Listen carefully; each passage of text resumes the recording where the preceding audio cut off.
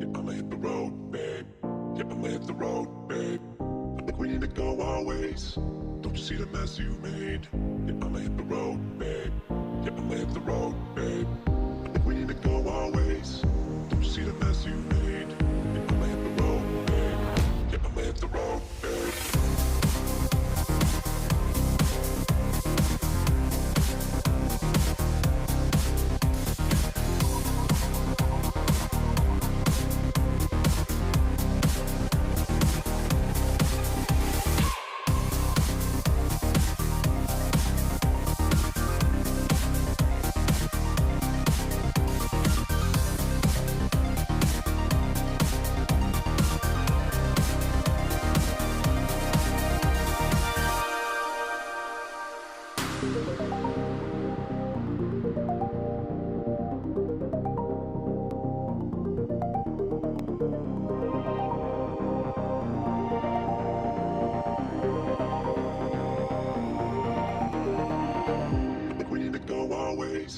Don't you see the mess you made? Yeah, I'ma hit the road, babe. Yeah, I'ma hit the road, babe. I think we need to go our ways. Don't you see the mess you made? Yeah, I'ma hit the road, babe. Yeah, I'ma hit the road, babe. I think we need to go our ways. Don't you see the mess you made? Yeah, I'ma hit the road, babe. Yeah, I'ma hit the road, babe.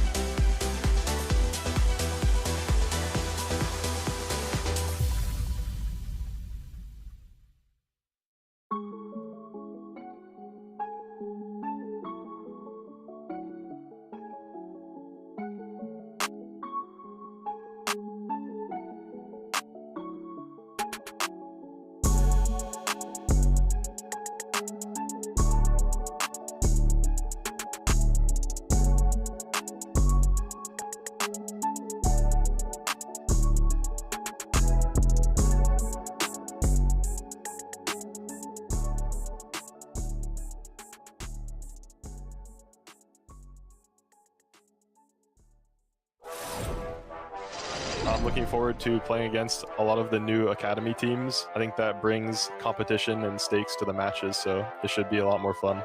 The players. Oh, Geezer running into the volley. Oh, this is all sad all day. Renz gets 2 though, kills 1 on default, but quickly shut down. Still in a very tough spot, but Welly didn't need it. I'm excited to gatekeep teams from going to champion and beating them so they can't go, and maybe us going.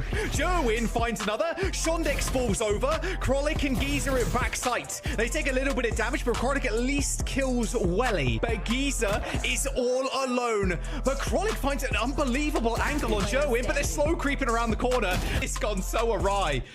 Geezer ends up finishing off the round. Just like excited to show off my skills because I've been grinding in tier 3 for quite a while, and then I could finally get a chance to prove myself. He might sacrifice Hanzo, but Leo needs to hit this shot. The timing might just be perfect for nature. Injured, dead. Plant, but Sleepers are around the corner. 5v3 retake. No. Here comes Sleepers. They're wide awake, and they're trying to shut these eyes for good. And it's the ultimate upset in map 3. I'd say that I'm most excited to show as a player in his team that we can beat everyone easily and qualify for champs. Down, wait a minute, who is that? Satellite also knocking at the front door. Sleepers, they know what to do. It's the end of the round. And follow in Duck's footsteps. But SRB had the manpower in the end. What an onslaught of battle, Shio. I mean, I would just say the possibility to go to champs. I feel like now, like, everyone's dream is to win champions, so be able to, like, qualify it through tier 2 is the best case scenario. 1v2, all up to Jack to try and save them in this series. A shock dart launched over. Moose 20 HP now. One bullet will do it, but Jack needs to be perfect, and, well, it looks like QoR just lining this one up. There's 3 for Jack, but he can't get the 4. It's been exciting to finally play in tier 2. I don't know. I'm just excited to play.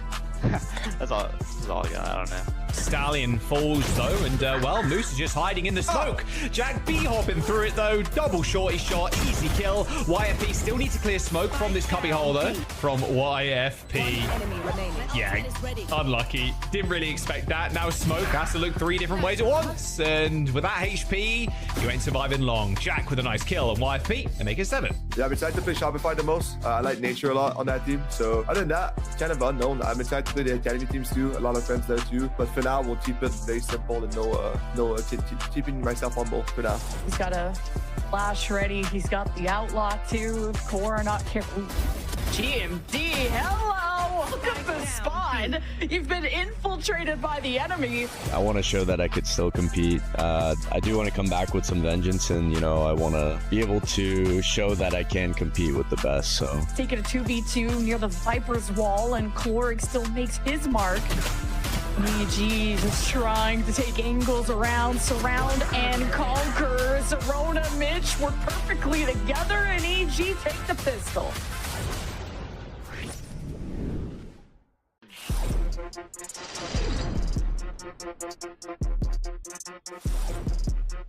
$29. 27. 25. 19. Oh wow.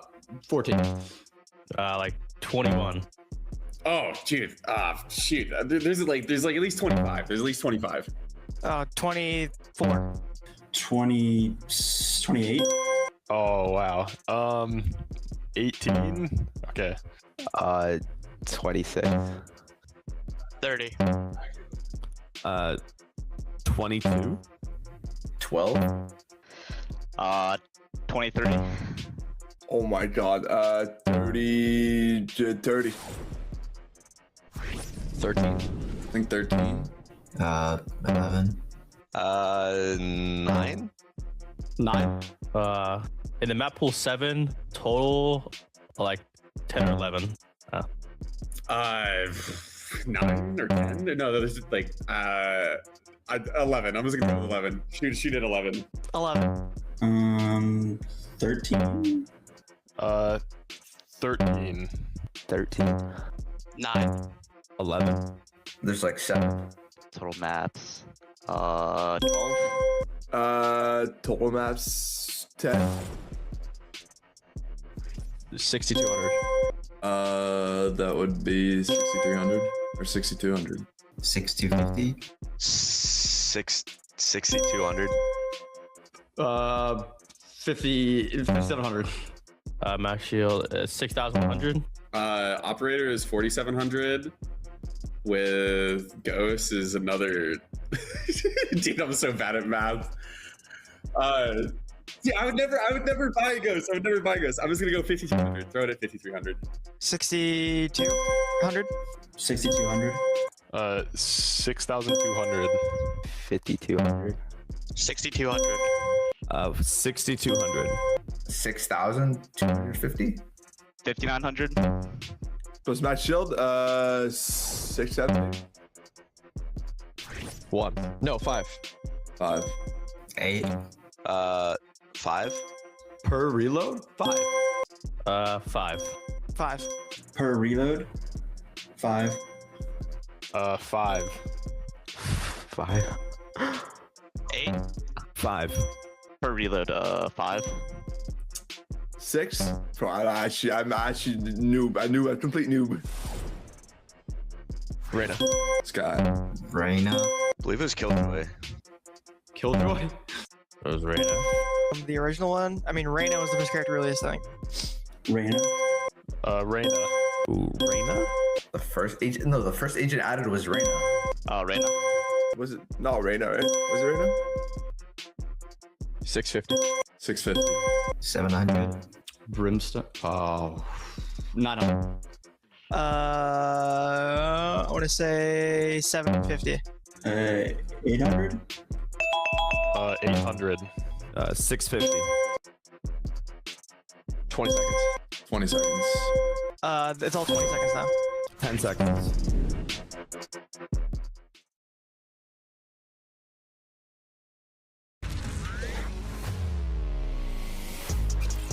First time in a while that we were having like a really good time. Today everyone was really comfortable, no hesitation, everybody just had adjustments on the fly. We hope to keep doing that going forward. And reapproach with the same vigor. It's a double step out. Chloric with the shorty on one end, rends the trade back down to just Stellar. Holds down Stellar with the shorty. Having a count on this hold, and holding it again, and that'll be the first to hit match point. I mean, people can think what we want. At the end of the day, we're a team with something to prove, and a team with something to prove is a dangerous group. So we're just gonna go into the next game calm and still dangerous and try to prove, we are who we say we are. Together and keeping themselves alive for potentially more. The op isn't gonna do enough. And here it goes. I mean, this could be it. Note making sure that they're keeping themselves angled out, and Moose securing the win for.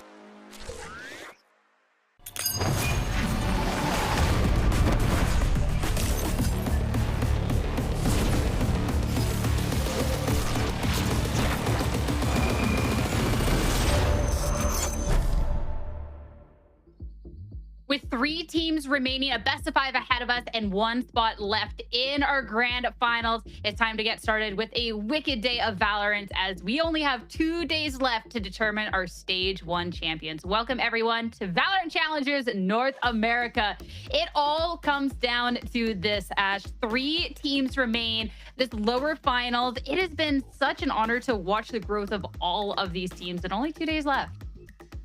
Yeah, it's been really impressive. I just can't believe, how this season has panned out.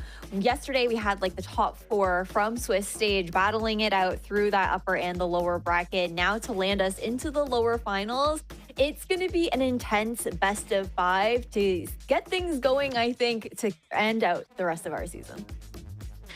I love a good best of 5 as well. Shio, the best of 3s are cool, but this is where we truly get to test the teams for everything that they're worth. There is no place to hide going on forward. Yeah, when I'm looking at best of 3, I'm feeling a bit sleepy. I want to go to the shop. If I could buy a best of 5, it'd be nice. At my core, I'm sad if I don't get one, but now where we are, I'm feeling nice about it. And I think between these 2 teams, the map pools we have coming up tomorrow as well, it's going to be hot. It's going to be a really fun entire series. The next 2 we have to watch. And I mean, even if best of 5s are the most exciting, we certainly got a really exciting day yesterday too, as of course, we had to determine another team getting eliminated who would be moving on into the lower finals. And starting it off, Ash, we got to see SAD going up against Sleepers in a very crazy series. It was an insane series between these two. Like, don't let the fact that it was a 2-0 for SAD Esports fool you. We had Sleepers definitely pushing them to their limit.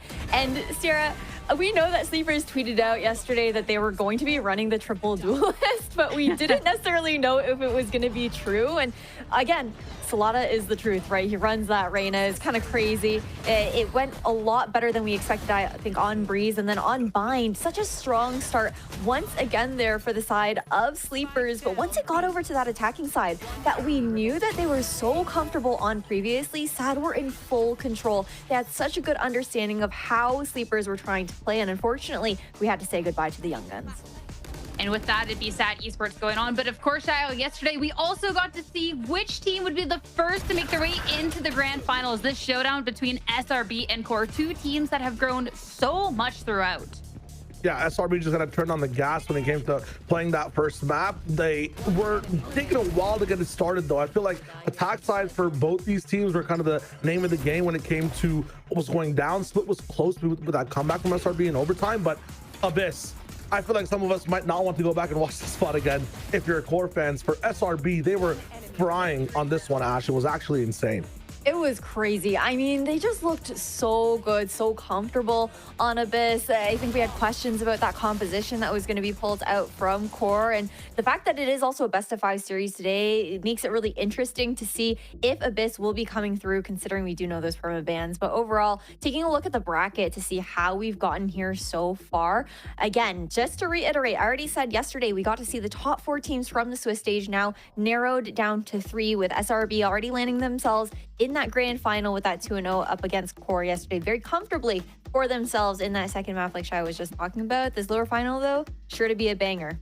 Yeah, when the overall bracket, I think the biggest surprises for a lot of people who've been following at some fan favorite teams, the earlier Energy Academy knockoff, and then not having Sleepers going all the way through. I think there were some like hot predictions from the community, but these 3 teams we have left over, this banger we have today, Sierra, I could not want 3 better teams in these positions. And this matchup that we've got today going on between SAD Esports and QoR for our lower finals is a matchup we have gotten to see before, including very recently looking back at that upper semifinals. It was QoR 2-0 victory to be knocking SAD Esports down. And with that recent history and that very recent tape, I'm even more intrigued, Ash, going into this rematch with how much is going to change. Yeah, I do have a lot of questions about like what we might end up seeing. Realistically, though, Sierra, this deep into the playoffs bracket, you're not expecting teams to be taking these kinds of crazy risks. Sure, we saw some adjustments in QoR's composition on Abyss yesterday, but otherwise, I'm not really expecting any crazy changes to come in. I think that this was a wild series overall. There was even like a knife kill in that second map. Kind of crazy. Yeah, I think overall between these 2 teams, there were some mistakes that could be polished though when it came to like the macro approach and some of the stuff that was happening on post mines. But the openers, I think, on both sides on how they got first blood, how they were working for space, was really still creative and good overall. I just feel like when you look at these 2 teams going back into it, Ash, there's some crazy things that were kind of said and some crazy things that these guys want to resolve before they end through the lower finals today. Oh, absolutely. I mean, even hearing from Style yesterday, he had quoted that he doesn't think that they should have ever even lost to QoR in the first place in that upper rack final. Again, it was a very close matchup, 1 overtime match. The second map nearly went to overtime there as well. And like you were saying, it came down to those minor mistakes being made on the micro that made all of the difference when it came down to how these rounds panned out. So there's a response as well, I think, from QoR in general to, Fly in his interview saying that they're SAD specifically are an extremely overconfident team, or just in general play in a very overconfident way. And you look at confidence inside the VCL, it's needed to be able to perform. SAD sometimes do have a tendency to take a bit more off than they can chew. At the same time, it's kind of the style if you have players of that caliber in the roster.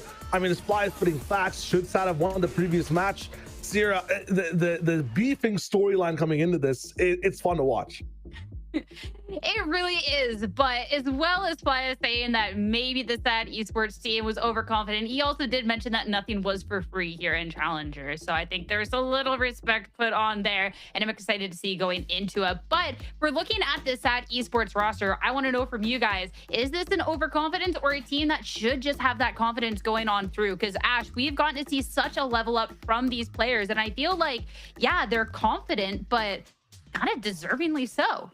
Yeah, I think you look at this roster and any one of these players is capable of stepping up on the day to be that playmaker.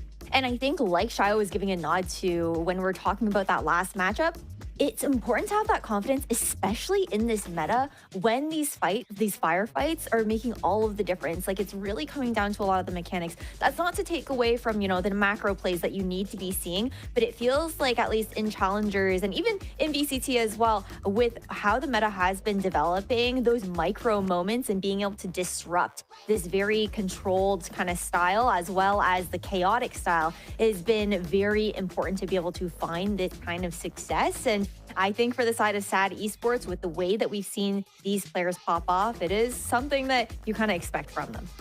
Yeah, if Ash is talking about disruption and that's the thing that these guys are good at, then timing has to be a part of it too. You can see that these guys that like to have streaks of rounds on the board, whether it's the attack side or the defense side. For a lot of the matches you've seen at the bottom here, right? We got some 2-1s, some 2-0s. In general, when that disruption starts, that is kind of the key. When they get a pulse on the game, which is really, I think, akin to how Stellar's calling it at the same time, how Jerwin is kind of finding the pace and the pulse of the game going on in the moment. And the faster that happens, the better it is for SAD. If it's missing a little bit, that's where we see some fumbles. That's where they have these quotes of, man, we should have won, we just couldn't. I think that the pulse ends up getting a bit faster again today, because they have been in this matchup before. They understand the advantages they have on the map pool as well. It might be looking sad, which is happy for these guys for this matchup. All right, somebody start the counter for how many sad puns Shio is going to be throwing in throughout the duration of this best of 5. We need to start that right away. But I don't think there's anything sad about this next player, because we need to talk about Pain. I feel like when we've talked about a lot of the members of this team, that Pain hasn't necessarily been the focus of conversation, which is crazy, because for this rookie Ash coming into here, he has been so consistent, and we got to see such a level up in that last series as well, that I cannot wait to see what he can do throughout a best of 5 duration. Yeah, he has absolutely been so impressive to see. I think just a very solid player that you can rely on. Again, there's everybody on this team of SAD Esports is able to have those step ups, and I feel like we don't often get to talk about Pain, because he's kind of just like quietly capable of doing his job. He's fragging out at the same time. Maybe doesn't have the same kind of flashy plays, but in yesterday's matchup up against Sleepers, he definitely got to come alive. It was really great to see out of this controller player. I'm really impressed, and I'm excited to see what this rookie's going to continue to bring to the table. That does a really good job of just like holding space as well. You'd expect like the flashiest controllers that you know of, like globally, to be able to clutch for the team, take a lot of space in general, but you give Pain a job to do, he does it. He's invisible because he's doing it so well, and he has such a good base for the rest of the team to come in and pop off from. And being able to see that there is anyone that can be popping off, whether it is one of the rookies, whether it is one of the more experienced members of the team, I feel like that's where there can be that confidence for SAD. And heading into the series, I'm excited to see that come to light even more. But QoR is also a team that has really ramped up during this. Again, one of those rosters that super went under the radar at the beginning. There was a couple of members here that we've gotten to see in VCL, just maybe not quite hitting this career high. But when you're looking at this team, Shio, especially combined with that veterancy of Moose and Flya, it's just worked so well. Yeah, you got Noted, who's like being one of the people that's always being ready to be called up. Yesterday, you saw Smoke popping off completely as well. And you rounded out with Kumi, who's trying new things inside the meta when it comes to sometimes picking up Veto, jumping back over to the Jet when it's needed for the double duelist dive stuff going on. The entire team is rounded out so well, but I feel like they play at such a higher level when it comes to the way they take these trades, knowing when to play for retake as well. The playbook that this team has is so deep, and they have so many accesses to different pages on their opponents. They take games the mile, even if they start down. You saw them do that yesterday as well. Unfortunately, the mile didn't get crossed towards the very end. The fragging power wasn't there on Abyss, but from a strategy perspective, Ash, the team's always locked in. Yeah, they really are. It really comes down to that calling out from Flya, the timing that they're taking the timeouts here on the side of QoR. And I think the balance that we've constantly been talking about when it comes down to the experience that these vets are bringing to the table, alongside like the fresh look that you get to see from these players. And I love that you give Kumi that shout out as well. Like, I think that when it comes down to how they're building out a lot of these compositions, you have to give a lot of credit to Kumi with how flexible he's willing to be for his team to ensure that everybody else can feel comfortable on their agent. I mean, we're not going to stop there with the shoutouts because Kumi has been impressive, but so has Noted. And I mean, this is someone who we've gotten to see within this VCL scene before, but this has been a new kind of career high, Shio, being able to see him in this lower finals and just working so well in cohesion with the rest of the team. It's been really nice to see exactly just what he's made of.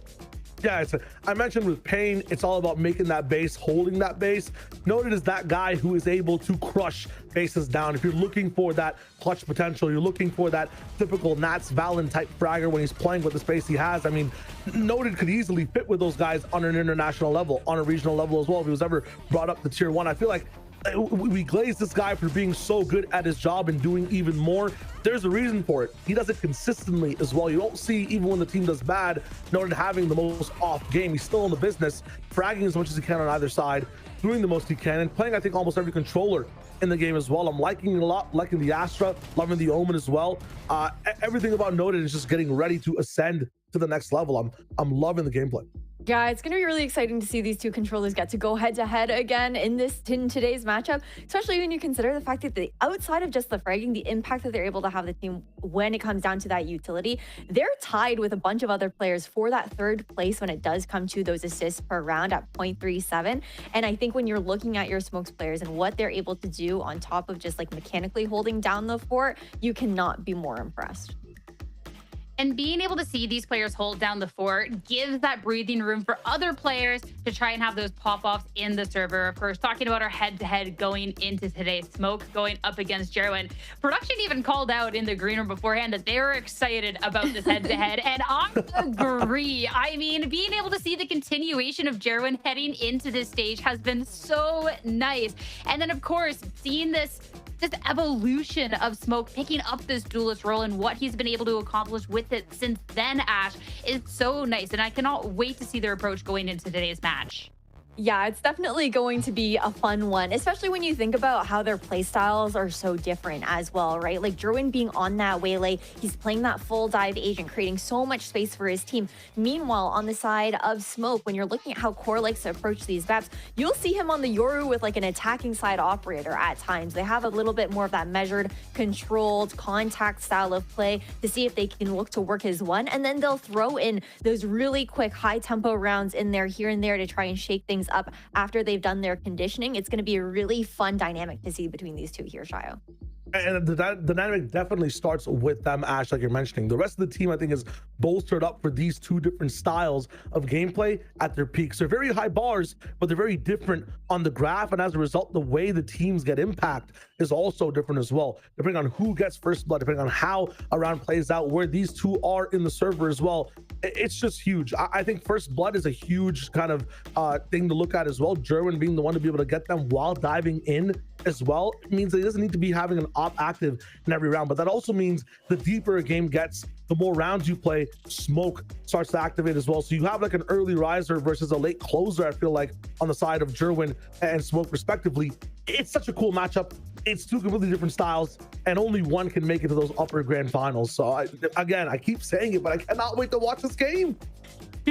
I mean, we definitely have been treated here for not just all of playoffs, but it's definitely the second half. I cannot wait to dive in today, especially to, again, if we have not said it enough, we'll say it again. Best of 5. That dynamic, everything starts to shift around because we get to really see how fleshed out these map pools truly are, child. There is no place for these teams to hide. They each get one ban, and then to start off this series, SAT are going to be taking us to bind. Okay, so permanent bans are still here, I think, from both sides. The biggest thing is going to be that Abyss pushed all the way far back to 5 for QoR. Starting off with the bind as well, we saw that it was, I think, a bit rocky for QoR in general as well. SAD's up in the business. The split close. Ash, what do you make of these maps? I feel like it's a bit more SAD-sided early, or QoR-sided early, I would say, and the later we go, the more dangerous it gets for them. Yeah, that's what I was going to point out there, Shio. I think that when you take into consideration this map pick and ban, the veto is going to be really important, especially after what we saw yesterday. QoR still haven't been able to really find an answer for how they really want to be playing Abyss here. And I think that for QoR, it's going to be really important for them to cement early maps here in that bind, split, and breeze. Not to say that they're not good maps for the side of SAD Esports either. They absolutely are comfortable on these maps too, but when we get later into that veto, like Shio was just talking about, it definitely gets a bit harder from what, if we're basing it on previous results that we've seen from QoR, but who knows? They threw a different composition yesterday on Abyss. They might do it again today. Honestly, feels like if it goes to 5 maps, we might be watching 10, because the style they have on all these maps is so different per team, as we were looking at from the head-to-head matchups of the duelists, of the smoke players as well. The compositional choices sometimes can differ too. Again, starting off on bind is going to be awesome. Take a look at that defense side to see who can bolster things up the most. This is a banger series we have. I think it would have been interesting to see maybe that Pearl or Haven come up, but the styles we're going to be watching, just to highlight that once more, between both these teams could not be more different. I'm definitely expecting this to be a series that could go the distance, not just in how many maps we see, but for each map as well. When they faced off last time, it was exceptionally close. Even if it was a 2-0, we got an overtime, then a 13-11. So these two teams have been matching up so well. But now that we've seen the map picks and bans and we've set up the series, I want to know how we all thought prior to that going into this, how we thought the series was going to be shaking up, and if there's any changes going on now. For myself, for my prediction, I'll start this one off. I have a lot of respect for QoR. I think what they've showed in the playoffs has been so strong, but sad. I feel like every single match I see out of them, Ash, they're just better than the last time. And if they're already so good, then we're getting better today, well, then the math just makes sense. I mean, I gotta give you credit there, Sarah. It's a really hard prediction to lock in, I feel like, for today's lower final. Overall, I feel like for SAD Esports, me voting over for QoR is not giving them any disrespect. I think that they have a really strong map pool for a best-of-5 series. Like you said, they've constantly made those improvements. But QoR is just one of those teams that is able to just, I feel like, strikes me as the type to bounce back from those losses with vindication. Like, they're able to just turn things around so quickly. I think that it will be a big test, and I do think that regardless, they are going to have to get those wins early, though, considering the veto here, Shio. I'm talking too much about strategy, way too much about strategy. My pick rate right now is, I think, a 10%. So I just went for the bear with an eye patch. I feel like the logo just dips, and we're going to win in that sense. So go for vibes. Enough stress. But look at the agent selects here. We're up in the business. We are. I mean, going into this first map, I was intrigued with what we're going to see out of QoR because we've seen two different looks. But Ash, getting into it, it looks like, if my eyes do not deceive me, we're going to see a little bit of a switch up yet again. I would love your take on that.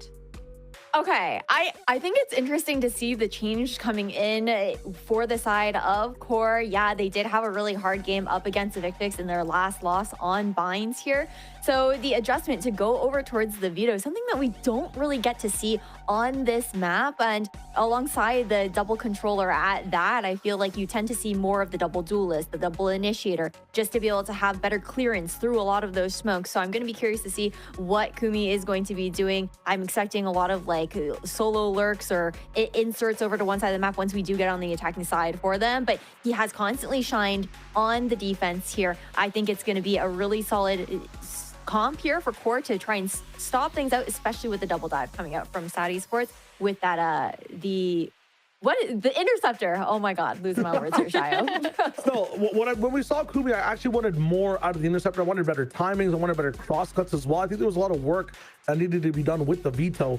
That being said, split versus like bind, there's so much to do on this playground. You got cross cuts to be able to cut towards sites like you're playing Chamber in 2021. You got interceptor that Ash is saying correctly, yeah, can stop so much before the site gets hit.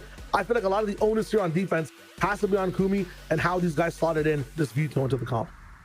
I mean, looking back at QoR on bind, they've been switching things up a lot. And with this lower finals ahead, the third iteration of a bind composition, it's time to see if the switch up is enough going into SAD Esports map pick of choice. It's time to get started with the first map here in the lower finals. QoR versus SAD, one spot in the grand finals. Let's see who's going to be up the map to start things out with your casters. Let's send it to Tenric and Lemon Kiwi.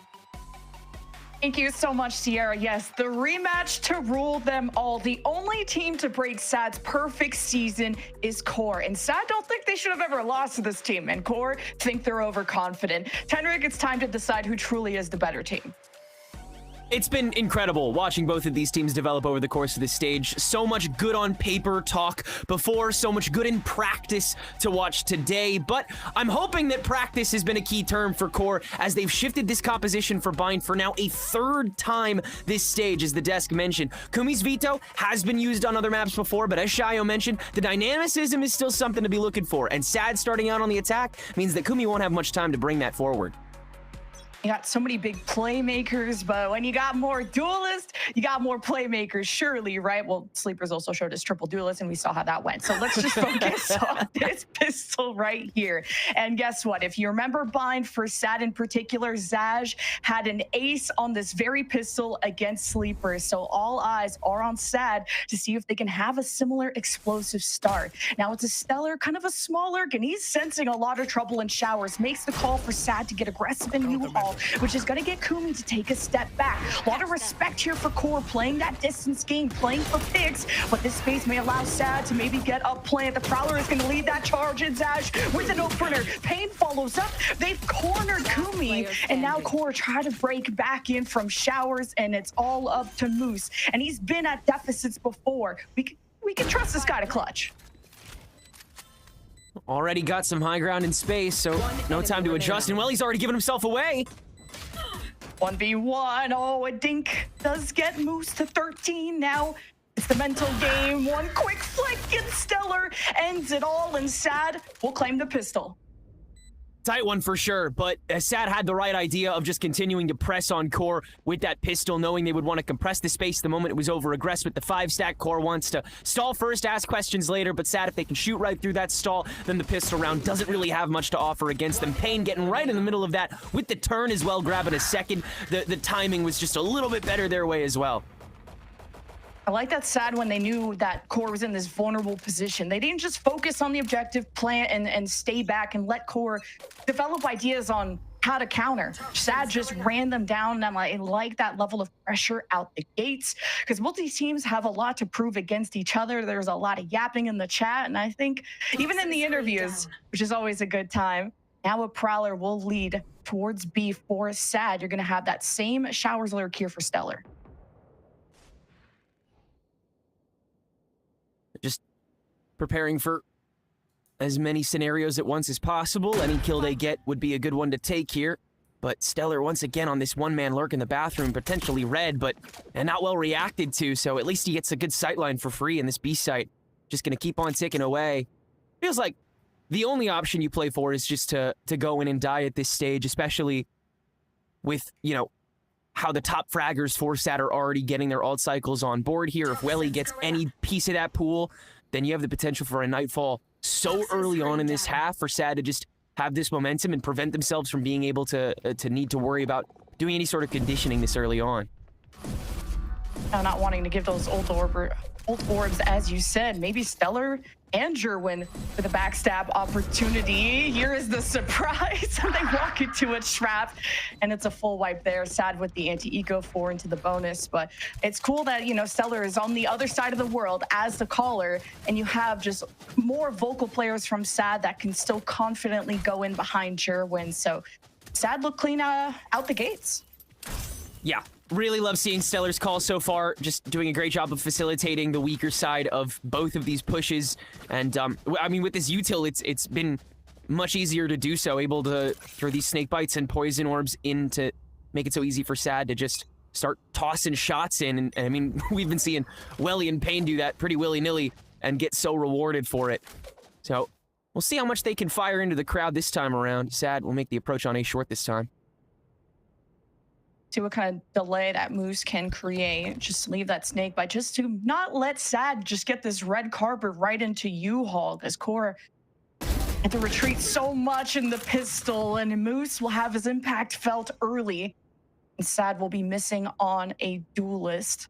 But that's why they play two of them. They have 2 points of those contacts. They have Jerwin still in the equation, and they're just kind of deathballing as a squad, not really splitting up, not going for the immediate plant. They want to be secure with this, and Flya already getting pressed. The refract out, and Flya does get cleaned up at the end. I like that bait and switch from Sad, but this is taking a lot of time to get the objective down 3 versus 3.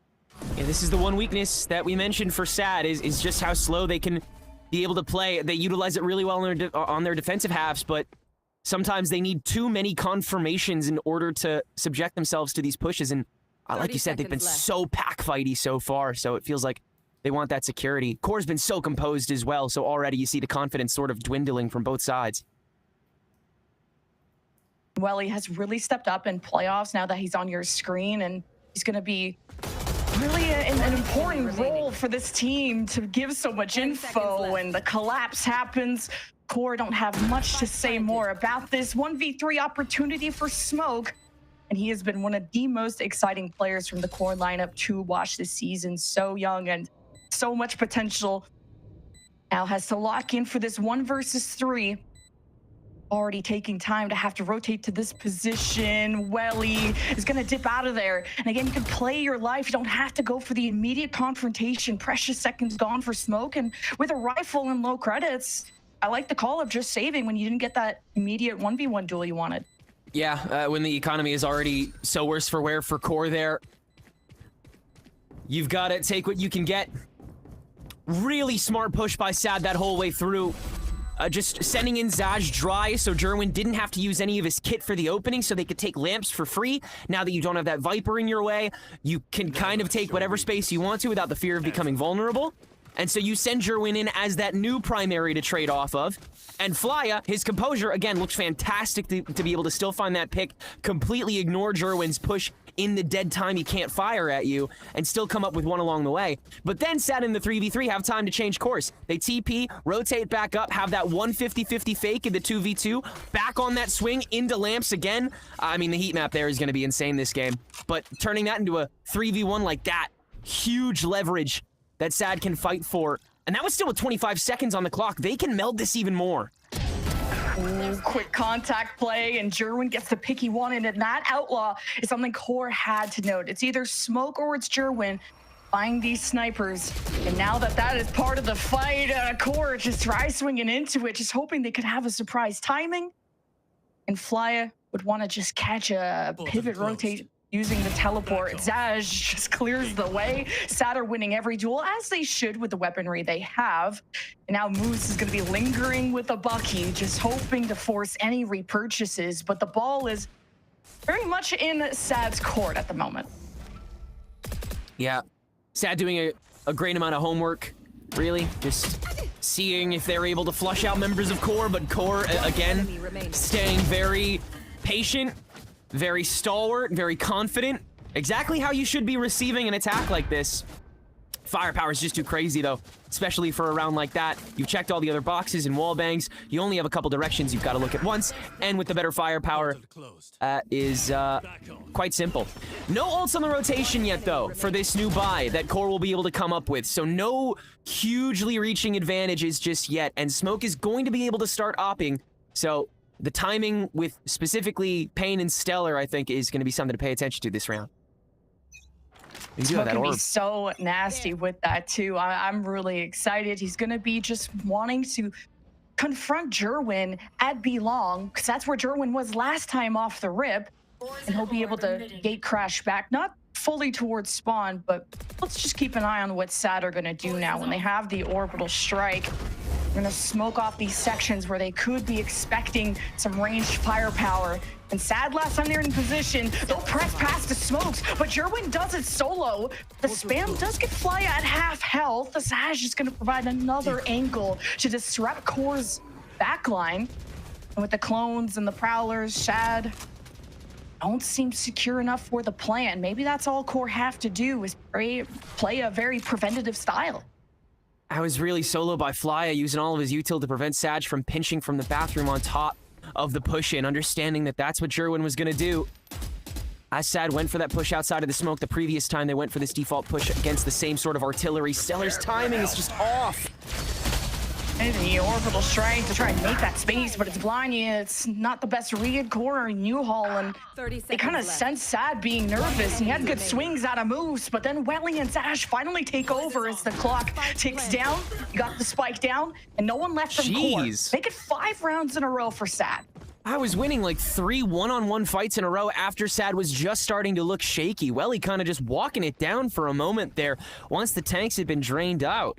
That was very impressive. Just the timing that Sad has been able to get away with after, I mean, kind of failing to an extent on the timing previously was huge switch up. Just recompressing, holding down that lamp. Welly faking that movement around the TP as well, just continuously teasing how QoR have to reapproach this front line. But now the weapons once again worse for wear. Sad really starting to get this into a slump state for QoR.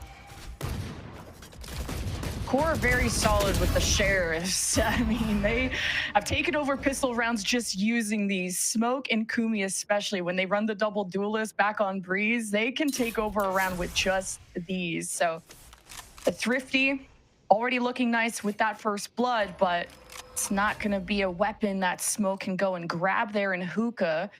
So Sad trying to play their advantages in this A short, but they're going to be met with an army, the firing squad of QoR. Big exchanges, but Sad win it out in the end. Last one left is Moose. Stinger up close, refract out. Jerwin with the bait and switch, and Welly's the cherry on top. Another swift round from Sad, and this is their map pick, so it's looking clinical. Forcing QoR to a degree there to give their own weaknesses away. With the weaker guns, you have to have them stand in front of the smoke when it dissipates so they have the opening angle, but if Sad also stand there, then it just becomes a firefight with better guns, and then you can dump your util on what would normally be such a more difficult body to contain. Moose was in a very tough spot, but Jerwin able to make sure that they could divvy up the resources despite the snakebite use to stall. Everybody could get in, finish that kill off, and get the spike down very quickly before Smoke could come back, maybe get any more damage in. Even so, it was going to be 6-0 clean from the jump.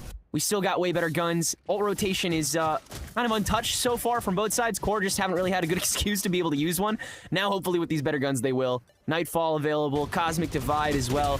So, feels like you can rest a lot harder on the retake game instead of trying to intercept this opening blow like they have been so far, just because if you smoke your way around it and start firing, then Sad are pretty keen on the fact that they can fire back. So it just hasn't been working out too well when it comes to the strictly blow for blow, bar for bar battle that we've seen.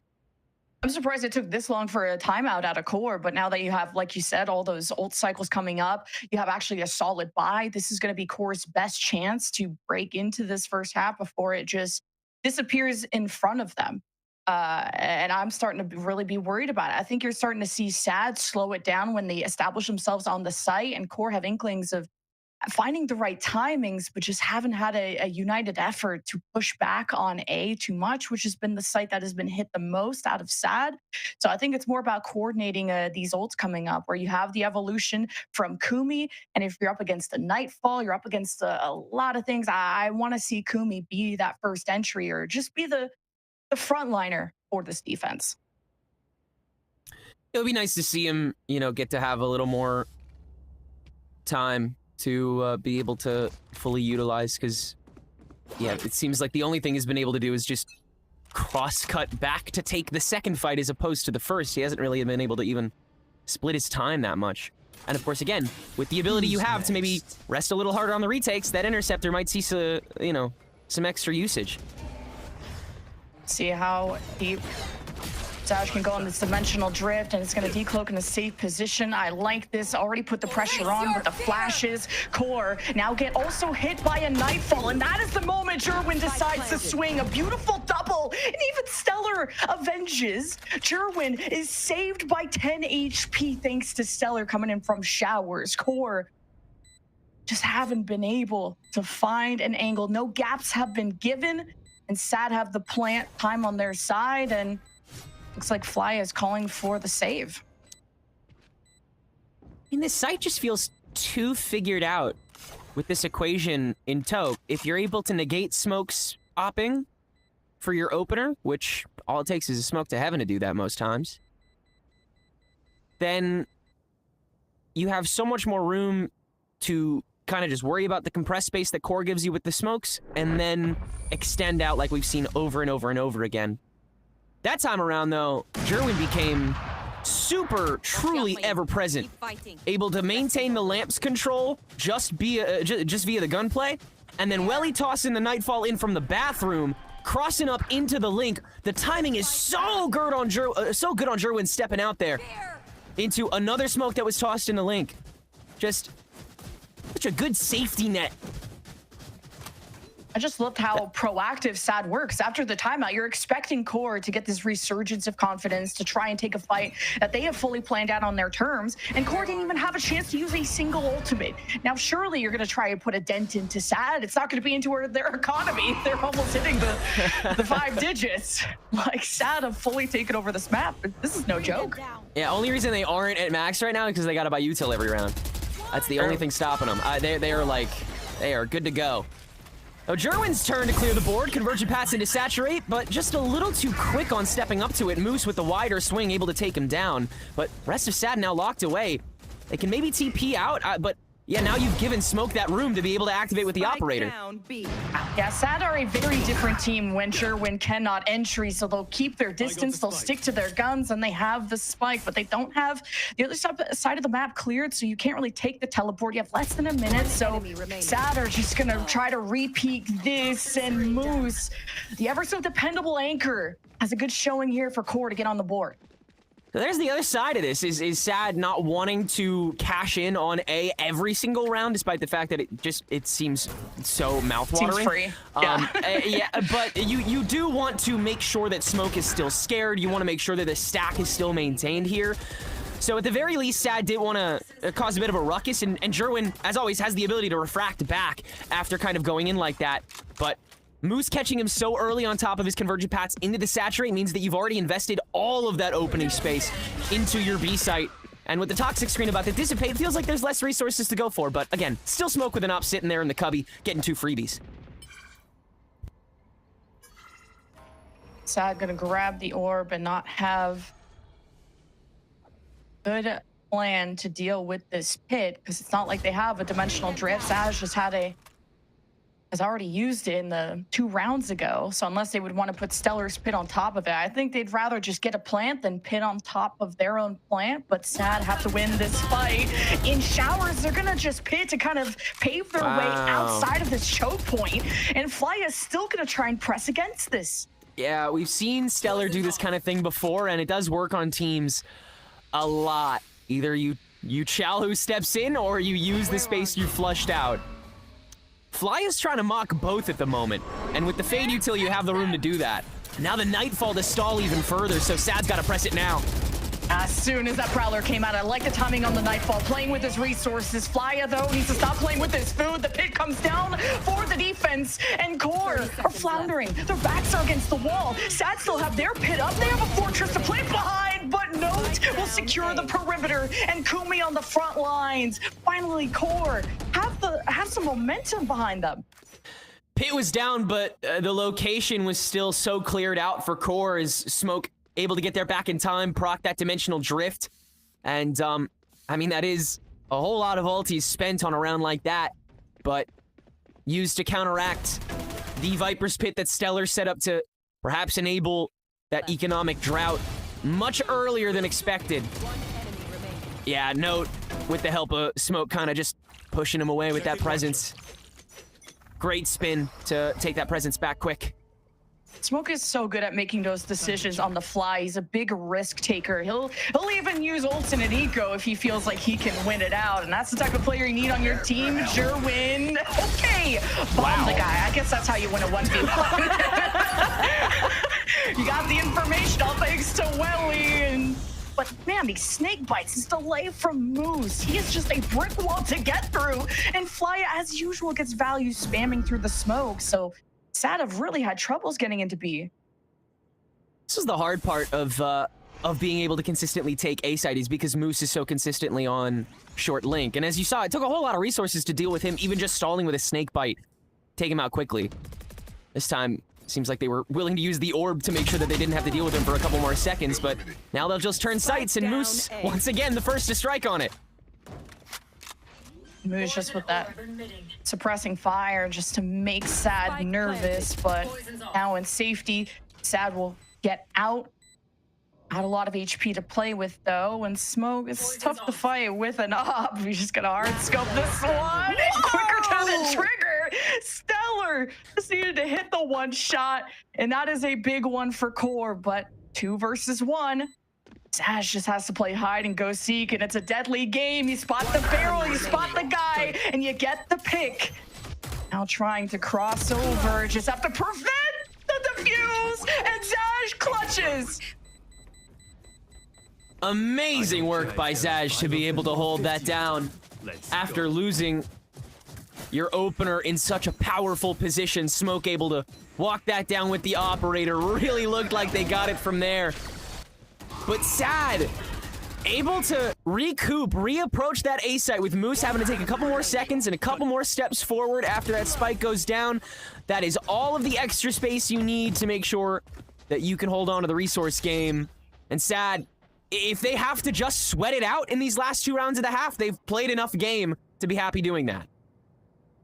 This is such a good lead for Sad, though. Still, post timeout, Core have shown signs of life. And the most life they've had is at this B site, all thanks to Moose, and also when you have an op in the area, but Smoke's on the other side. Kumi finally gets on the board. We love to see that. That has been a duelist to be reckoned with in the past. Now on the veto, showing us how this could work on Vine.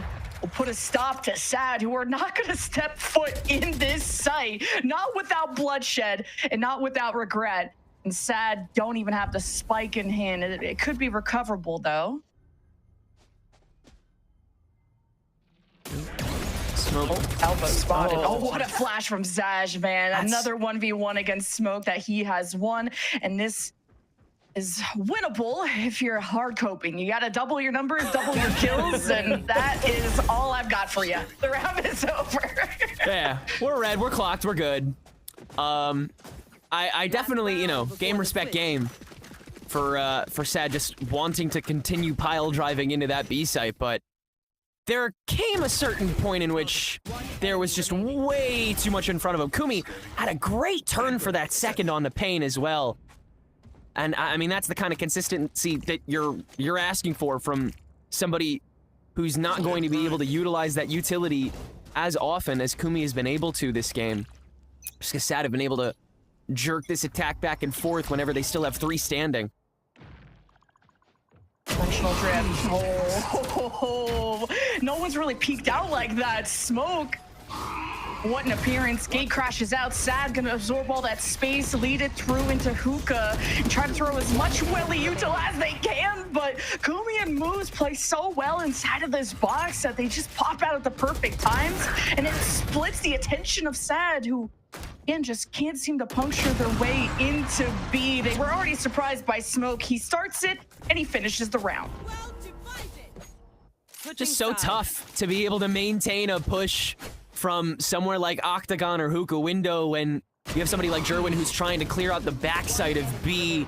The sequencing is tough, even for a team as well coordinated as Sad is, and all it takes is something like a snake bite from Moose to be able to take those crucial seconds and turn them into 2 or 3 kills that get you so far ahead on the board.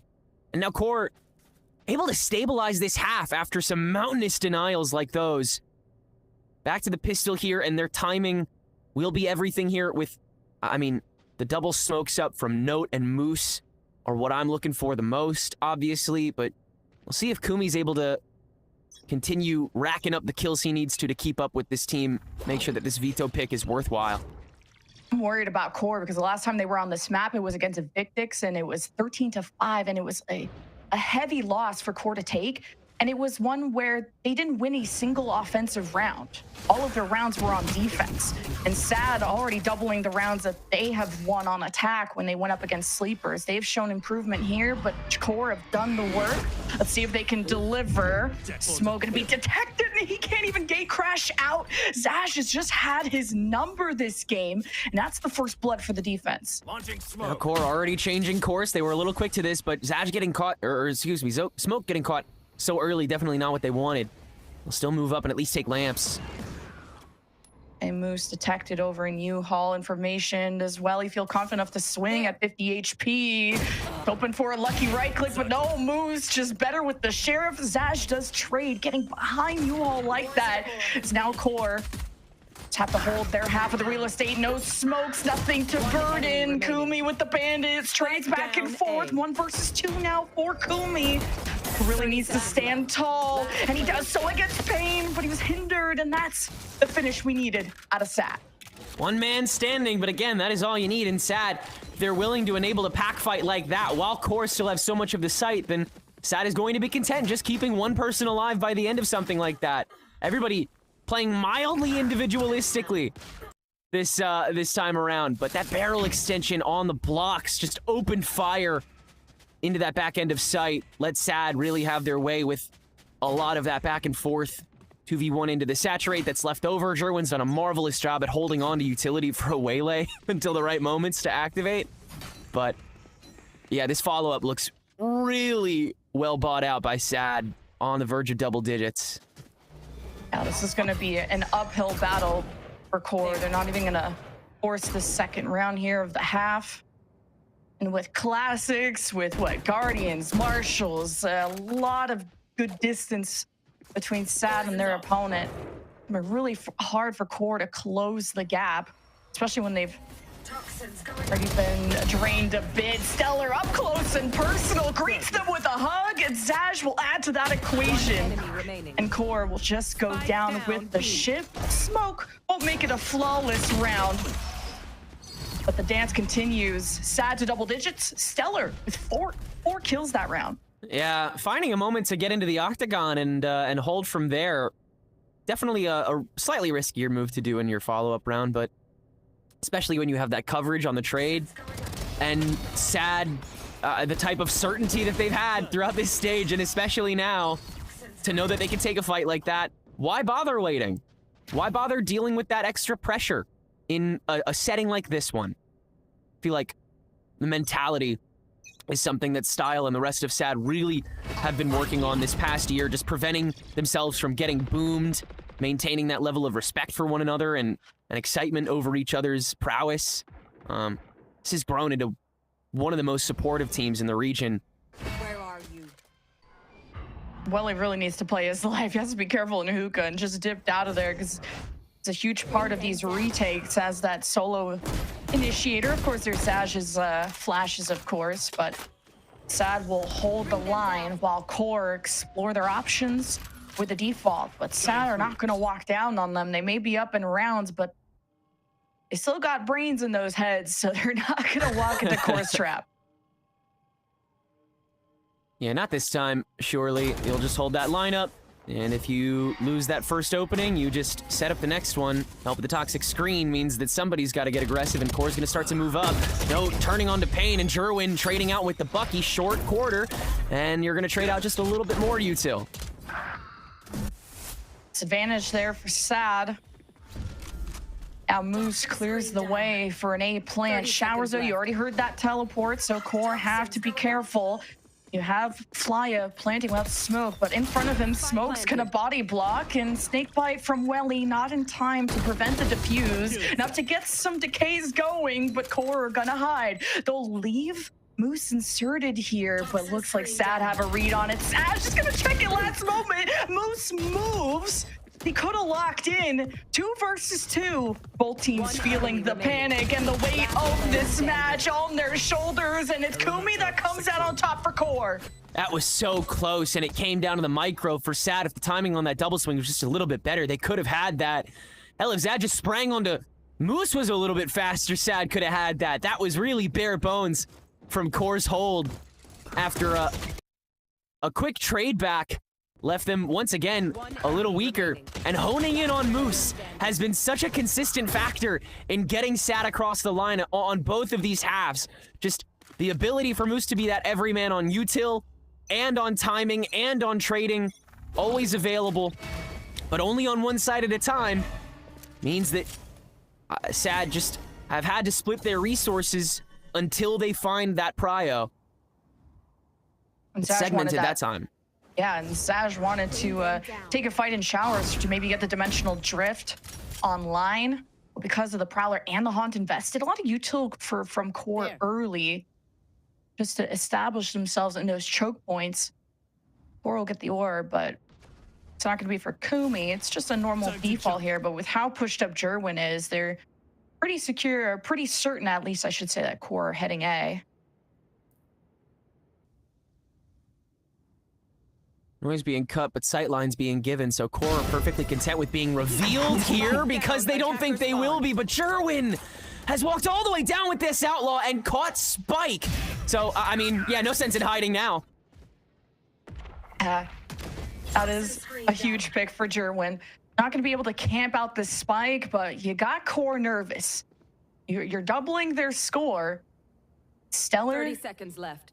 Has the pit, but this can maybe just help them secure a backline if really needing to, but wants to make sure he has a team to support him if he goes for that play. And now it's an exchange. Spike is dropped out for the second time this round.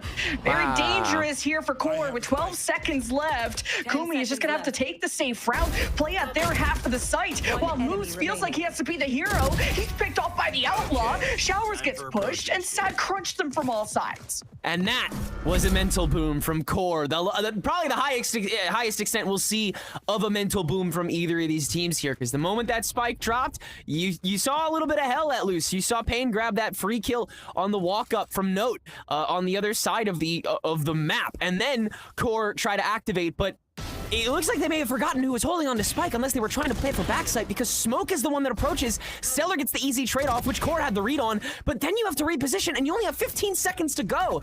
It was a total frenzy there for core, and yeah, the game plan, whatever was left of it, went kaput. Solution pop for Kumi is he's going to be that entry point for core. He's sending util was thrown his way, and he just not getting enough attention here. He's just sitting over at A, and he's like, well, they've let me in, boys. Let's go plant. Let's take a fight here. And core, this is really feeling like a difficult round to convert, and your hero rifle does ring true. Kumi is gonna do it all himself, but can't catch Welly. Double kill could be enough. Core can at least recover Kumi's rifle, and Smoke will protect the Spike. Sad though, have the better weaponry, but they're out of man disadvantage. Now the upgrades come in for core. This is a thrifty opportunity for core, but Smoke gets found. Welly is just a star for this team. He's found both opening kills for this retake, and Moose, he's been sussed out from this corner again. Sad, they're so well drilled. They know exactly where core are at all times. And Note is too nervous, can't handle it. And Welly secures 4 this round. Man, what a round from Welly. But as a whole, I mean, you could see the opportunities dwindling anyway. You don't ask Kumi to Evo raid boss because it's the best course of action for this particular round. You ask Kumi to raid boss because you've run out of ideas, it's 11-5, and you only have 2 rifles in your pocket. It is so clear that Sad just have so much more of this macro held down, so much more of the flow tree. Let's go. Come on. Get it. And you can hear they are still so chill about it, still so certain. There's a reason they picked this as their first map, Jen. I got a feeling we're about to see a 13-5. Yep, the past may repeat itself. This core really suffering on Bind, but this was Sad's map pick. They were really good identifying that weakness in the map pool. Dimensional drift, Prowler, right through Hookah. Now trying to infiltrate into this pit. 2 members in the pit called out now by Smoke. Could even flash and be disruptive. Here's the Nightfall follow-up. The reinforcements for the defense are here, but Smoke needs to be dispatched. He's at 25 HP, and the Spike is trying to be planted. If Kumi does so, he dies! And the Spike never gets planted! Sad are gonna end it here and now, unless Note wants to write a different story. And Moose about to be caged up real quick with all that's left in Sad's arsenal. Couldn't even secure that pick onto Jerwin, or somebody skipping away. Wrap it up, boys. Moose is delaying the inevitable, it seems, at 29 HP, 1v4. It is all said and done. Types knife fight main? Surely. Do it, Pretty please? Do it. Aw. give me a feeling when he took the knife out. Dude, the firing squad is crazy. Okay, 13-5 from Sad on Bind, converting their map pick in dominant fashion. Yeah, by that point, Sad had tools to be able to negate both of the plans that they knew Core was coming with there. The Dimensional Drift, whether or not Smoke TP'd out of it and faked the other side, you had the Nightfall, and then you had the rotation ready with the Brimstone ultimate for whatever next push Core was going with. Sad can stall out the timer longer than you. Sad can stall out the fight longer than you. Sad can stretch out the space longer than you. They will win Bind. That is for certain, and they did so beautifully this map to start things out. Absolutely. And next map will be Core's pick, I believe, on Split, which another familiar map to both these teams. It was one of the maps, actually the map to end the series in favor of Core to send Sad to that lower bracket. So will Sad get their revenge, or will Core step it up? Well, first we'll hear from the desk, and then we'll find out what happens. See you after.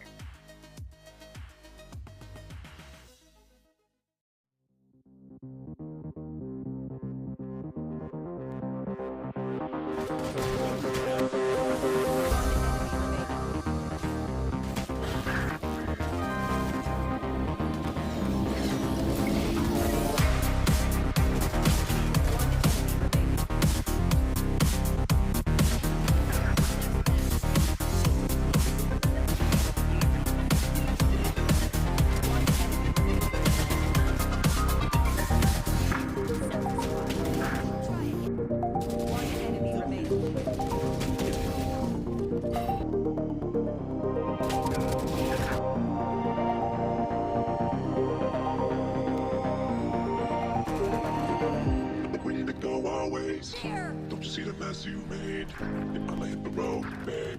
If I hit the road, babe. I think we need to go our ways. Don't you see the mess you made? If I hit the road, babe. If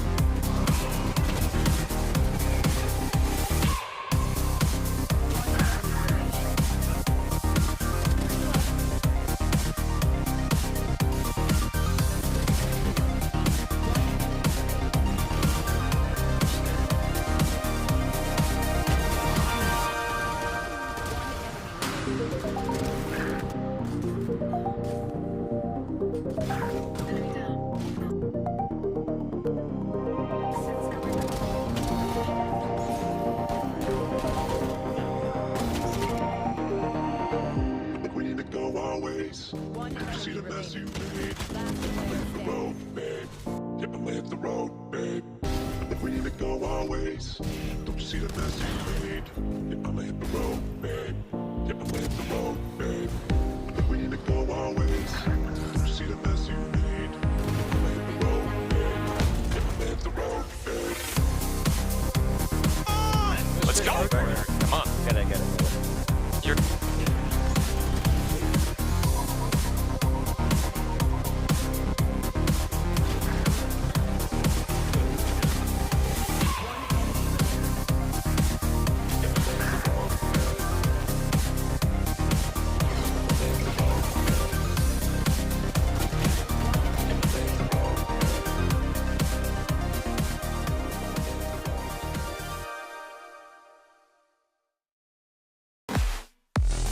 approach with the same vigor. It's a double step out. Chloric with having to count on this hold, and holding it again, and Sad will be the first to hit match point.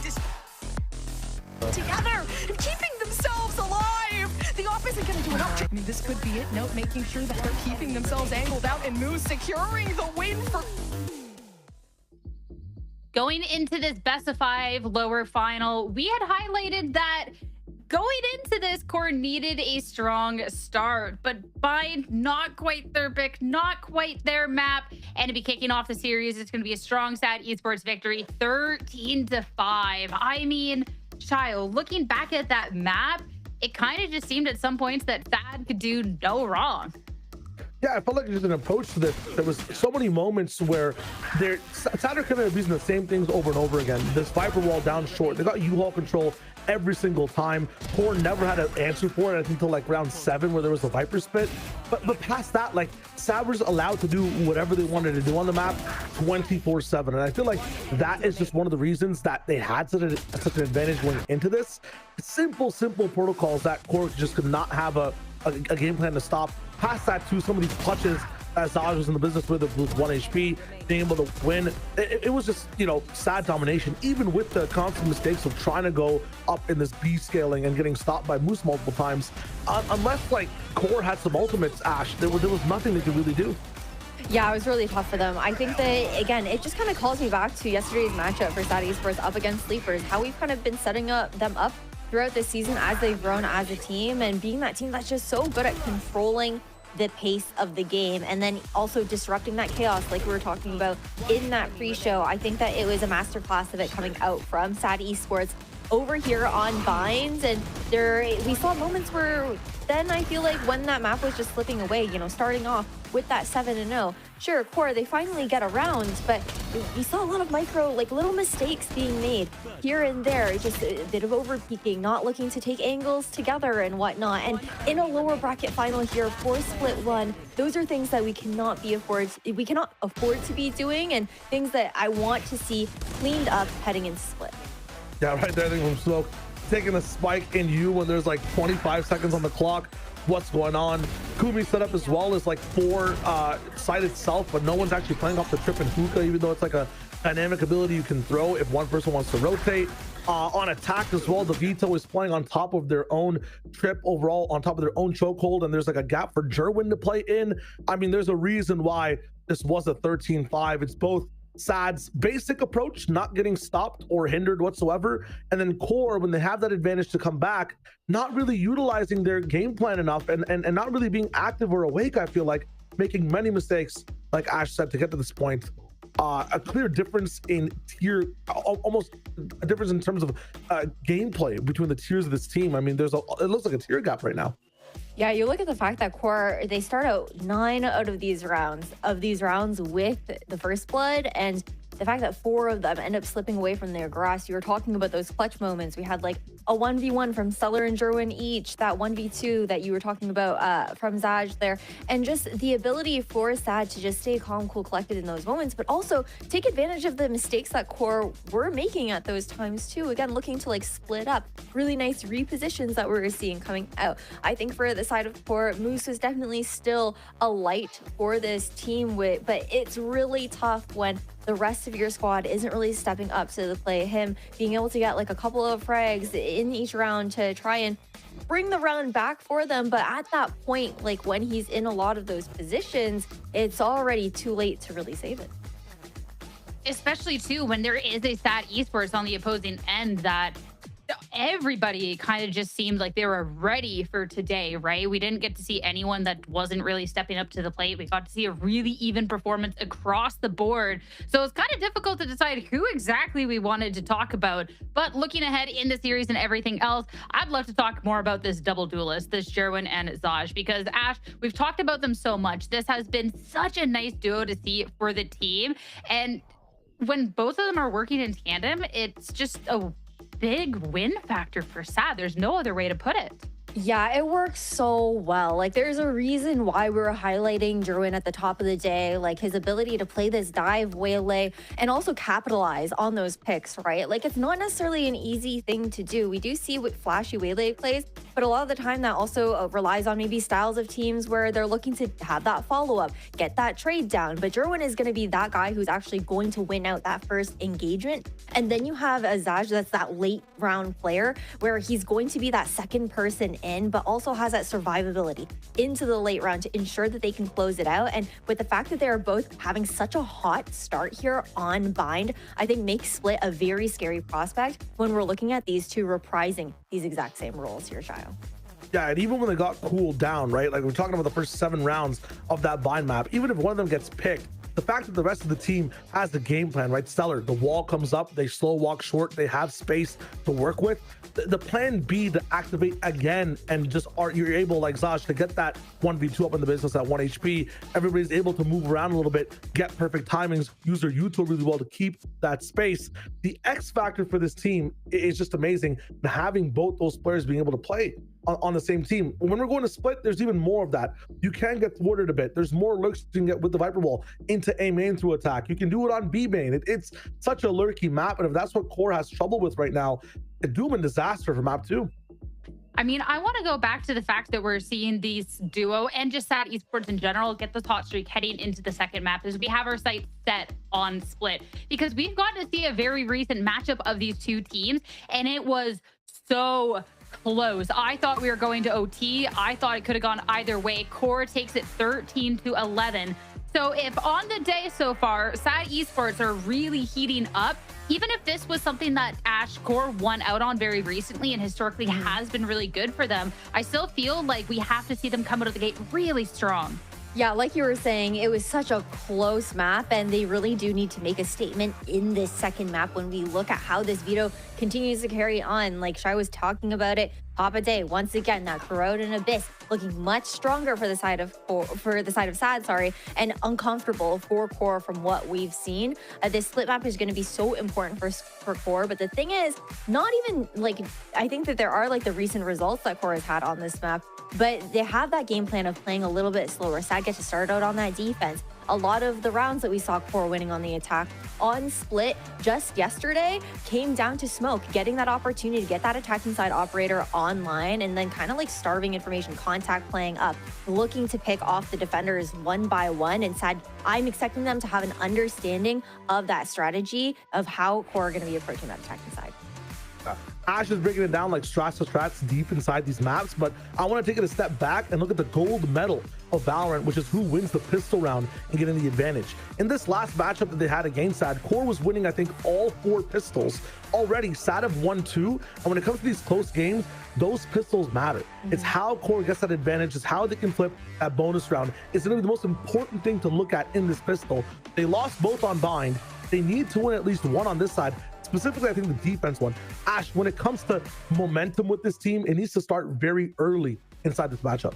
Yeah, it definitely does. And I think it's also hard, at the very least, with the fact that Core do get to start on that attacking side. They kind of get to control that tempo a little bit better. And we do know that SAD Esports are very good at kind of breaking that up, though, slowing things down and being able to corral and control how that attacking side is going to look for this team. Overall, I feel like when we're looking at the head-to-head between these compositions here too, for the side of SAD Esports, they just have a little bit more of that utility that can make it a bit more scrappy when it comes down to those fights. The utility that you can really respond with that paranoia compared to on that Astra. He's absolutely goated on that agent, that is for certain, but when it comes down to those micro situations, these small things in these compositions make all of the difference.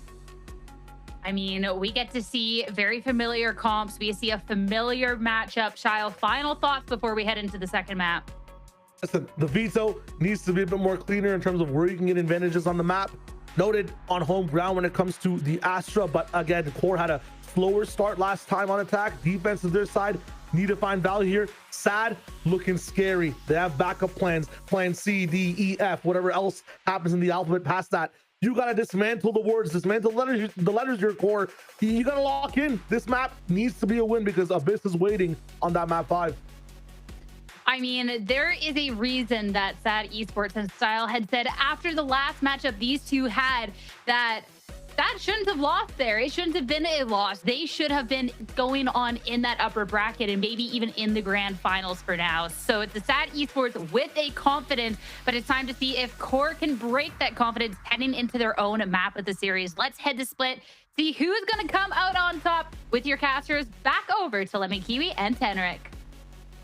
Thank you, Sierra. Yeah, SAD won their map pick, but can they get the revenge as we return to split, last one by Core? And it's one thing to beat a team once, but now both teams have had a week to anti-strat. Preparation will be what defines this map. 100%. And again, you see Kumi picking that veto as one of the responses to that. You know, we saw it previously on Bind as Kumi was tough to get a lot of that util up. Again, as Shayo mentioned, would love to see that get a little more stretch on either of these sites. Feels like Sad won't be able to recycle execs as often with the composition and map that we've got going. That being said, starting out on the defensive side, with Sad getting to choose where they start out, and giving Jerwin and Zaj, you know, this same double duelist poke composition that's been so dangerous, means that Sad are more than happy to just take their time, stretch these rounds out, keep core guessing, shaking, sweating, whatever they thought they were doing last map. Kicking their feet, hopefully, too, because, man, that was quite the map one for Sad. Feeling as good as ever. You already have Moose getting humbled here on this lurk, trying to dodge away from any haunts thrown from Sad, who are quick to take a peek and try to explore the rest of the map. They want to try and be one step ahead of Core's pistol. Getting that first blood would be really crucial because the past ones have been so isolated, and Pain is so by himself right now. You've got 2 on him, 25 HP. Wow. And Pain is patient on the paranoia, just now is going to throw it out as that entry pick happens here for Core. They infiltrate into vents and they pave their way. Jerwin, it's often such a huge anchor for this vents position, what really broke Core down in the past, and they just address it fire with fire. And there hasn't been any signs of life from Sad in this pistol. Core take the space, they take the kills, fly it, hands Welly and L. You may just have a flawless pistol under Core's belt. Yeah, it's the first damage that Sad had done all around right then and there. And that was very simple. At the end of the day there, Pain's so alone against the 2. Just then, you have somebody rotating up to tower, and the reflexes from Kumi, Note, and Flya, all so clean for those approaches. Find the first, and then just walking up to Jerwin, who just cannot land the trade at all. So then you get 2 people you can work with in vents, already more than Core we're probably going to bargain for. From there, you can just steamroll that A site and save all the really fun, juicy stuff for later. Core is such a sheriff-heavy team, and that's why they're very scary when it comes to these pistol rounds. Now, Moose has noted kind of that aggressive stance that Sad have done in the pistol when it comes. This is A main side, so now recruiting a lot more friends for this party, but not getting the showing immediately there from Sad. You're expecting now they're going to be cowering behind some classics, behind a lower buy, and man, okay, the firing squad in position, and Core, they have shed some blood, unexpected, and these weapons may be difficult to recover. You may just want to leave someone behind, and Moose doesn't even need a weapon. He is just clearing the way in mid, and Core gets shaken up, but not too stirred. Yeah, Core's aiming is looking so clean these opening 2 rounds. Not the biggest litmus test, but already a fantastic start out. Only thing Sad did correctly there was guess, and the stack was prepared, had the high-low lower into a couple, you know, classic pot shots to get rid of what did turn out to be probably the least important bodies util-wise if you wanted to extend that fight any longer for the follow-up. So good resource management by Core. Getting kind of close to this rotation. You still got, you know, a Phantom in your pocket, so you can make a decent dent into this bonus. I think you may want to start exploiting Pain here on the left side for B, and that was an important adjustment that Sad made on Split, is to reinforce B and have someone like Zaj flex more into defending that side of the map. But he's on scouting duty as the role of Yoru, right? Of being able to gate crash at sides of the map. But Core have been given an ample amount of space to use prowlers to get info. There's a counter prowler there from Welly to just secure ramps. And this is important engagement here from Smoke. Oh, and Welly is always the one to kind of jump around, get info, not fully commit. Jerwin's going to be committing to being 6 feet under. So first blood here for Core. Poke damage Arnie on a Welly as well. They see that as the ticket to go in, but they have not waited out that second gate crash, and Zaj catches Smoke looking behind him. So they'll reapproach vents again. Looks like a B lane, just maybe how much can you draw towards the A side of the map, because Kumi is not budging. And they really want that engagement with Pain, because you haven't had that paranoia come out yet, and that is absolutely killed CoreOR on these entries in their last encounter, but patient as ever. Sad gonna adjust their positions, and Pain with a beautiful double kill teleports out of trouble. Moose will still find him at the end of the day, but 12 seconds left. CoreOR are drawn out to their last seconds to plant. Zaj and Welly have a 2v2, and Moose only has 3 HP, and Zaj is quick to pounce. And Moose is looking like prey at the moment, just has to play his life, play his ones, and Zaj confirms the win there for Sad. And, you know, talking about exploiting somebody that's kind of on his own, to a degree, feels like there were a couple moments where Zaj could have been exposed in that manner. If you did something like wait for that second gate crash to either expire or be faked, so you know Zaj had to make a committal decision and then you can check the site, or you understand that because of the fact that he still has that gate crash available and you killed so quickly on the other side, he's able to rotate in quickly and get that kill from Sand on post plant. It's funny, it's like that was a bonus for CoreOR, but I am kind of disappointed that they weren't able to carry that out into a victory. That did look very within their grasp, but that makes me confident for how good the rest of this attack half is going to be, because now it does feel like you can dip into the well of like exploiting Pain being on his lonesome all the time, exploiting how much mid-presence you're able to consistently execute, because Jerwin hasn't done a thing in vents yet. Smoke has to try and tackle that, where usually Stellar would be in mail and causing such a ruckus with his orbs or snake bites. Now you have a full push, an aggressive one from Sad, getting the jump on CoreOR. And the bodies are on the ground, and so is the spike. This is disastrous for CoreOR. Now they send just solo Note to recover that, and Sad had smoked it off and won't be able to keep on watch. Yeah, they'll go ahead and rotate up into this. Brazen from Sad to move through the poison orb, but being able to trade 2 for 2 out of that, best possible thing you could ask for here. Oh, Jerwin maybe finding the insert. Moose is passed, and he's gotten this consistent lurk before, but now the Cosmic Divide is going to have to make Jerwin make a tough decision. Does he decide to go in onto this pinch? Yes, he does, but he misses Note as well. Instead, he might get that final body. No, Kumi's not going to walk into it.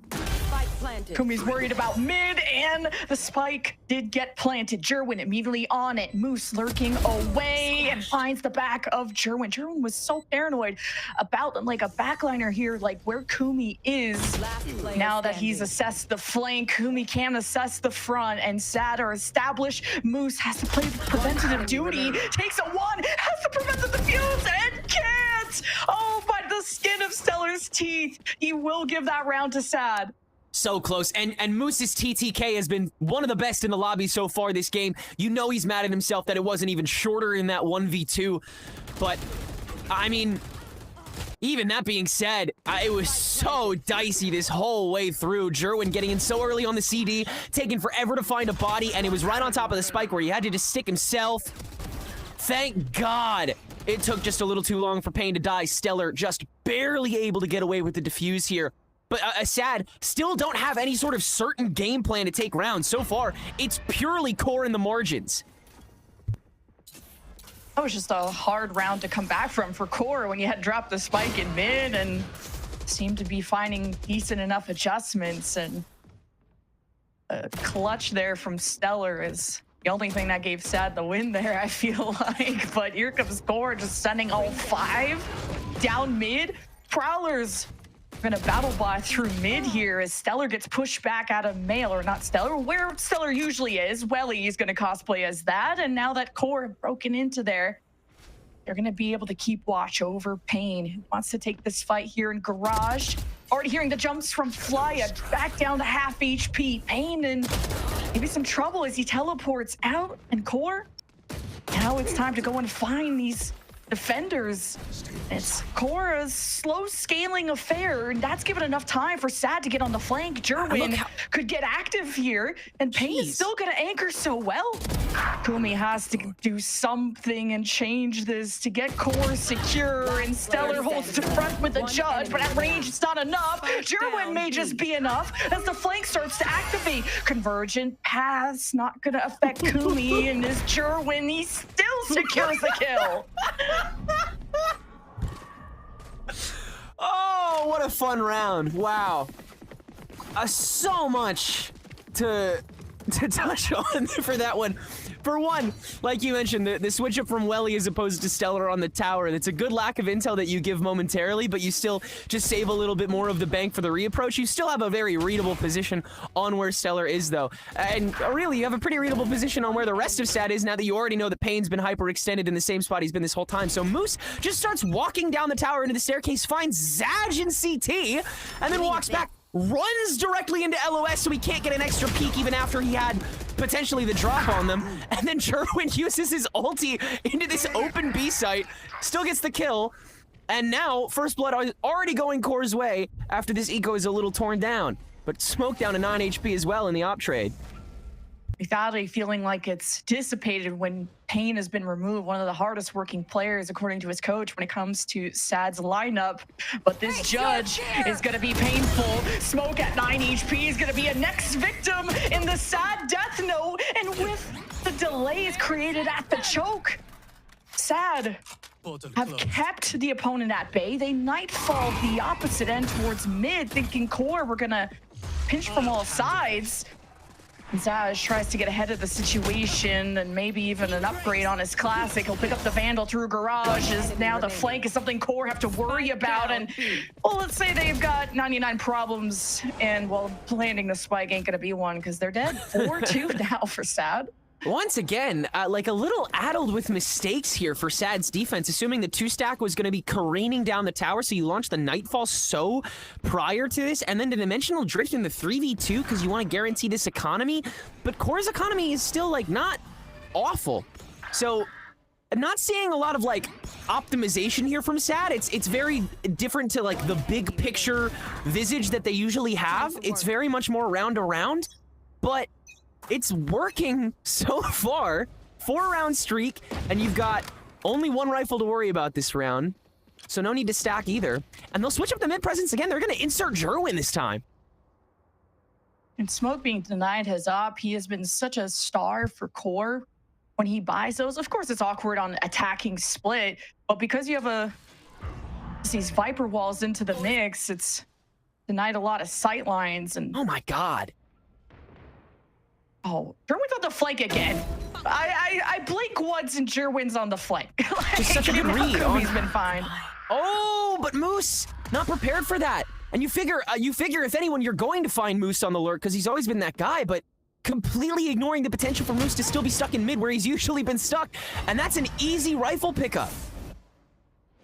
Core's options are limited. You only have one site left to hit while B has been taken over, and Zaj will be a thorn in Core's side, already denying presence within the site. That is something Core have to address. They'll do so from the high ground. Drop down from Smoke. His aim was already getting messed up by that enough.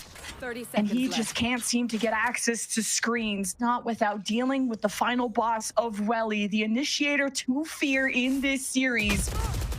And Sad will put a stop to this Core round unless Core can rely on Moose to make some magic happen. This wraparound to trust Flya to fend for himself solo, and Moose gets checked. And it's all Moose finding the timings. Ace opportunity, but with 8 HP versus 100. As much as I want to hype this up, Flya will get the guarantee, and Core will catch up. Just let the Moose run loose. That's the only way Core can win this. I mean, they came closer than ever to win cons when Moose was doing that in the first place, just finding the lurk kill on mid-steps or vents early on. That's been the way that Core has been able to open up these fights in the earlier rounds. And then it was Moose as the playmaker when Core was down members, being able to work himself up the tower or down vents a little farther in heaven in order to grab just that extra 1 or 2 picks. And this time it was 2 turned onto him, but so poorly timed and packed. So Moose was able to grab both of them, get that Viper's pit up, big old bullhorn, wee-oo, to make sure that 2v1 is nice and easy. And now 3-4, Core's fully reset. They have the dimensional drift to be able to get themselves back in edgewise when the guns actually come to meet them. But for now, Sad's spent. And Smoke has an outlaw to try and deal with this eco buy as Jerwin dashed in, refracted, took a hell of an amount of bullets, but not enough to shred through his plot armor as he's still alive at 14 HP. But just knowing that, well, the right side of the map is looking pretty light. So what is Core up to? It's very light mid control for Sad because Jerwin was out exploring. So Stellar may have a lot on his plate, but didn't really take an aggro peek. So Vents is being pushed, and this could be trouble for Welly, who has his back turned. He is really fully trusting in this mid control, and Welly under fire, can't drop down fast enough, and Core have an important power position. What other choice do you have when so much of T is just unavailable for you to gain intel on? Sad had to go for the gamble stack once they hit the 45-second mark. Just say, okay, let's hope Core go for that full-blown execute on our end. And Jerwin with that rotate back up into the steps was an interesting idea to maybe tempt that weaker side that Core could get if they walk up those steps into the second shotgun that they wouldn't have expected because Stellar already revealed the first. But still, with guns like this, with position like that, it's yeah, you're not working with much. The scaffolding is a little shaky. So Core can get it to 4-4, have the streak they need. No drift required here either, so they can set up their own very solid foundation. And meanwhile, Sad now only have that pit to play deny. So if anything, they need to start inserting earlier. They need to make even quicker decisions once that clock starts running, and that lets Core start to run rampant. That lets Moose get, God knows where. And Core feel like they're deathballing a lot of 4-1s, which gives the opportunity for someone like Jerwin to go on his little flank adventures, but Core are keeping tabs on that. And I think the only chance that Sad could have turned that last round in their favor was if Jerwin could have gotten that flank through sewers and maybe got a gun upgrade. But Flya checks him at the door. You will not pass go. You will not win the round. And we have ourselves a tie game. And this is exciting. We have Sad taking a timeout now to discuss going forward what to expect out of Core. Yeah, it's been good to see Core, continue to workshop this split, but also kind of understand how sort of slippery a grip they have on it, knowing that you can, in a region like this especially, you can really reduce a map like Split down to the full-blown fights. And so either finding ways to stall or negate or isolate that, those all favor Core. Again, Sad's big picture stuff. And if they cannot see the bigger picture, then they're not going to be able to put any of the pieces for it together. So you want to maintain that composure that we saw Core have on Bind. If you're able to come up with even 1 or 2 more here, you're more than content. Up v up. As Smoke has purchased another sniper now this round. Dimensional Drift may want to, guessing he has a shorty in the back pocket, maybe want to switch things up. Kumi will usually hold the op or something. Now it'll be no to pick it up if something goes awry here, and to now push through mid. The orbs have been kept up here for Stellar. He wants to reinforce mid a bit better because that was the gap that Sad left open on their eco. Of course, it was an eco, so going to be a weird one regardless. But Core are leaning towards B now. Do you like switching Zaj and Jerwin's positions because you let Zaj continue to still have that dynamicism to pick up on a B site, which you just did with the gate crash, but Jerwin watching from ramps, you still have a good amount of mobility to be able to get in and out of a vulnerable spot like that if Core decides to push here, with Sad able to maintain that blow for blow and not give away any space so far this round. That might be exactly what they do. And in response, Jerwin's gonna walk up with this operator with Welly babysitting. Core have no idea where Jerwin has been. Dimensional Drift, that'll lock things in, including this Cosmic Divide that boxes out the site. And look, Smoke is decloaking all the way into screen. Shorty, where the sun don't shine into Jerwin. And Sad are trying to get ahead of this, but now they're just staggering in, and they just get obliterated. This is quite a decisive round for Core. With the investment that they made, you hope to get this exact result. Yeah, knowing Sad could prepare themselves for that last scenario and just, overpowering with the ultimates, should they have walked up into it, and you catch an early 2.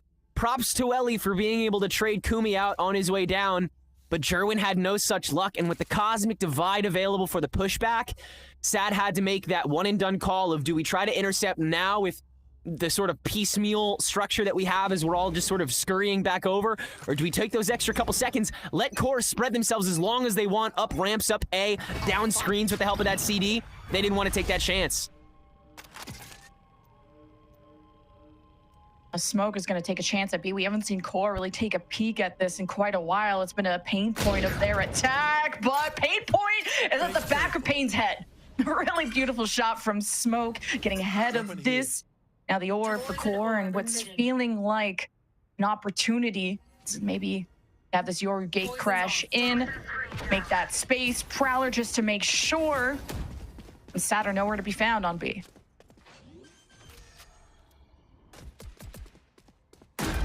Planted. Everybody's out for this. No relocation at tower yet. You've got to wait, yeah, so long for these smokes to go. Note with the setup, and then he can just kick back and be a secondary.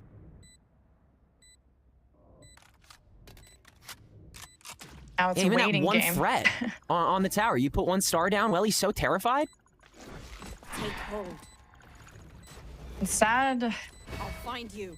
just being 2 away from 2 big ults, the convergent paths and the Nightfall would be nice to just at least get 1 kill here, just to be a bit closer as the Prowler will suss out Sad trying to go down with the ship, and Smoke wants their demise to be at his hands. Kumi will at least convert the double. That ult cycle that you've talked about previously is very important for QoR to turn the sprint into a marathon. And now that you've, you know, got yourself up against full-blown rifles again, you've got to overpower with the bigger stuff, and the Nightfall is obviously the most tantalizing thing here. It's just about catching Sad at the right space, and Sad have done a decent job of waiting until around 50 or 45 to have any really huge stacks.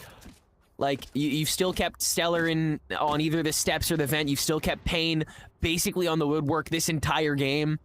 Welly always on that A heaven until something is confirmed, so feels like the Nightfall has to be either for the pinch or the post, and Sad hate you getting to either of those spots. So if they stop before the spike goes down, feels like this might be pretty figured out.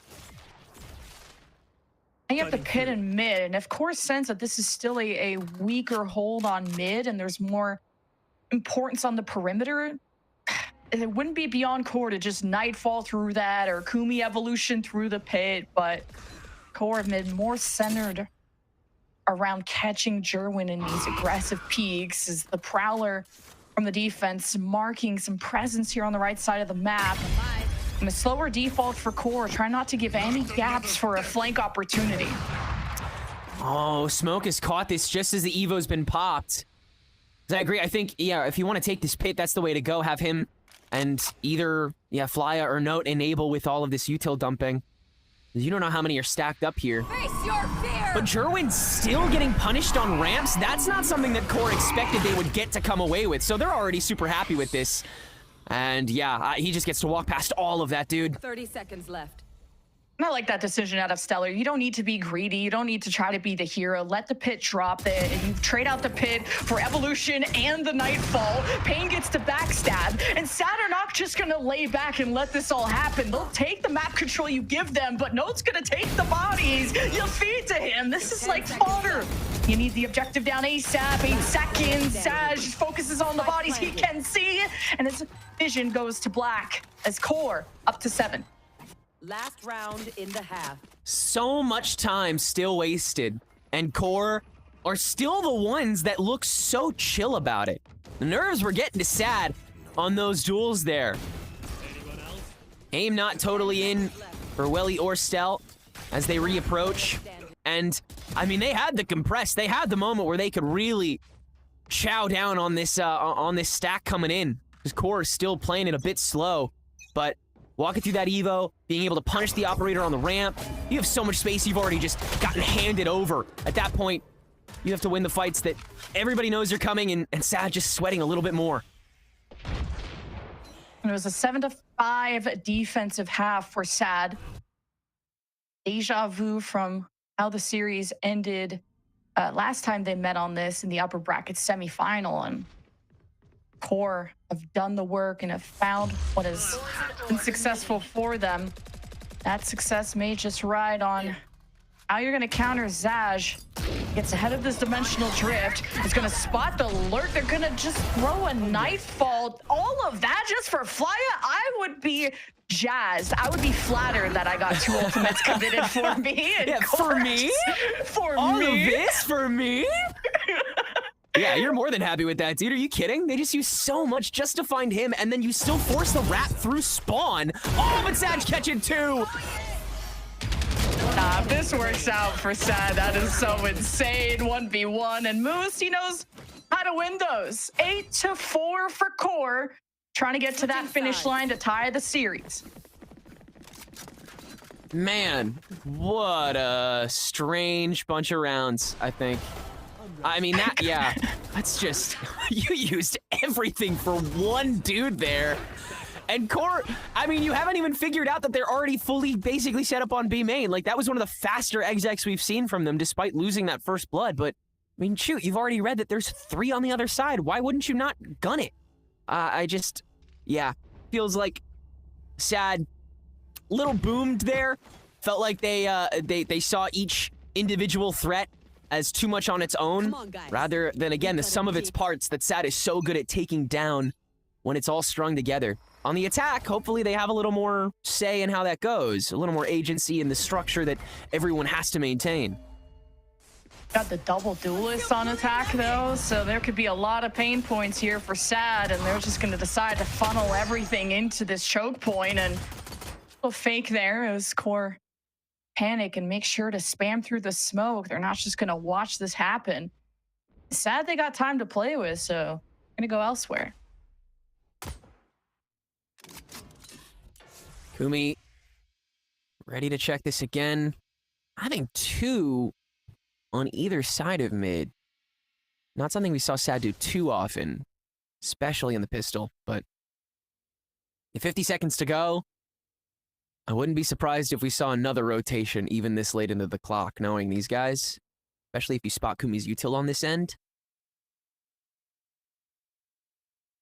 Dash doesn't have gate crash, so he won't be joining anytime soon. And, you know, he's just trying to join the enemy team. But great backstab there from Note, as there was trying to be some disruption. You even pull Moose to this side of the map, so Sad are going to try and take this 3 versus 2, but Kumi and Smoke lay down the law. And they're going to just hide away in screens. Gerwin just stares right into the sun, gets blinded. Sad really don't achieve much except Pain giving them a shot. Double kill, 1 versus 2. Be all up to this young gun to change the fate of this round. This is feeling like a must-win for Sad if they want to get back into this map. And Moose will confront him first and re-swing into that with the bandit. Nice play from Moose as usual to end the round in Core's favor.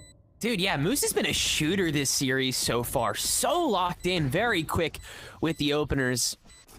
And yeah, that felt like another moment where Sad had a couple missed opportunities, and Core, I mean, what, were 2 of those bodies not even visible? Just Kumi and Moose, you know, chatting it up in screens. You have the toxic screen to help you out. Yeah, they were seen. They were the ones that were seen. And they still get the free picks off. Thanks to that vulnerability, couple pots all you need. And I mean, from there, yeah, Pain has a great 2-piece to potentially clutch up, but too much to pay attention to here. And that's seeming like the overarching theme for Sad's bottom line is they just can't get a grip on absolutely everything at once. So Sad win both the pistols on bind, win the map. Core win both the pistols on split equals profit? Perhaps. But Sad have to get up close and personal with these, and Gerwin can't catch up to Moose. And now Moose will put down the snake bite and repeats. He's been going for those more often than not, thinking Sad we're going to take a step back. Even Moose gets humbled, but Core should be more than happy. They're up in this round, and they catch the toes. Got the dogs out for Zaj. And that means Core will get a strong bonus coming up. All right, man. Yeah, great setup, great knockdown there.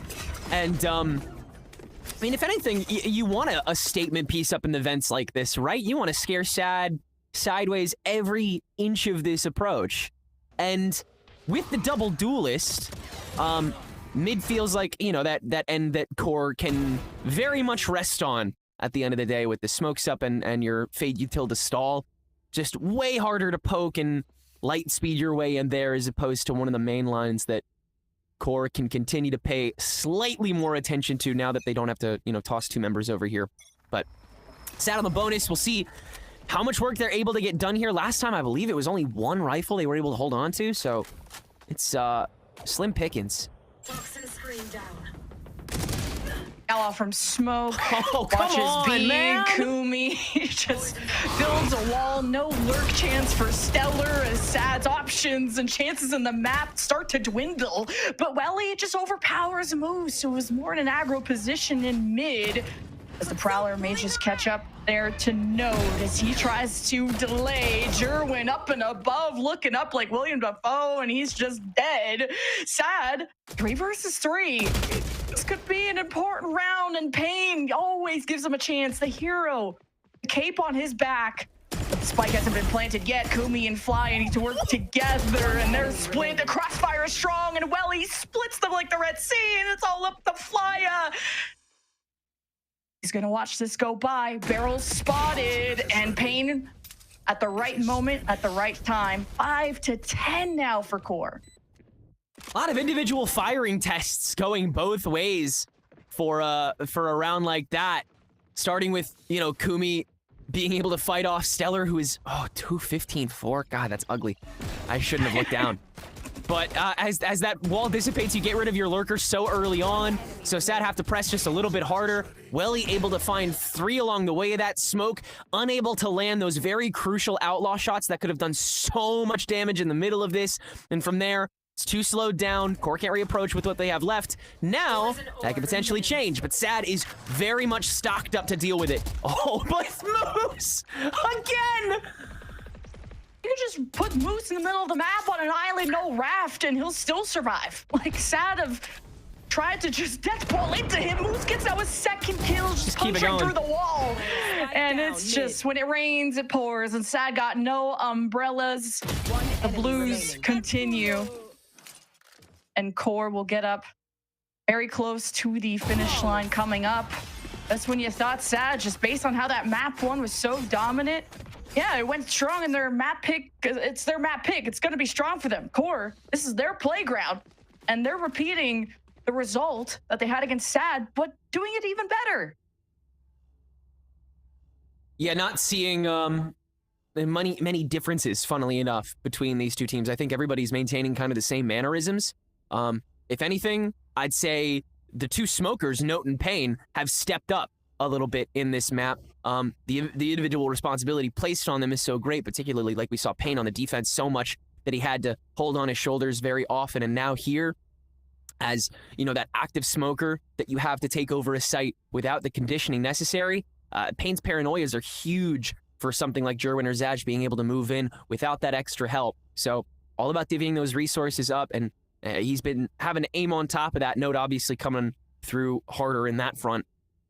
But other than that, like you said, it's like the scores have gone very different ways, but these map picks are these teams for a reason out the gate. They feel so strong on them. They feel so I mean, you can see the confidence emanating from the individual duels that these guys take on the maps that they picked. Like, Moose feels like he is at home at the moment. And sure, his shooting was fantastic on the previous map, but here he has just been a janitor on the floor. And they have not had to relinquish his crucial linchpin mid spot this whole map. And they're going to continue to not do that, despite the fact that we've got some ults on the table now for Sad, but yeah, still terrible guns. In QoR, I mean, each individual has proven their weight in gold, and Sad, they've shown so many looks at how this double duelist operates. If it's not Jerwin dashing in, it's Zaj with the gate crash, and that's what they needed. Zaj to get on the board, Zaj to get online. He opens up with a fantastic double kill just going through a main. Now Zaj is really paving the way for the spike to go down, and QoR will just have to cower and let it happen. Smoke gonna get pressed. He tries to fend for himself. And Sad post timeout. Well, they get back up on their feet. Okay, Jerwin, very forward thinking. And you saw he was already doing that in these rounds beforehand, just not coming up with enough of it. I don't know what kind of pep talk Style needed to give Jerwin to make him start W keying again, but I'm sure Style's given it 1,000 times. He's a young guy that is still taking on so many new responsibilities as this insane fragger at the top of this new core for SAD, and he's taking all that responsibility so well. But the confidence has always been the biggest factor in his performance. He's always been able to take that space when he is confident, and I mean, I can't imagine a player in this region that isn't scared of taking a one-on-one with him. Who's next? Need those heroics out of SAD. And Zaj gonna try and repeat that result. Deep dimensional drift into B. The call-out's made. The Nightfall follows up. Note can't hold on. And the Prowler take a chomp out of Flya, which will reveal, and SAD comfortable with their assessment of the site, get the plant. And they'll even have Stellar on flank watch, so Core can't pull anything SAD don't know about. Yeah, this is as strung together as you like, nice and quick, and Zaj on the TP too, so you start reinforcing that idea that Core can only take what they can when they can, and no more than that. Okay, conversion path, Sherwin. Okay. Well, he's laying the path down, and it's soaked in blood. And Core, well, they got a good ults and a nice little up into the next round. They're going to be happy to keep, because Core, they've built up enough insurance rounds to just invest in the long term. Yeah, what a springboard after that timeout, man. I mean, just fully enabling Jerwin a second round after such a solid opener means that you have, the floodgates fully down. This economy is already set to like fully catch up to 11-11. And Core, on the other side of this, your ult cycle's fine, your eco no longer is. I mean, this is a save round that is going into a very half-hearted buy, so Smoke is going to have to be as ubiquitous as possible to be able to slow down SAD to a crawl, which they're already fine with doing. He still has to kill them in the process, too. He's already going to stick up with the mid-pinch. Oh, but Sherwin, again. Hero Rifle, Moose, stepping up to the plate. Oh, and thank you very much. Anything. Yeah, no one's gonna lob anything at him. And hello there, Flya with the jump scare. And now Zaj is the one that's in. Anybody spot him? Here's Flya and the interceptor. Oh, your knife's out, Kumi! Oh my God! Zaj! That's disgusting! And then Pay with the TP in right after. May have just done it. SAD need to keep that momentum going. The wind and the sails. Can Core put a stop to this? Got a 3 versus 4 retake. One of them with a pistol. Once the smoke dissipates, Smoke could be trouble here with the op. It feels like dropping it, making a dimensional drift play, but man, no one is gonna give him a fight. No one's gonna peek this op. Time is running out, so at least Note will go and bait out. Maybe play things close. You got cutoff opportunity there for Pain. And Smoke is hoping to deliver Pain, but man, SAD got all their stops covered. I mean, that is such an amazing turnaround. I mean, you're already convincing Core to a point where they're, if they did have the rifles, they would consider saving again. Even still, you see the blemishes in that little walkthrough with Stellar. A little awkward that Zaj has to do some extra pickup, but, in the same sense, undetectable on both sides. And so I guess everybody is even a little bit here. But, I mean, off of that save round, your eco is once again the tiniest bit questionable. Core has almost too much to work with this round to try to hold on. So how much do you try to counteract when you know SAD is the one that's playing hyperactive, when you know they're playing hyper aggressive? If they're going to make the decision that much earlier on a site, or they have, the tip off in a 5v4 or a 5v3 to take over a space, how much is Core going to use in the mid plant? And then how much is Core going to use in that post going forward? Because the post looks so certain from SAD. It looks like they can activate that firing squad once the bomb goes down and have the site on lock. These past couple rounds have been really opened up by Zaj, who Usually with this double duelist lineup, they're accompanied by like a supportive player, like a fly or some initiator or some controller of some sort. Then you have the duelist that split off. But now it's Zaz just running solo through A, using gate crashes in more creative fashions that just disrupt what core have been conditioned to expect, which is not sad to up the risk level to this point and not at this level of the game. You got to pit early, not in mid, but in B this time. There's the approach, Smoke, it's hunting season, but the flash, he stabilizes him and he can't teleport out. That's a big fight for Sad to win. They'll keep running it down, fly to intercept, can catch Stellar on the way in so they can turn their attention to it. Jerwin also dealt with Welly quite low. That was so much damage done by him, but still a 2v3 on the post. Important that Jerwin refracted there to share that damage because you needed him more than ever. Moose 1v3, damage is done. Welly not expecting a neighbor that close. Moose will creep in, position revealed. One in heaven, Jerwin needs to protect his other duelist. This has been a fearsome duelist duo, and Jerwin caps out the round. When he's heating up, it is so difficult to stop Jerwin. He has had multi-kills so many rounds. No, yeah, he is so bright in the face of everything else. Up to 19-13 now after some heinous work done in these past few rounds. Yeah, really tough to turn your attention away from him once he gets going. And now he has every excuse to bring that outlaw out again. And not even Flya can get that extra, 25 like he did last time. Evo gone, Pit gone. Still some resources left, but time is running out here, Jen. Sad might just be able to pull this off. They just got to maintain the composure. I'm on the edge of my seat. Sad, we're down 4-10. And look at where we are now. Look at us. This series, this rematch. Look at us. Isn't this great? Like, I'm excited and sad. See how many miracles, how many rabbits they can pull out of their hat. Zaz is playing with the spacing here and catches someone peeking for his clone. Moose has been out-thunk and mid is open, and Kumi secures the perimeter with just a sheriff. No trade out. Couldn't watch it in time because Jerwin was scoped. And now, Kumi shouldn't have any reason to peek back out again. I wonder if Moose showed his barrel or not, because he was smoked away as well, I believe. All right, well, you confirmed he's solo. Jumping with the light speed. Yeah, Kumi's got to just cross-cut out. Jerwin, he's hungry. Now he's at the backside with another duelist. I don't know how core are going to address this besides the Hail Mary play. Full flank through ramps. And Payne is in such a passive position too, so he won't be spotted until he wants to be.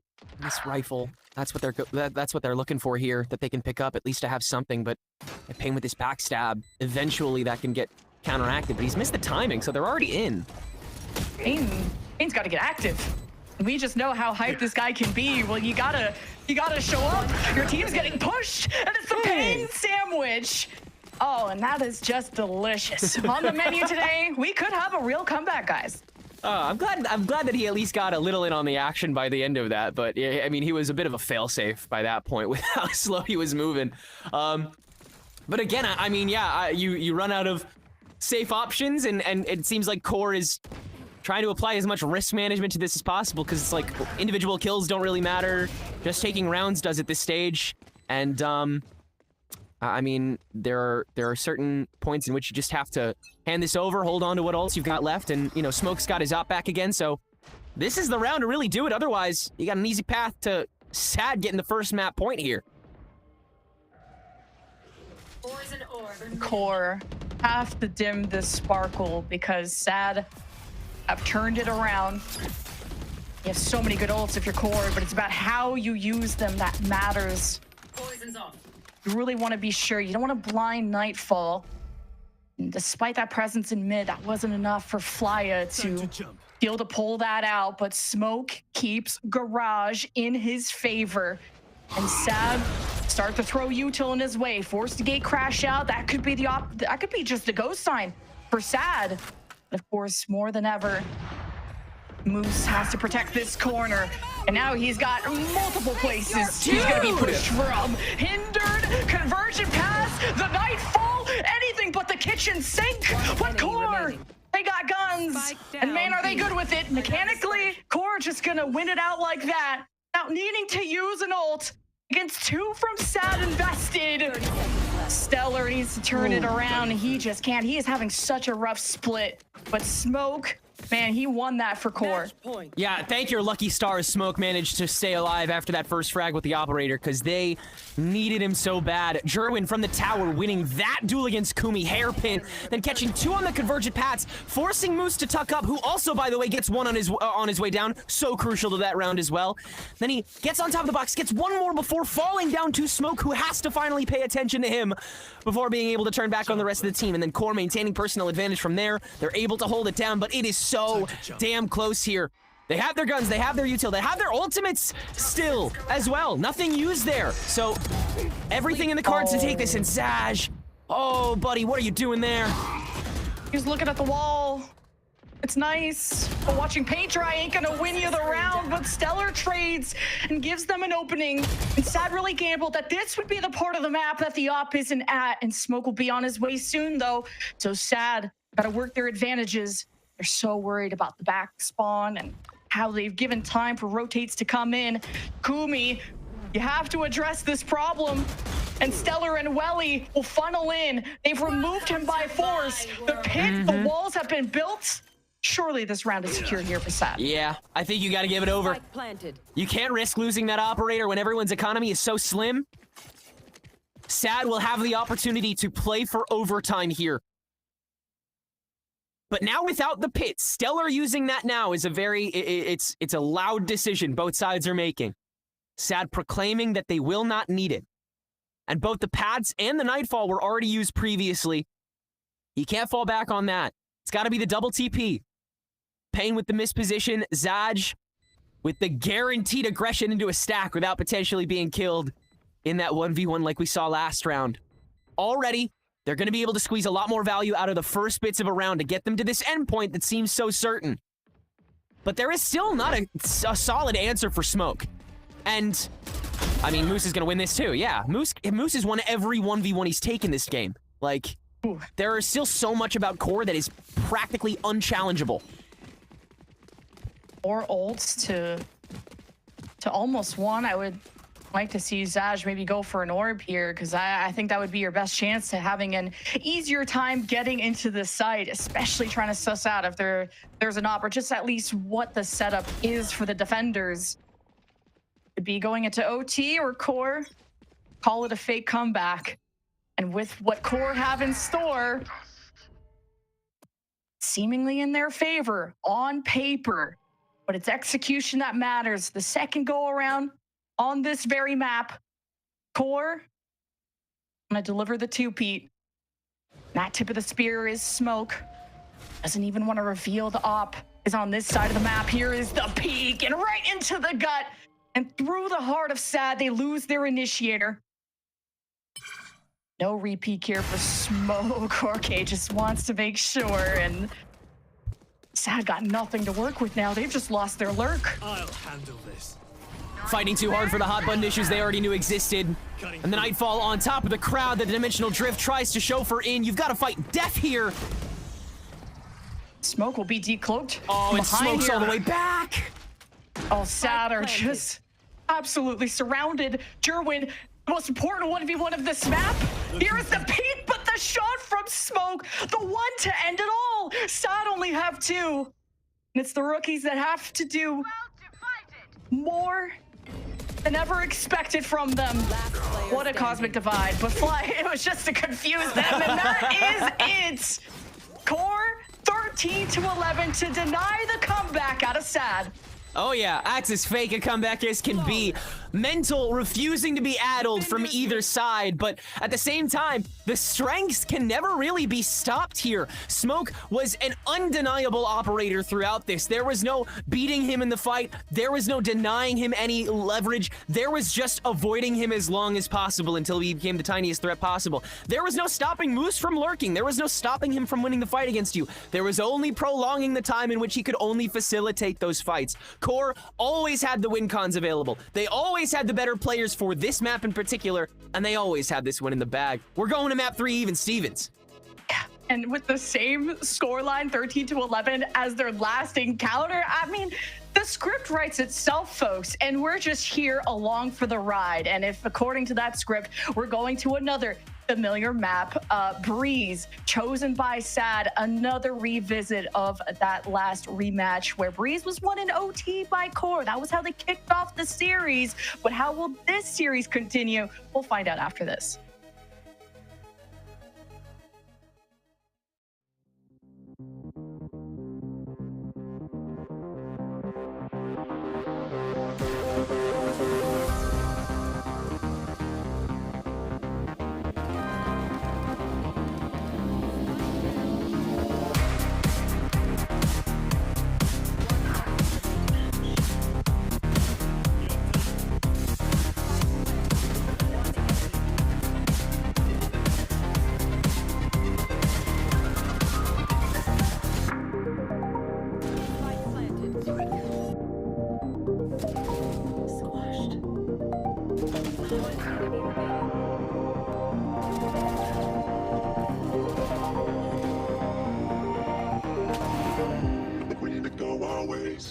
Don't see the mess you made. If I'ma hit the road, babe. Yeah, I'ma hit the road, babe. I think we need to go our ways. Don't see the mess you made. Yeah, I'ma hit the road, babe. Yeah, I'ma hit the road, babe. I think we need to go our ways. Don't see the mess you made. Yeah, I'ma hit the road, babe. Yeah, I'ma hit the road, babe.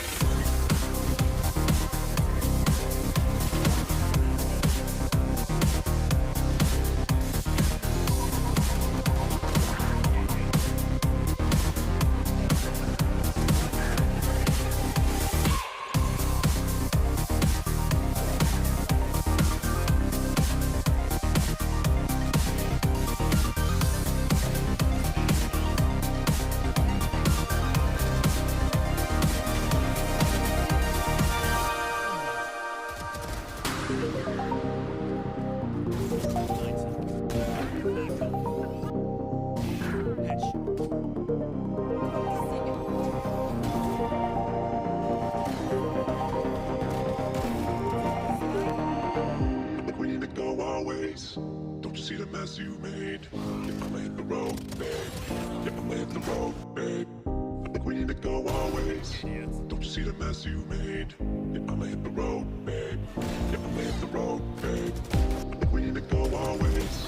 Don't you see the mess you made? Yeah, I'ma hit the road, babe. Yeah, I'ma hit the road, babe.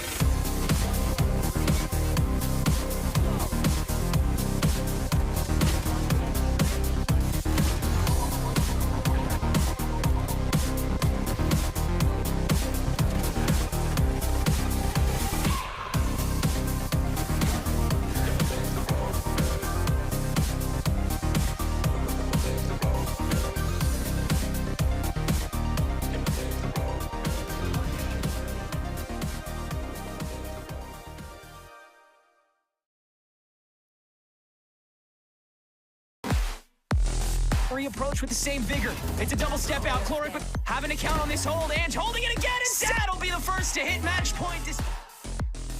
Together and keeping themselves alive. The op isn't going to do enough. I mean, this could be it. Note making sure that they're keeping themselves angled out and Moose securing the win for. Heading into the second map of the series of Split, we had highlighted a couple of key things for Core. Win out some pistols, let's get a strong start, and try and tie up the series, which they're able to do all of the above. 13-11 to tie it all up. I honestly thought, though, Shio, considering how the first half of that went, and even further, that maybe they kind of got away from Sad, but man, they brought it back. This ended up being a lot closer than I thought. it was a little rocky back and forth, but at the same time, it was because I think Core is kind of relying on a little bit of that star power from some of the people on the team, some of the first bloods that needed to happen to make sure that the game was always in their hands. Sad is playing really well today, but in this map specifically, Core started things off strong and was able to close things out as well towards the very end in a nice fashion, Ash. Yeah, I think that for the side of Core, when it came down to that first half, there was just so much impact that we saw from the way that they were looking to set up. I think that at the beginning, Sad, they had an understanding of how Core were trying to play that map. They're playing a lot more, you know, for those sites, especially on the B side, being able to anchor, maintaining that space in a tower, and then trying to deny, you know, those early picks from coming in from Core, sorry, but they managed to make the adjustment. It's a lot of those lurking plays that came out from Moose to make that difference maker, to be able to open up a lot of those attacking side rounds and to have that hot start there in that first half, kicking things off, being 10-4. But once we swapped sides there, Shio, Sad had their number when it came down to the tempo with how they were looking to set up and isolate a lot of those individuals to be able to open rounds up for themselves to make this a close game. On attack, it's very hard to do that on a map like Split as well, where like I feel like, yes, you do control the pace of the match, but the defenders get to choose sometimes where these fights can happen, the pacing of the retake as well. Sad did a really good job getting on the site, holding things down as well when that site was planted, and also just opening the map up over and over again. I think it just came down to the way ultimates were also used inside this match of Split. Like for Core's side on their attack, they were doing a really good job of making sure they're cycled very well moving through. And then on their defense, they had more ults available towards the very end to be able to just close things out and make sure the match stays on their half. Sad just kind of ran out of gas a little bit, and some of the win cons later when things are more bare bones for the team, like you know you need an orb and you know the enemy team has an op, we're not playing fully, you know, in line to deny the op. By all means, we're getting a little bit greedy with it. A pick happens here, a pick happens there, suddenly that one round differential is gone. So Sad we're playing with a very thin margin, still very close game from both teams. Nice to see what they have on deal with Split and how it's improved over time. Again, that win con that Sarah was talking about and we were talking about on the Desto, the double pistol, a huge boost for Core to have control in this game. Absolutely. And just looking at kind of some of these numbers here, right? My eyes get drawn over to those post plans here as well. Both teams only lost 2 of their post plant situations on their attacking halves, and that really came down to, again, those opening picks that were being slowly worked at the beginning of the round. It became really impossible for a lot of those retakes to happen for both of these teams because they were constantly trying to retake when they were down numbers, forcing themselves into a lot of save situations, especially when you were trying to like look for those like op retakes that just were not going to happen, and the impact that they're able to have with those snipers. But overall, despite this loss here for Sad, Jerwin was putting in work. 22 and 15, he was absolutely popping off, but when it came down to it, Core overall stepped up today here, Shio. Yeah, Moose specifically on the attack side just popped off 14 and 5 in total, or I think there's even more after that. I don't think VLR's finished capitalizing on everything in general, but when you look at what happened last time these guys matched up, it was Moose on the defense side that actually played so well to keep these guys in the game. The fact that he has like both levels of the game secured now on this map is showing that Core is really putting in the work to stay dynamic on the maps they're very good at. They're scary on these ones and can build early leads to the point where they're a bit too hard to handle, even if you have ultimates like Sad did towards that ending attack side. Core just had a bigger bank, a bigger vault of rounds won, and Moose had such a high impact with those lurk-ins, and his position is something that we've seen multiple times from Core. When they need someone to open up their attack, it's Moose who gets the job done. Yeah, it's just so impressive how he's able to be that consistent lurk player, being able to open these rounds and also close them out when it came down to, you know, some of those clutch situations that we had. Sure, that one 1v2 didn't go his way, but it was really right down to the second, right, to get that defuse there for Stellar. And I think I'm going to be really interested to see how things are going to look as we head over to Breeze here as well. He's not going to be on that Viper role that we know him so well for. We're likely expecting him to be back onto that Omen that we've seen previously, as they do run that double controller. But no matter what kind of smoke or Sentinel he tends to be on, he never has like that drop off of performance. He's always that guy, Shio. Yeah, we talked about the smokes. I also want to shout out Smoke really quickly because although Moose is doing the crazy stuff, Smoke has been the consistent one to get some of these first bloods, to get some of these picks, and keep that operator, keep that scope as a point of contention that SAD have to deal with almost every single round. And I mean, being able to have these players put in so much work for Core to take that second map, amazing. Just, it was so necessary because looking at the third map in the series, again, our early day win condition is Core needs to get some of these earlier maps with the second half of this looking a little bit rougher. So Split, a must win. And that puts a lot of pressure here going into this next map of the series, Shio, because again, this is one that was so close, a rematch between these two that took it to an overtime. But again, for Core, I'm looking at what they can do and try and squeak this out if they want to try and take the series. It's always the same thing between these teams in that type of overtime comeback that happens. Core's in the lead, SAD find their groove, and then either Core can snuff things out or we go to that OT where they lock it down. That being said, instead of abyss, you got to change the word to a pass. I don't want, and I think if I'm a Core fan, I don't want Core to even reach this map. It's got to be win-win from here on out. They have to win on Breeze, have to win on Corrode. If we touch that last map, things will start to get into trouble territory. All right, heading into our agent select again. The fact that we've seen these teams clash here before and something that's been working out, Ash, I wasn't necessarily expecting too many changes, if any, and it looks like my eyes don't deceive me. We're going to have a run back. Yeah, and that's expected, right? I mean, again, we've talked about it before. We don't want to see too many adjustments heading into a lower finals. It's a big risk to be taking, and I don't think it's necessary on this map. Honestly, Breeze is a really big toss-up. I also gotta have my eyes on Stellar to step up here. This is an IGL for the side of SAD Esports. He had a really rough go on Split, but he's one of those players that can absolutely be a difference maker. He has that capability of being that pop-off moment. I want to see him brush that Split performance off of his back and lock in here for Breeze here, Shio. What was locked in, what the door was really just bolstered by last time for the side of Core as well, was Kumi popping off on this map. 27 kills, impact with the scopes, impact on entry, being very patient and working with timings perfectly with his team next to Smoke and next to some of the controllers walking in on site as well. The Jet Yoru comps really rely on the synergy between the duelists on timing and what the rest of the team can do once you get bought that time. So big eyes on him again. He needs that insane performance. He needs to be up to par because with that, it was 14-12. Without that, might be disaster. I mean, history, it doesn't matter when we're here at this point, though. It's what we'd expect here on out from these two teams. Tied up in the series. It's time to see the rematch going on Breeze to see who's going to take the lead in our lower finals once again. Let's get to it and find out and send it back over to Lemon Kiwi and Tanrit.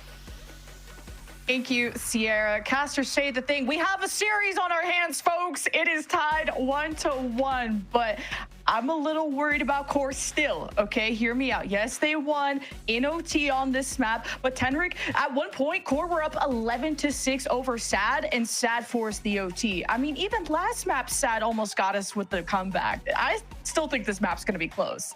100%, yeah. If there's anything SAD plays from, it's from the brink, and their improvements on this map so far this stage have been just increasingly ridiculous as it's gone on. Just the points of contact that SAD is able to establish, particularly on the defensive side, is terrifying to walk into, especially when you've wasted a little bit of time that SAD is facilitating.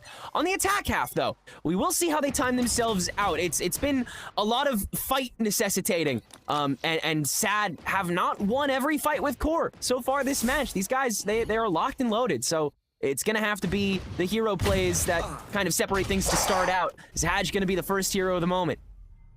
It's so funny because Core are the ones who usually are so aggressive with the sheriffs on this pistol, and it was Kumi and Smoke that double-handedly, I guess, won the pistol for Core last time on this map. And I love the duo ship between Moose and Kumi. This Moose one way is disgusting, and it really ruined SAD's approach on A, which they don't even want to attempt this time. They'll leave Pain behind, Zaj to watch mid while tagged up, and SAD may begin a B push.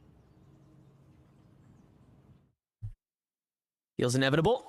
A pretty standard hold from everybody so far with Moose on the rotation. They'll cut noise here. Maybe see if they can get a weak sight. Oh, Kumi, you're not walking up more, are you? Oh. Oh, So it could be a yay or an oh moment. Oh, but when he's got a 1v2, I mean, we will forgive Kumi for that one. When you're given space, it's just so tempting to walk it down. But if anything, it's sad walking it down today. I mean, they've got a whole continent's worth of space to work with for this post now that they've jerked core side to side here. And that feels like the MO of most of these attack rounds for SAD, just forcing core to make that, you know, big picture call on where they need to land and then heading in the exact opposite direction. Oh my God, what a timing on the wall to split up Note from his teammate. Smoke will still trade. But the numbers, the army, it's there. I don't need to do the math for y'all. Except the Smoke. Just like that, he's traded out because SAD will choke you out when they can do it. Core, the last time they're on this map, they converted both pistols, but SAD are hoping to rewrite their fate and their future in this series. That's a great way to kick it off. I mean, that's how they were able to maintain the tempo control against Energy Academy and even Sleepers, despite how ridiculously quick they were. This attack half was what strung it all together.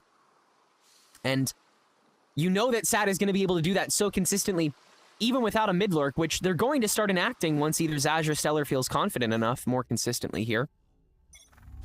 Now, though, knowing they'll probably be diving into a stack, they'll stock up more conservatively, make sure this follow-up is clean as can be. I like to see Core leverage this mid wall from their Viper. Love to just try to get a fight here early, usually like with better weaponry, and man, just the walk down Stellar put on his back, and ooh, we gotta get the spike the heck out of here. Welly, don't got the sneakers on, but you got a really good teammate. His name is Zaz, and he steps up when you need to the most. They recover the spike, and they're just gonna sprint down to B. It's like two 500 HP blobs just colliding into each other. And we'll now see two 300 HP blobs do the same thing here on the post, now that everyone's set. All right, Kumi will get on that island right in the middle, surrounded by these sharks. Moose tries to bail him out. 1 versus 2. Lone wolf, lone moose, double swing, but it's a win for SAD. And they'll convert that anti-eco, but with barely any guns brought into the bonus. Yeah, gotta hand it to Core on the pack fight mentality that worked so well. You're able to isolate Stellar out the gate and crowd crush your way through that main line of middle and start just spraying and praying your way into the pool until SAD is able to get the resources necessary to drain the pool on the other side, which is, of course, less health, less guns, less, you know, staying power. So Core did, you know, ultimately become the stack that submitted, shuffled, and lost more on the way back out. And then still the weaker guns, because you couldn't grab what you killed, meant that ultimately the fight was still disadvantageous. But Core showing the strength should SAD continue to default. Like I've said before, it's one thing to beat a team on this map, but to do it again when you've had time to anti-strat like SAD, they're just disrespecting this B defense. But the stalls are still ever so strong. And you are against this lineup. And man, fly with a big triple. Love to see that. Alongside Note, who is not just going to solo hold this site anymore. He's got friends, he's got backup, and man, does it pack a punch. Well, he's in a 1v4. Whoa, whoa, whoa, whoa, whoa. Okay. No. Absolutely not. No. Not allowed. 100%. After the rest of the swing at that round was like holding a wet newspaper instead of a baseball bat, well, he is not allowed to turn on like that and get everything. Absolutely not. I mean, that was a couple of basically meaningless distractions to keep from Core just turning their attention back to the problem at hand. And they have the fire rate to be able to deal with all of, you know, that was thrown at them. So, bit weaker than I'd like, but SAD took the gamble that the one and done would not fall into the stronger side. It did. There were 3 people there ready to take you down. And now we can play some real game. Gotta be careful. Great cloud. Here. Oh, that's so clean. That's a similar Sonic that SAD have shown before, and then they usually send Jerwin to climb over the box and to do something, but both teams really respecting this one way, not wanting to fight through it. SAD being a lot more patient on their A approach, if they even go there, but they've been really neglecting that right side of the map. Just that one way is way too hard to get through. Yeah, why bother?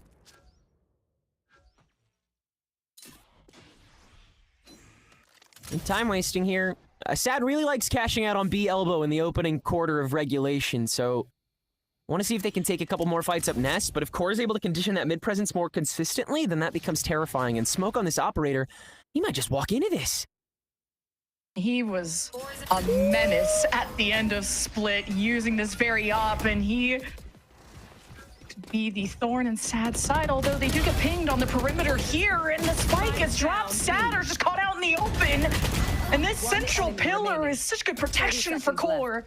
Pain will have his presence felt, but man, Sad, what's left of Sad is very sad.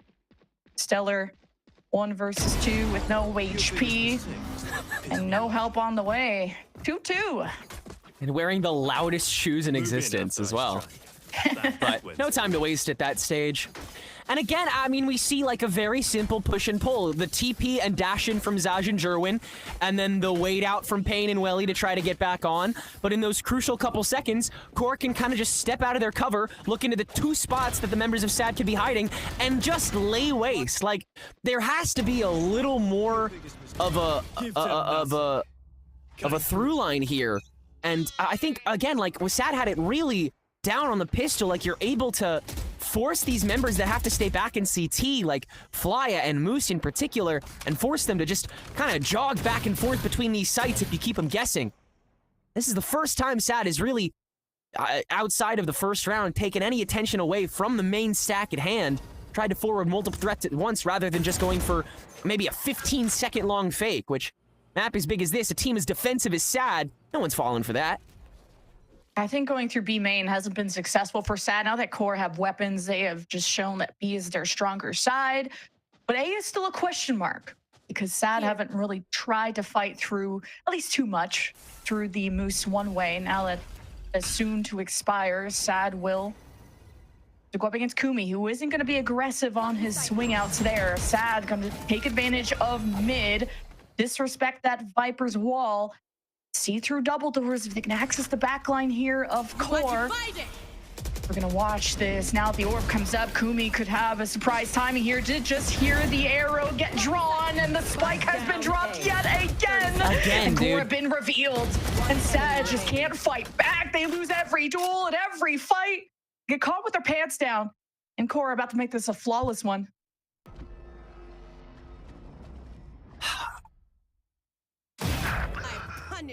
We'll see if Payne can come up. I mean, he already took some great shots previously, but yeah, way too much in your way. And I mean, it's really conflicting because you're seeing everything that makes SAD so good up until this tournament really shine so far, honestly, in this game. Even so, like the buddy system that they have while still maintaining a good distance between one another is really solid. But there are these margins where SAD has just stopped checking in favor of flushing and assuming that's going to deal with the problem on its own until Core would rather take a fight on their own terms. But SAD can't chance on that happening every time. They have to be ready for Kumi and Smoke in particular, starting to just be in front of this problem a lot more consistently. And again, my head goes back to the fakes because of that. If you cut noise at 45 and you have even one guy in a decent position, you are made. Good spray from Sherwin. I like that he commits to that too. And the wall comes up. Won't stop him. Maybe we could see the prowess of Jerwin to get SAD finally in an advantageous position with the first blood. This Core were capitalizing on so many retakes the last time on this map, but double kill with the op and a Hunter's Fury on top just to try and rob Smoke of his shine. And SAD are left without the spike, but should be able to go grab that. But Core are watching it like a hawk. The smoke will come up. Payne has been the brightest point of SAD so far. Oh, what a drive-by there from Stellar. Okay. Smoke, bodyguard, catches the kneecap of Stellar. Will fade away. And now Payne doesn't know how to walk into this. There's so many nooks and crannies to look for, and Smoke converts 4 with the op. He is just terror for the eyes of SAD. Captain consistent once he's got the ADS in. And now the drift available again to take back over should SAD manage to gain any territory, which chalk another round on the board where that didn't happen.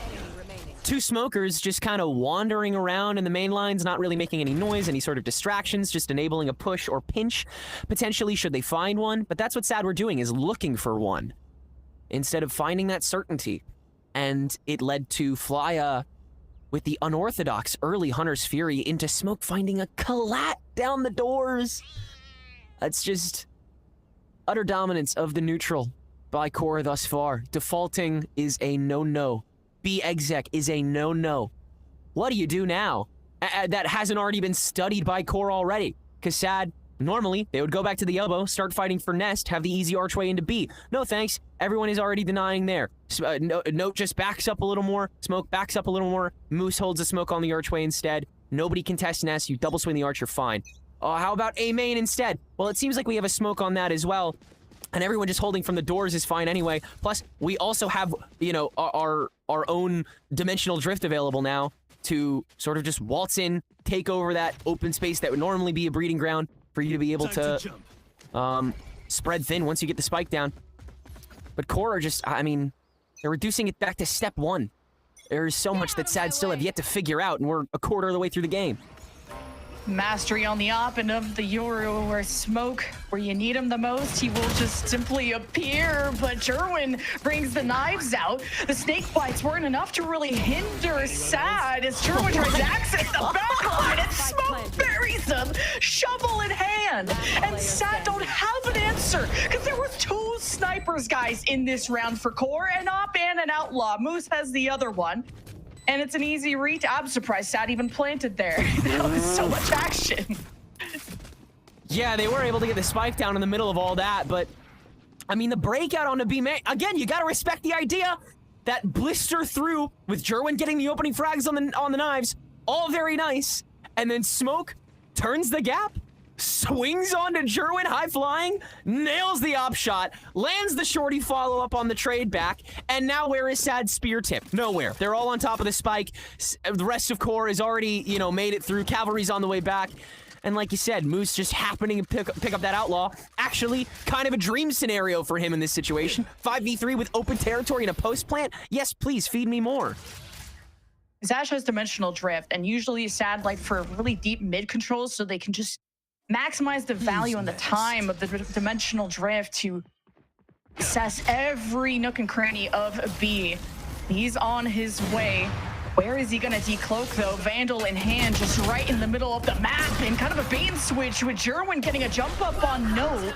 Tried to be the solo hero. The rest of QoR respecting this.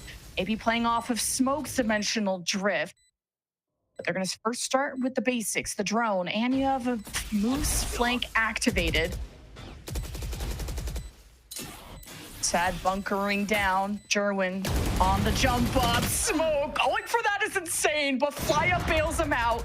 And SAD are starting to be picked apart, dismantled brick by brick, and the pit is still up, but I don't know for how long, because QoR are winning every fight on the perimeter, and now we're infiltrating. Stellar, you've been evicted. Rent is up, and Smoke are up too. QoR up too. What just happened there? How did they breach and win every single fight they took? Smoke was walking in with an operator and shorty, just flicking in 5-meter range while walking up this space. And then the crunch occurring on the outskirts of that pit. Man, that really did look impossible. It looked to be the proof that QoR could play purely preventatively. And Smoke doesn't even drift in! He's already too far down! Instead, you just let Moose and Flya start skirting the perimeter, find the outliers that are trying to get their own pinch going, and you've sussed out Stellar with the paranoia all that while. Oh, give him more. Please, yeah, you have to trade him out at this point. He's unstoppable. Or really are. When the op is in hand, it feels all in QoR's favor, but now that it's dropped, maybe there's a silver lining if you squint hard enough, but taking another swing at B, the snake bite, you may have Jerwin dead in the water, and he's just getting drowned! And Notes is playing this corner perfectly. Welly is nervous, doesn't know where to go next, and Note just single-handedly wins around with a 4K. Okay, Flya's there too, but still! Oh my god! Yeah, that was just on top of an orb, and then the second you get another guy in there, everyone has to turn their attention away from Note and onto what will be perceived as a bigger threat. That's farther back, but yeah, by that point, SAD are already out of time. They've already lost the fight. They've already lost the round, and now they have no money. I mean, yeah, this is such a staunch defense, even better than the previous matchup between these two teams, which it should be said, SAD's defense was also very adept, so even if it's 10-2, game won't end too soon in a perfect world. But I mean, with Smoke looking this good, where he is always good for one, unless you throw a triple swing on him at once, and then he still might pick up one on the way down. And then Note also has the pit. So if he wanted to play a little farther back on B this round, he definitely could. I don't know where you go if you're SAD. It feels like Zaj has no freedom if there's a snake bite in his way, because there's nobody able to follow him up. Jerwin is not able to clear enough of a path once he gets on. He's very quick, but he's just not quick enough. I don't think anybody can be with the reaction time that Core has right now. I think the attempts at trades here, but Jerwin is such an in-your-face guy, but without how large Breeze is, it's a social distancing kind of duelist in your face. Like, the score give them so much space that they can watch the SAD approach, and post-timeout, we'll see how that approach changes right into the kneecap. But hey, SAD throw everything at him, eventually drop Smoke, but SAD need a round win. Or showing in a while over towards A, and Flya is going to commit to taking them all down at once, while Moose is left to pick up the pieces. And like you said before, Tenric, he wins his ones, but you're going to need a few more kills after that. Just abandon the Marshall is a lower buy for SAD, and it's pretty much going to be all she wrote for this round.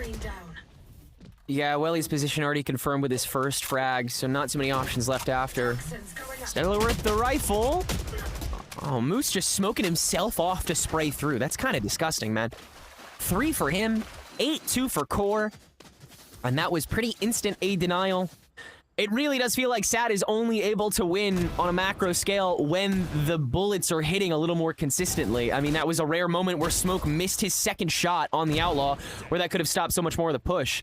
So, we're really, it is the littlest things that SAD is even able to get away with here, and even then, that is not doing jack on the scoreboard.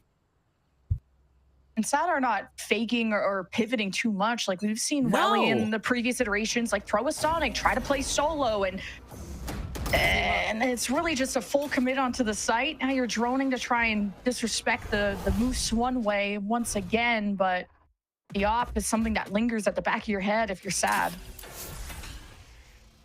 He makes such a good point. You've coaxed over half of the team already. Hunter's Fury's going both ways. Trying to find each other right now? Okay, may just get a plant going, and okay. We're kind of fighting. We're trying to get the objective down. We're still rotating positions. SAD are not fully synchronized, and try to get on the same page as the paranoia pierces through the cosmic divide. That's the moment Moose steps into the picture and Zaj paints the wall with them. And SAD need to go out with a bang when it comes to this first half, I should say, and make it as less dreadful as possible. Smoke is on a flank, 1v4.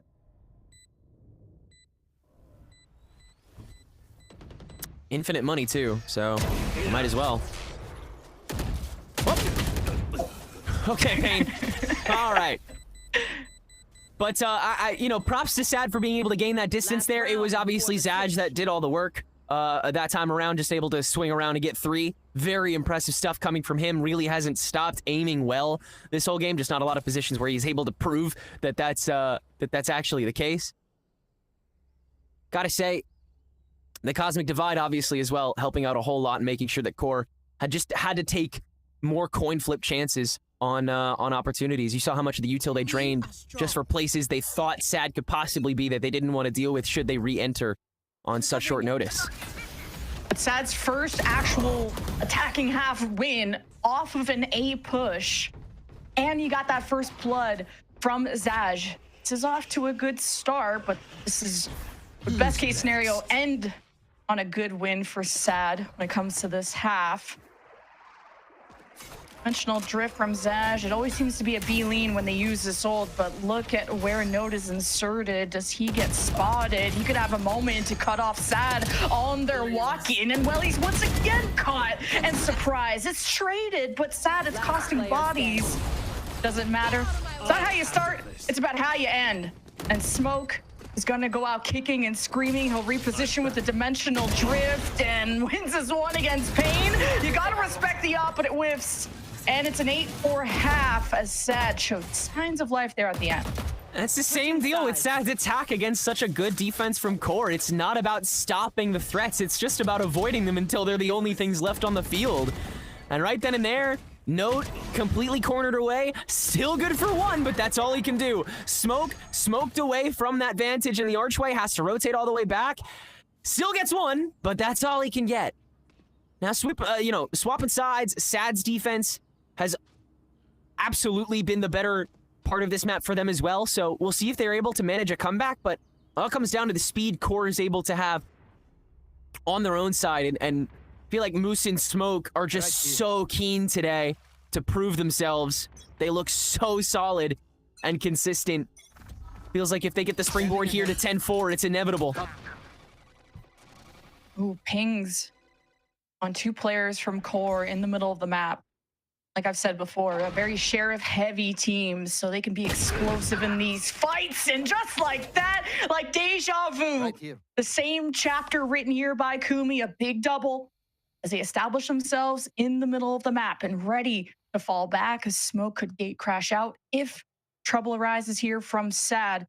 And watching carefully is Welly, hoping for his one shot, one opportunity to put fear in Core's eyes.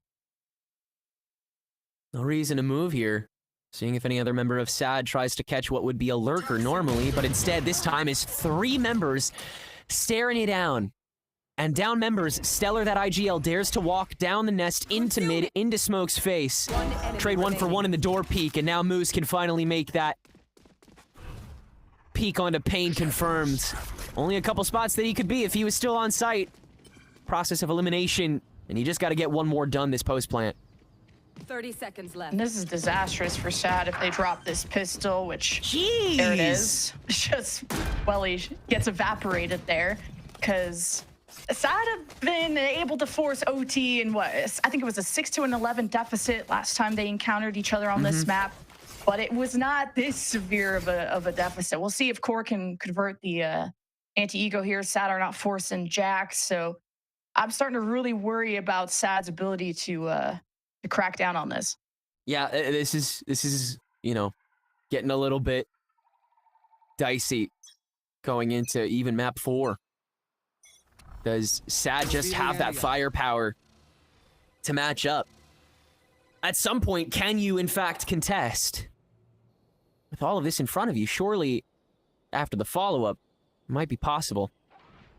5-second mid to kick us off. Love it. Hell, a lot of activity, even a dash activated from Jerwin. They're expecting a party there. Now SAD have to try to retake into the site. They gambled, and man, Welly delivers. The risk taker, the dream maker, and Core have to respond, and they do so. Backs against the wall. They bite back, and it's up to Zaj to save the day, and he emerges, and he falls just as quickly. Core do convert that anti-ego. You can only get away with that thorn in your side once, and Welly did get the distance to get just a little bit ahead of the rest of SAD, but again, with that one insert, you only get one surprise, and that 2K had to carry the rest of SAD through what was still ultimately a site take-back, and even cornered with the better guns here. Yeah, Smoke hitting the no-scope in the meantime there. Note with the quick 2-frag on the Sheriff. I mean, these are mild hero moments coming from Core, mild moments of peak performance, but still nothing standing in the face of this bonus now. Core want to just do that damage, really sink the elbow in that much deeper. Need to dig deep if you're SAD, and Welly just gets flashed and annihilated, and Core being met with some trouble. And this was a difficult Stellar Viper's wall that drew a main that has made traversing this area so difficult. Core needing to invest util early, and then as soon as they even step foot They're getting spammed through the smoke. Last player standing. And Stellar, we need to see more moments like that out of him and continue that wall, because that has made such a nuisance for Core. But it needs to be a continuous thing for SAD, pretty much playing flawlessly if they want to attempt an OT comeback. Yeah, it has to be flawless. Even moments of hesitation have spelled death for these guys. Even saw it right there with Stellar getting pressured on the pinch for the corner, had 4 dudes staring him down. And even still, tough call. But hold on a minute. Smoke, never one to back away from a clip, has turned into a 1v1 against Pain. 2 stars, and a Nova Pulse is going to get used off rip before he can even step out into LOS. But Pain standing so far on the bridge. Oh my God, Smoke! He's been hungry for a clutch like that. He's been left in these moments and has delivered. Oh my God, just the isolation of that first 1v1. The gate crash so you avoid the re-swing from the second player. And a lot of this was alleviated too from Stellar and this wall and converting a triple kill here. Smoke is the hero for Core, and that may have just put the nail in the coffin there for SAD. That's really a backbreaker here. That was unbelievable. He really is just ready for anything in front of him. He will flick to it. Those are some crazy reflexes, man. All right, Core already just navigating through that Stellar wall that has made a adventure so unattractive to do. But Smoke can rejoin the team eventually as he's just trying to make noise and get SAD's attention. Mid-map, though, is in favor of SAD's duelists, though, but they're not going to take a fight without information. Core are the ones that have to place their pawns first. Well, he giving away his position with the drone, but yeah, he'll have coverage from Stellar this round, so nothing certain gained by Core. Oh, the timing of the look away. Oh my God. Heard the drone. Jerwin is going to re-peak 51 HP. He needs to combine here with Zaj, and they're just going to crunch down on Core and be mostly denied mid, but 3 versus 3. Spike back in hand. Note needs to pave the way for a plant coming up soon. 24 seconds while he shuts the door. And Core are left with having to assess which site looks the weakest to plant at. Stellar down to 5 HP, but still that present body. Able to do the littlest bit of stall, but Pain standing here with the Sheriff, has the lineup on the shot for Kumi. It's going to be Note in the 1v3 to try to hold this down, and only has time to plant, hold it down. Pain able to skirt around and grab the quick body. No, doesn't land the headshot. Note has another chance at this. And again, a feather touches Stellar and he dies. My God, just needed that final shot from the Sheriff. No dodging away from the Sonic. Knows at least the Sova is mid. Got Stellar on the flank activated, 5 HP. You just need 1 to get a kill. Oh no, he's in the corner, and Stellar on the approach gets it done. But sad, it costed them so much, like their economy is an absolute shambles. So see what the next rounds hold for us, Tenric. It's still looking dire for SAD. Yeah, that was a bit of a desperation, consolation, whatever you want to call it, round.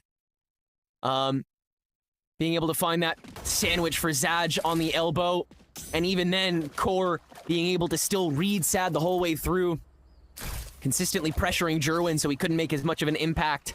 That round was still not certain. The buy is good, though, for SAD. Decent at the very least. Pain and Jerwin with these Guardians. And Core having to backstep just a tad bit, but I mean, you can tell both teams are already playing for 13 at this point. They see the light. Double duelist ults too from Core, and Kumi has been removed.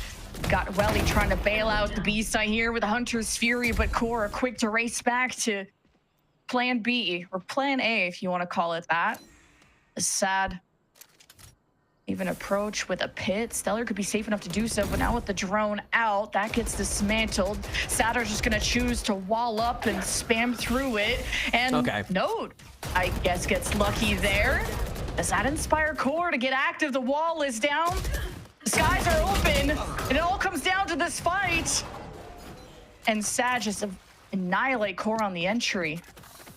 Just enough players available, and yeah, Core got walled away. And that was looking like a much more real defense from Sad. Everybody very alert, very quick to respond. Smoke, the tiniest bit overextended with that drift in tow, gets picked off very early on, and then Sad still swings back to take the pack fight they know could be coming, regardless of if they need to rotate or not. Very accepting of the circumstances at hand, working with what they've got. And now they are essentially fully kitted as can be. And Sad are such a streaky team. Once they get going, it is hard to stop them. They're heating up and they have full mid control. Beautiful picks out of Zaj, while Core were just trying to cross the street without looking both ways. Yeah, again, it's like the little things, just like a little bit of not checking, one of those rounds that you feel like Core just wanted to get over and done with. And, you know, perhaps considering the differences in economy they did.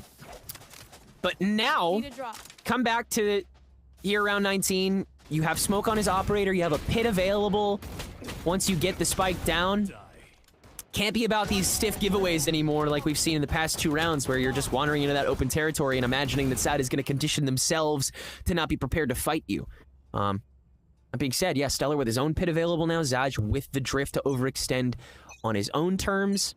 I mean, Sad have response tools now. The window of Core to just completely dominate this is closed. Something about Core hitting 11 rounds that I don't know what is with that nerfs number, him, and it's yeah, cursed. something about it. It's cursed. Like something on split, and 11 rounds was the exact point that Sad's starting to come back at.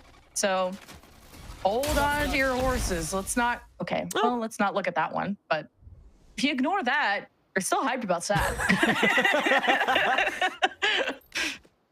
I'm surprised Welly didn't even take any damage from that. The air had it coming. I guess, yeah, right. Was looking at him funny. Oh, Moose has made it up to nest. Oh. Okay, all right. Okay. Jerwin's watching. We're chilling. He's not looking at anything anymore. But hey, yeah, you love the guts of Moose to go for that though. To go infiltrate into Nez, because Sad. That mid control is what won them the round last time, and Smoke locks onto Zaj, and we have ourselves a ball game. Should call it Smoker's advantage, but that's probably a little problematic. He just, every time he walks in, he just gets a kill. It's so dumb. No flash, no decoy, no nothing. He's walking like a clove that's hopping. Oh, Recon definitely supposed to go also there for Welly, but it doesn't matter, Core. What a weird round. But hey, 12 seconds left. It'll be over soon, surely. Jerwin at least finished getting up, and we'll watch this one sail by, I think. Yeah, he's probably got to save this just fully, yeah? Oh, wait. You give him an inch, I'll take a mile, right? The shock dart, I think, might be on the double bounce on the spike. Okay, yeah, even they were prepared to time that out as long as it took. Match point. Well, the hyper side's gone now, I think. I mean, yeah, all you got to do is just watch Smoke walk in and get a first blood again, and you kind of lose all faith again, don't you? It's just that cut and dry. That's how simple it is. And, yeah, God, Op is bulky, so can't hide in the boxes with that one. Still the pit. Now a Fury for Flya as well, so you can clear the board that normally Pain would be in, which he now is. As B takeover could happen in 3 seconds. And TP into the, TP to the tunnel as well. Oh yeah, the shoulder. Oh, and Moose takes a big old bite. The catch up on the gate crash is crazy. Sad though, with the lesser weaponry, the Stingers did a lot of damage, so Core we're tripped up a bit. As now Flya with the op wants to enter this pit here and have the safety net of planting. While still lauded Welly's arsenal to do damage, even the snake bite too. Plant still goes through. Smoke's watching backside. Sador within arm's reach, literally. Jerwin's gonna press, and a few butter knives to the chest, and he saves the day. And Stellar closes it out, and Sador not done yet. Jerwin just a little closer to the problem than anticipated, able to swing onto the knives and then hit that right click just as Note pops out for the trade-off. It's a good attempt there by Core to set up shop early on, but like you said, the stinger damage that was also done very early in that round was actually pretty decent. Able to make a very good cut in there. Now Payne also finding his. At the end of the day, that execution focusing on the second line of defense rather than the first to open up, especially with Moose TPing. They wanted to make sure that was fully enabled, so almost a push in reverse there from Core. That SAD is able to sink its teeth into a little earlier than expected. And again, that's what so much of this back and forth has been about. Who can prevent the other's next win con? Core walking it down with a hero rifle, a hope and a dream. But also potential to do the funniest thing. Flash out, SAD. Don't miss a beat. Zaj doesn't even miss a shot. And Flya, he's a victim too. It's a flawless one for SAD, as Core will be able to buy up next and see, will this be the round they can close it out on? Yeah, one or two more opportunities to realistically do so with about the same arsenal, but SAD still does have that drift and that cosmic divide, so retake games are kind of a really big deal here. And as you saw, yeah, with the pistols, that toxic screen just makes mincemeat out of a team that has a gun pointed at it, and Zaj this time playing nice and choked up on top of that eco. Made it very quick and easy. SAD really likes to speedrun those rounds that they know they have such a massive advantage over. Just get to the real meat and potatoes of the fight, and oftentimes it does work out simply because the other team is not prepared for you to play so unsafe a lot of the time. But now everything gonna slow back down. SAD gonna once again pay a lot of attention to those mid doors that seem like the weakest point of attack for Core to be able to pinch up on consistently so far this half. This drone from SAD is gonna get so much good information in mid, knowing at least smoke is there. That is one of the biggest threats on Core's side. And especially when he has an op, single-handedly just swings so much map control in Core's favor just with his presence alone. And Jerwin was a star on split, but he's been outshined here by Core's teamwork. Ooh, we're testing the waters here, Welly. Glad you still got legs under you. But now you're just hoping for a cut-off chance with the crossfire set up here for SAD.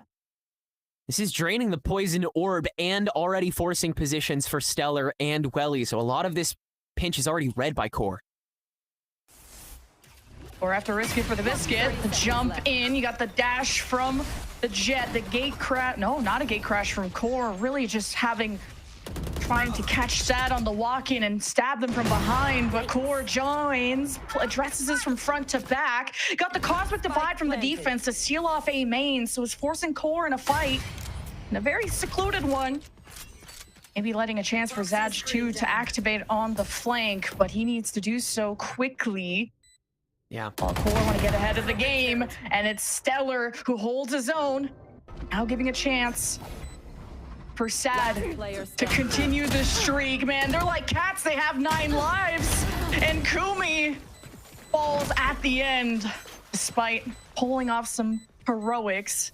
SAD are up to 10.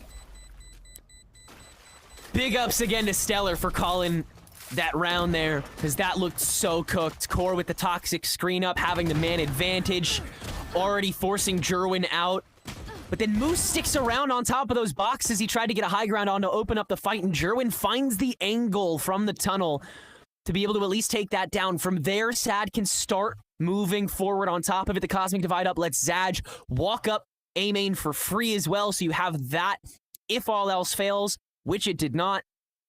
As the screen dissipates, all you got to do is press the narrative, and SAD gets away with that. Still the drift in tow, still the Hunter's Fury available now. The cycle is looking clean here, and Core, I mean, this is a very risky attempt here, buying into now, as opposed to going for 12-12. Core have only won one solid rifle round this half out of the 4 that they've won, so it's you're still very nervous if you're a Core fan. Now mid, dimensional drift, smoke with a bucket, decloaks right in Zaj's face, gets humbled potentially for the final time, and now you got the Hunter's Fury into the mix. Welly dismantling Core. Kumi just acts like it's an obstacle course, and this doesn't even hinder Core. They still have mostly their entire unit intact, and the smokes are in place, and SAD are going in blind. This is gonna be so difficult for them to come back from. At least you have Stellar on the flank, maybe catch Kumi looking the wrong way, but Kumi's going elsewhere, and Flya moves one of the final members, Stellar, with a rough split, but could have an insane moment here if he pulls this off, but the time is just running out. You got leftover bells and whistles in the core back pocket, and 13-10 goes in favor of core, repeating the pass in an even better fashion. Yeah, it really felt like core always had more in the tank. While that was definitely a much more difficult offensive half, core consistently still came to the table with more ideas and more space made more often than not. The rounds that core won on the defense were either very decisive or very much not their way. It was a lot less calculated when we swapped sides. Everybody on SAD pressured out more consistently, and as we saw, Smoke, once again, a man that can always make that level of impact, even in the final round where the Dimensional Drift catches and pings every member on site, nails the front line on one, and then the rest of the team able to go forward. Those Hunter's Fury tags don't mean a thing from a distance. You've got to make it up quicker, and on Breeze, simply not available to you. So, you know, core taking advantage of what is left on the map by the bitter end of it. But yeah, we went the distance once again. And SAD thought they should have never lost to core, and they picked Breeze both times, and they lost it both times. And now they got to go to core's choice of map next. Corrode with core on a 2-map win streak. We'll see how this series shakes out after this.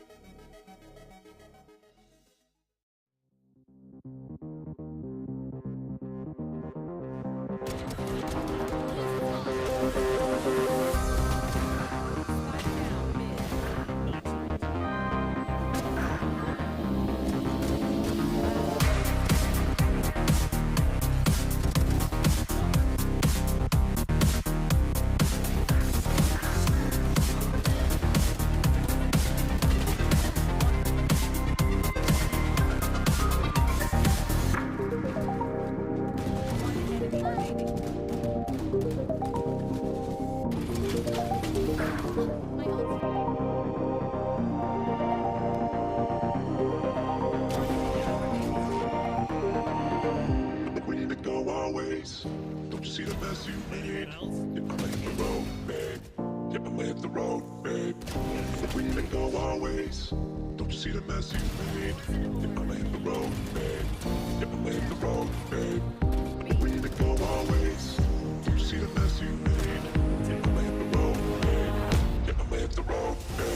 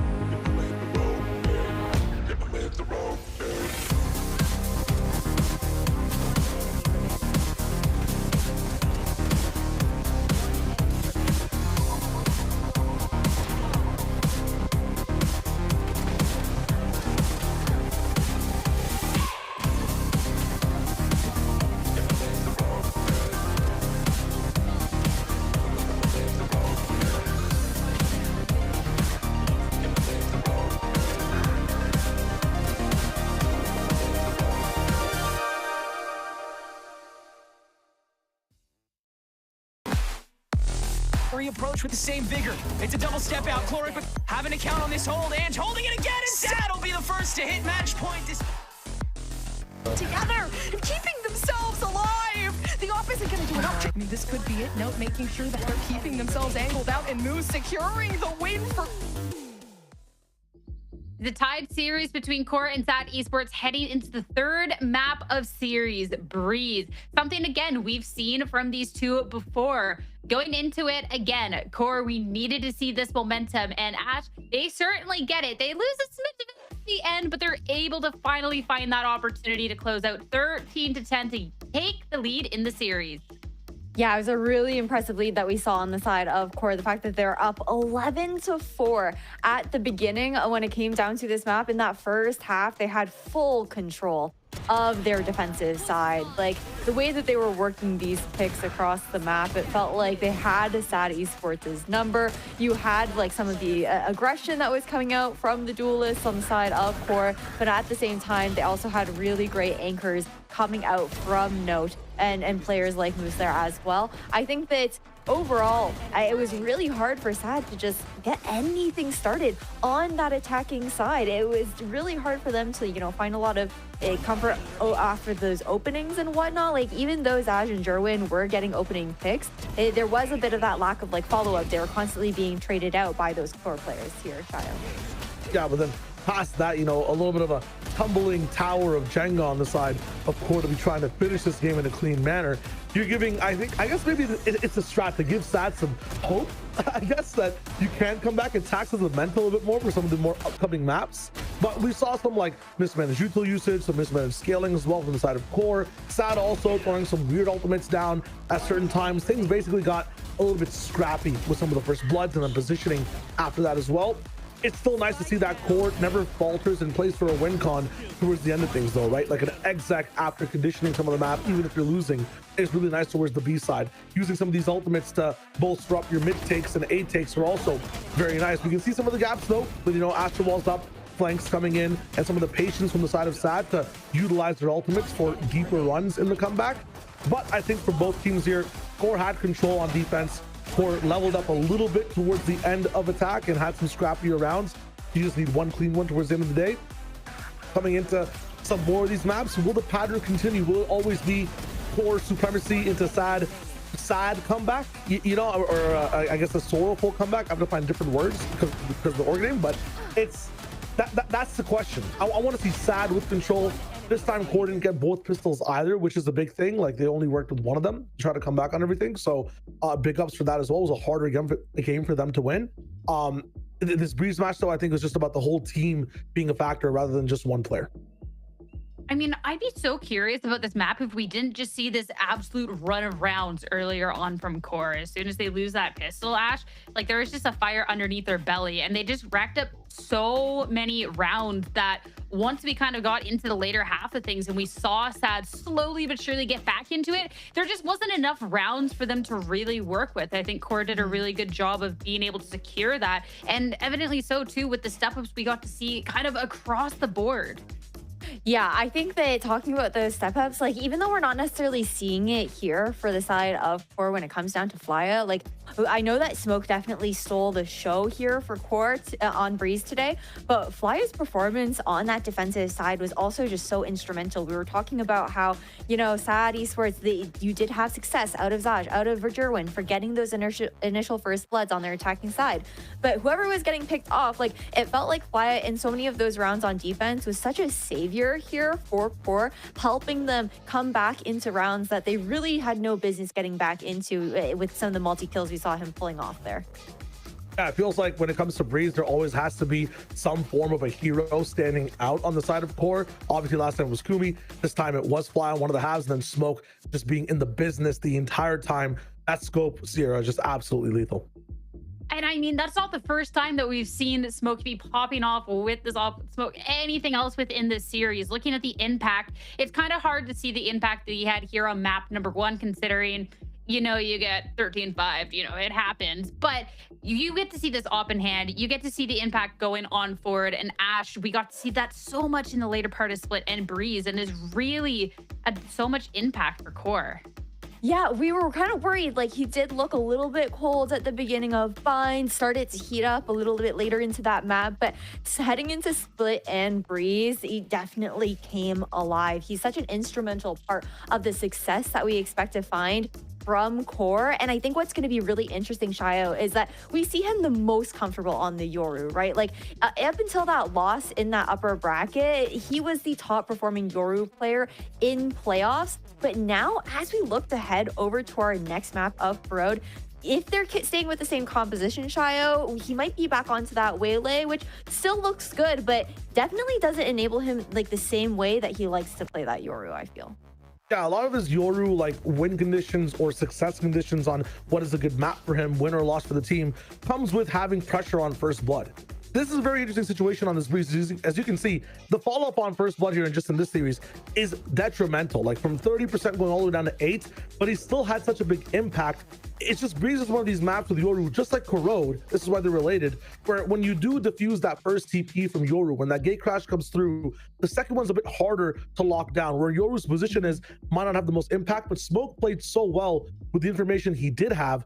You're talking about Waylay on Corrosion. I wouldn't mind seeing this exact impact of First Bloods, but Smoke's understanding of the round and then later impact in Corrosion as well. If they go for a comp change and Smoke is on Yoru, I think it's a happy change coming in for QoR on this one.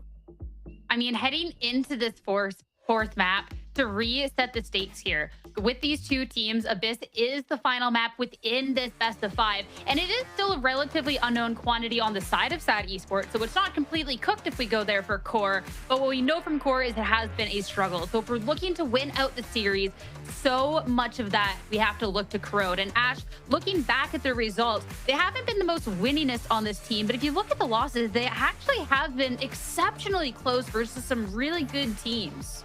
Yeah, that's exactly what I wanted to point out. Like, even though they are 1-2 on this map compared to SAD's 2-1, they were close matches that they were losing. Like, both of those matches up against Shopify Rebellion Black and Sleepers earlier during the Swiss stage went to that overtime. And I think the similar story for the success that we've seen, Shayo, from SAD Esports is the wins that they've gotten have not been dominant wins either. Yeah, when it comes to SAD's approach on this map in general, honestly, the wins might not have been dominant either. It's close for Energy Academy, close for the Sleepers as well. I mean, M80 was a little bit of an unfortunate loss for them. I'm liking their approach a bit more, and I feel like it's easier for SAD to gain control of the map. For Corrosion, it's about being proactive. They like to run the KO instead of the, I think on for core side, it's the double smoker single initiator. For SAD, you've got the double innie and then Omen Viper instead. Yes, QoR have better post plan, but the use of KO to be able to take space on the map, get Waylay diving in with a few flashes. On defense, diffusing, attacking Waylays as well is so much easier with KO in the business. You can really disrupt a lot, and that was the theme, I think, Ash, you were talking about in the beginning. Like, SAD is a really good team that likes to get that disruption started. This is the map, Ash, where they want to disrupt. Yeah, they definitely do. I think that KO is going to be really strong. I feel like looking at how they want to be able to set up Derwin for the most success, the composition is very well thought out on the side of SAD Esports for how they like to approach that, like you were saying there, Shayo. And then honestly, on the side of QoR, you were talking about how maybe we might see that swap from Smoke, from the Waylay onto that Yoru. I kind of would favor that. I wouldn't even be mad at Kumi being on that Waylay, maybe go for a double duelist situation here instead with how good he looked when Alexis was subbing in for the team. He reprised that duelist role and it did look great, and I think it would be a nice swap from the chamber too if you're also looking to like maybe almost anti-comp this team too, because of how that KO can be shutting that chamber pick down. I mean, to be able to see a swap going into a map 4 of this lower finals would be certainly exciting, so I cannot wait to see what is going to be happening. Wait is the key word, though. We're just waiting for all of our players to get ready. So with that being said, we're going to be taking a short break. On the other side of it, it's going to be our 4th map of this lower finals. Don't go off too far. We'll be right back. I'm looking forward to playing against a lot of the new academy teams. I think that brings competition and stakes to the matches, so it should be a lot more fun. The players. Oh, running into the volley. Oh, this is all SAD all day. Renz gets 2 though, kills 1 on default, but quickly shut down. Still in a very tough spot. but Welly didn't need it. I'm excited to gatekeep teams from going to champions and beating them so they can't go, and maybe us going. Jerwin finds another. Shondex falls over. Krolik and Giza at backside. They take a little bit of damage, but Krolik at least kills Welly. But Giza is all alone. But Krolik finds an unbelievable angle on Jerwin, but they're slow creeping around the corner. It's gone so awry. Giza ends up finishing off the round. Just like excited to show off my skills because I've been grinding in tier 3 for quite a while, and then I could finally get a chance to prove myself. You might sacrifice Tanza, but Leo needs to hit this shot. The timing might just be perfect for nature. Injured, dead. Plant, but Sleepers are around the corner. 5v3 retake. Here comes Sleepers. They're wide awake, and they're trying to shut these eyes for good. And it's the ultimate upset in map 3. I'd say that I'm most excited to show as a player and as a team that we can beat everyone easily and qualify for champs. Down, wait a minute, who is that? Satellite also knocking at the front door. Sleepers, they know what to do. It's the end of the round. And follow in Duck's footsteps. But SRB had the manpower in the end. What an onslaught of battle, Shio. I mean, I would just say the possibility to go to champs. I feel like now, like, everyone's dream is to win champions. So be able to, like, qualify through tier 2 is the best case scenario. 1v2, all up to Jack to try and save them in this series. A shock dart launched over. Moose 20 HP now. One bullet will do it, but Jack needs to be perfect. And, well, it looks like QoR just lining this one up. There's 3 for Jack, but he can't get the 4. It's been exciting to finally play in tier 2. I don't know. I'm just excited to play. That's all I got. I don't know. Stallion falls though, and well, Moose is just hiding in the smoke. Jack B hopping through it though. Double shorty shot, easy kill. YFP still needs to clear smoke from this cubby holder from YFP. Yeah, unlucky. Didn't really expect that. Now smoke has to look 3 different ways at once, and with that HP, you ain't surviving long. Jack with a nice kill on YFP and make it 7. Yeah, I'm excited to play Shopify the most. I like nature a lot on that team. So other than that, it's kind of unknown. I'm excited to play the academy teams too. A lot of friends there too. But for now, we'll keep it very simple and keeping myself humble for now. He's got a flash ready. He's got the outlaw too. If QoR are not careful. GMD, hello! Look at the spawn. You've been infiltrated by the enemy. I want to show that I could still compete. I do want to come back with some vengeance, and you know, I want to be able to show that I can compete with the best. So taking a 2v2 near the Viper's wall, and Cloric still makes his mark. EG just trying to take angles around, surround and conquer. Zerona, Mitch work perfectly together, and EG take the pistol. Up 2-1 and on series points, Corrosion might be QoR's best opportunity to try and close this out. Ash, you had asked to see some sort of change, some sort of swap, and we're gonna get one. Call me the prophet, bro, the way I called that. I really like this change coming out for QoR Esports. I think that Kumi, on that chamber, he was definitely a potent threat. But with the Waylay, it takes a little bit of that pressure off of Smoke that I think is going to work out really nicely. I think the aggression that they're going to have, especially starting on the attacking side first here for QoR, is going to be so important when it comes down to trying to disrespect the space that the Viper and Omen combination can create here for the defenders. I love this switch. I think this is going to be so exciting. And what we've gotten to see from these two throughout the series, Shio, and going up against this comp that's so familiar for SAD, do we think this is going to be faring a little bit better? Like, what are the chances? I think for SAD, it might just be a little bit, business as usual. They're kind of used to this jumping at them. For QoR, I'm kind of reminded of G2, a team that played slow, switched things up to double dive, looked so fresh. And although the other team that they were facing and the other teams used to that double dive, it's just because it's new for QoR, they believe in it, and Smoke has more prio, it might just work and be enough to go all the way through. Remember, QoR does not want to go to map 5. They don't want to touch Abyss. They want to end the game here now. Going into map number 4, QoR are one map away from closing this out. Corrosion, possibly their best shot.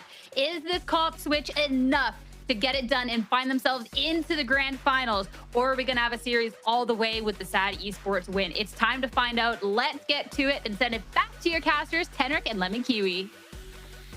Thank you so much, Sierra. The deadly duo is back of Smoke and Kumi. Core with back-to-back map wins. But if I had to sad cope here for a second, they only won the maps that they revisited in that last series. So can Sad get back on their high horse?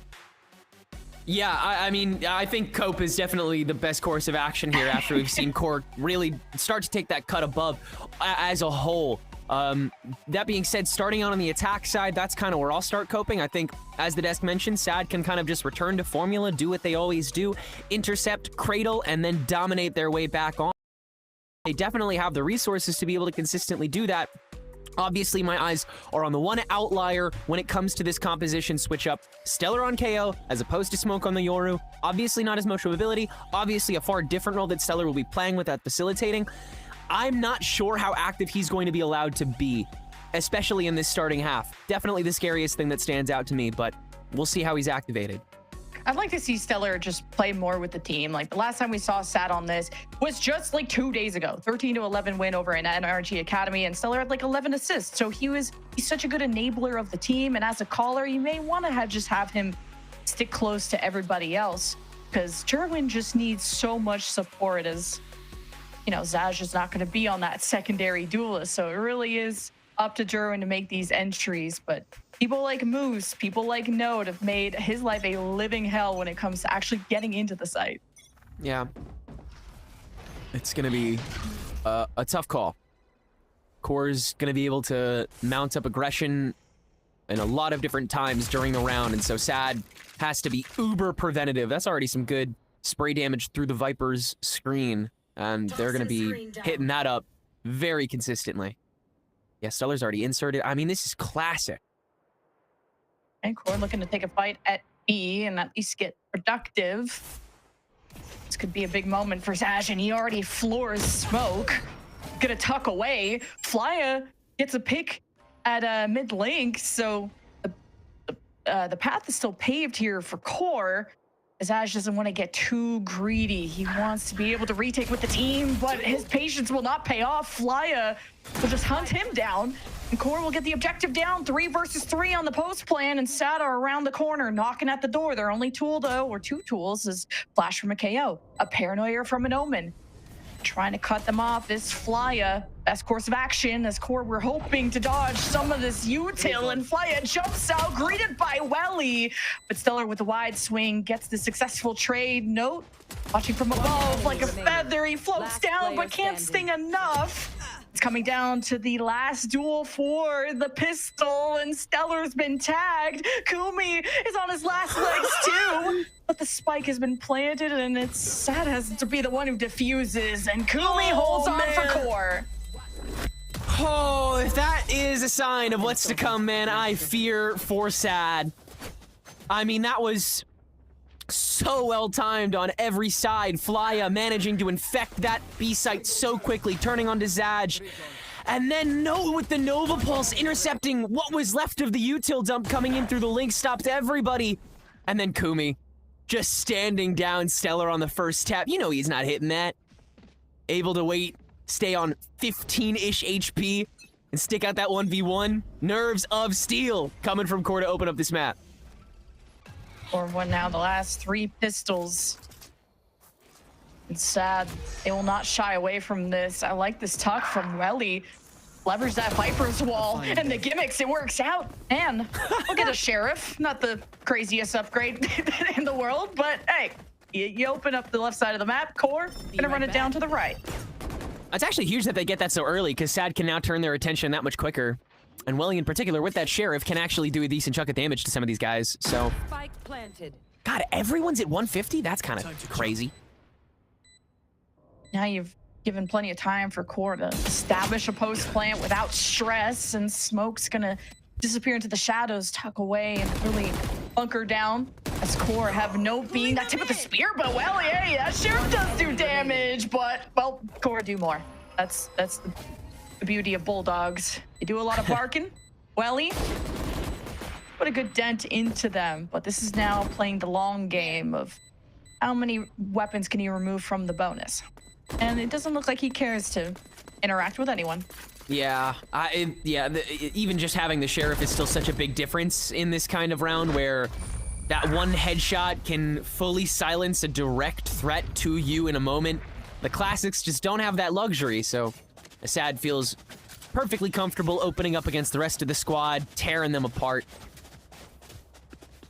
Yeah, a nice 1-2 combo there for Core to get things started.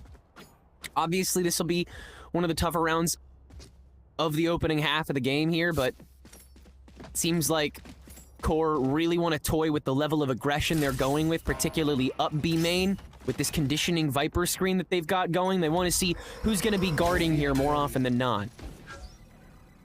Ooh, Fly has been tagged, and you just know there's more around the corner. And Welly it's pretty typical for Sovas to be buying Odins, but Welly has shown a mastery at these lineups, and now they're gonna let Core walk in and hope to just pressure them back on the entry, but the smokes are making it very difficult to know what's going on.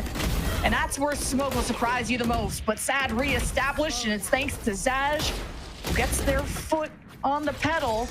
And Core 2 versus 2, and it's a real struggle. And now you got the top dog in the lobby. It's Jerwin with 3, and he locks in on the 4th. Sad has stepped into the arena.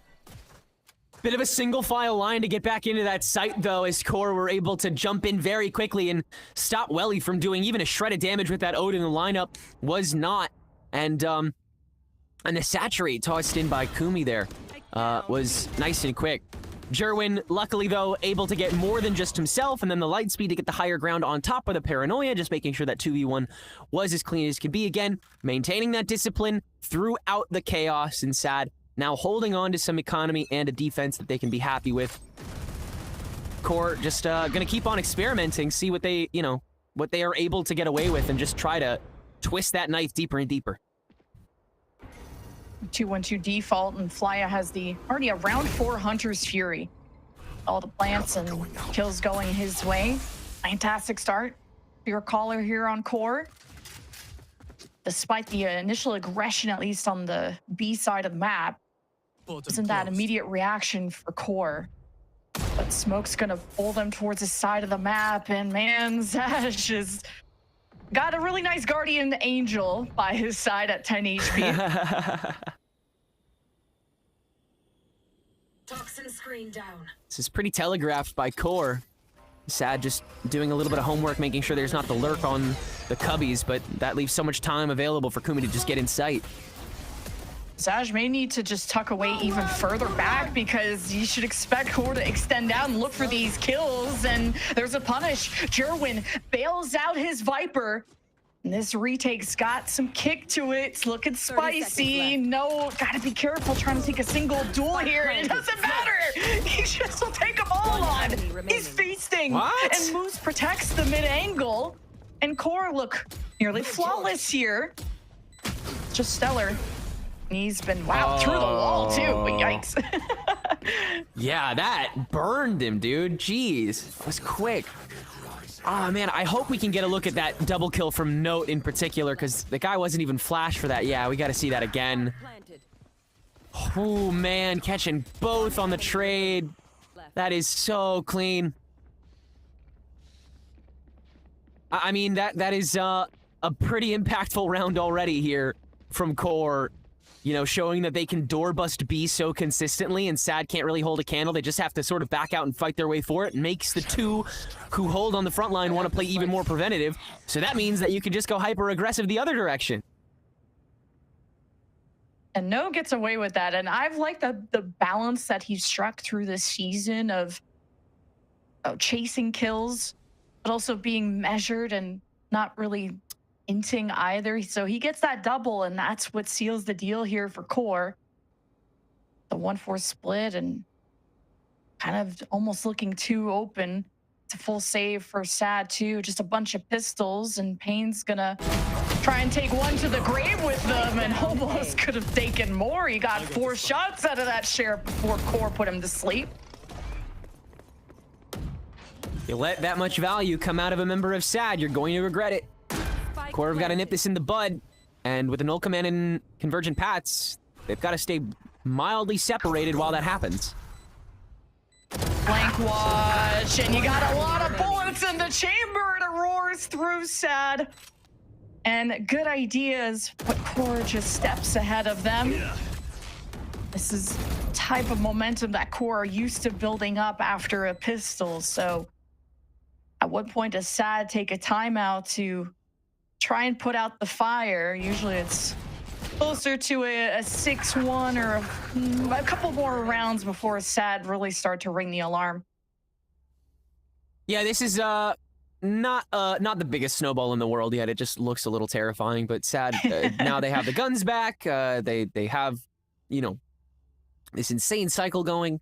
So in theory, Sad should be able to set up their checkpoint system, have a much more proficient way to at least stall or slow down the insane horsepower that QoR are coming with.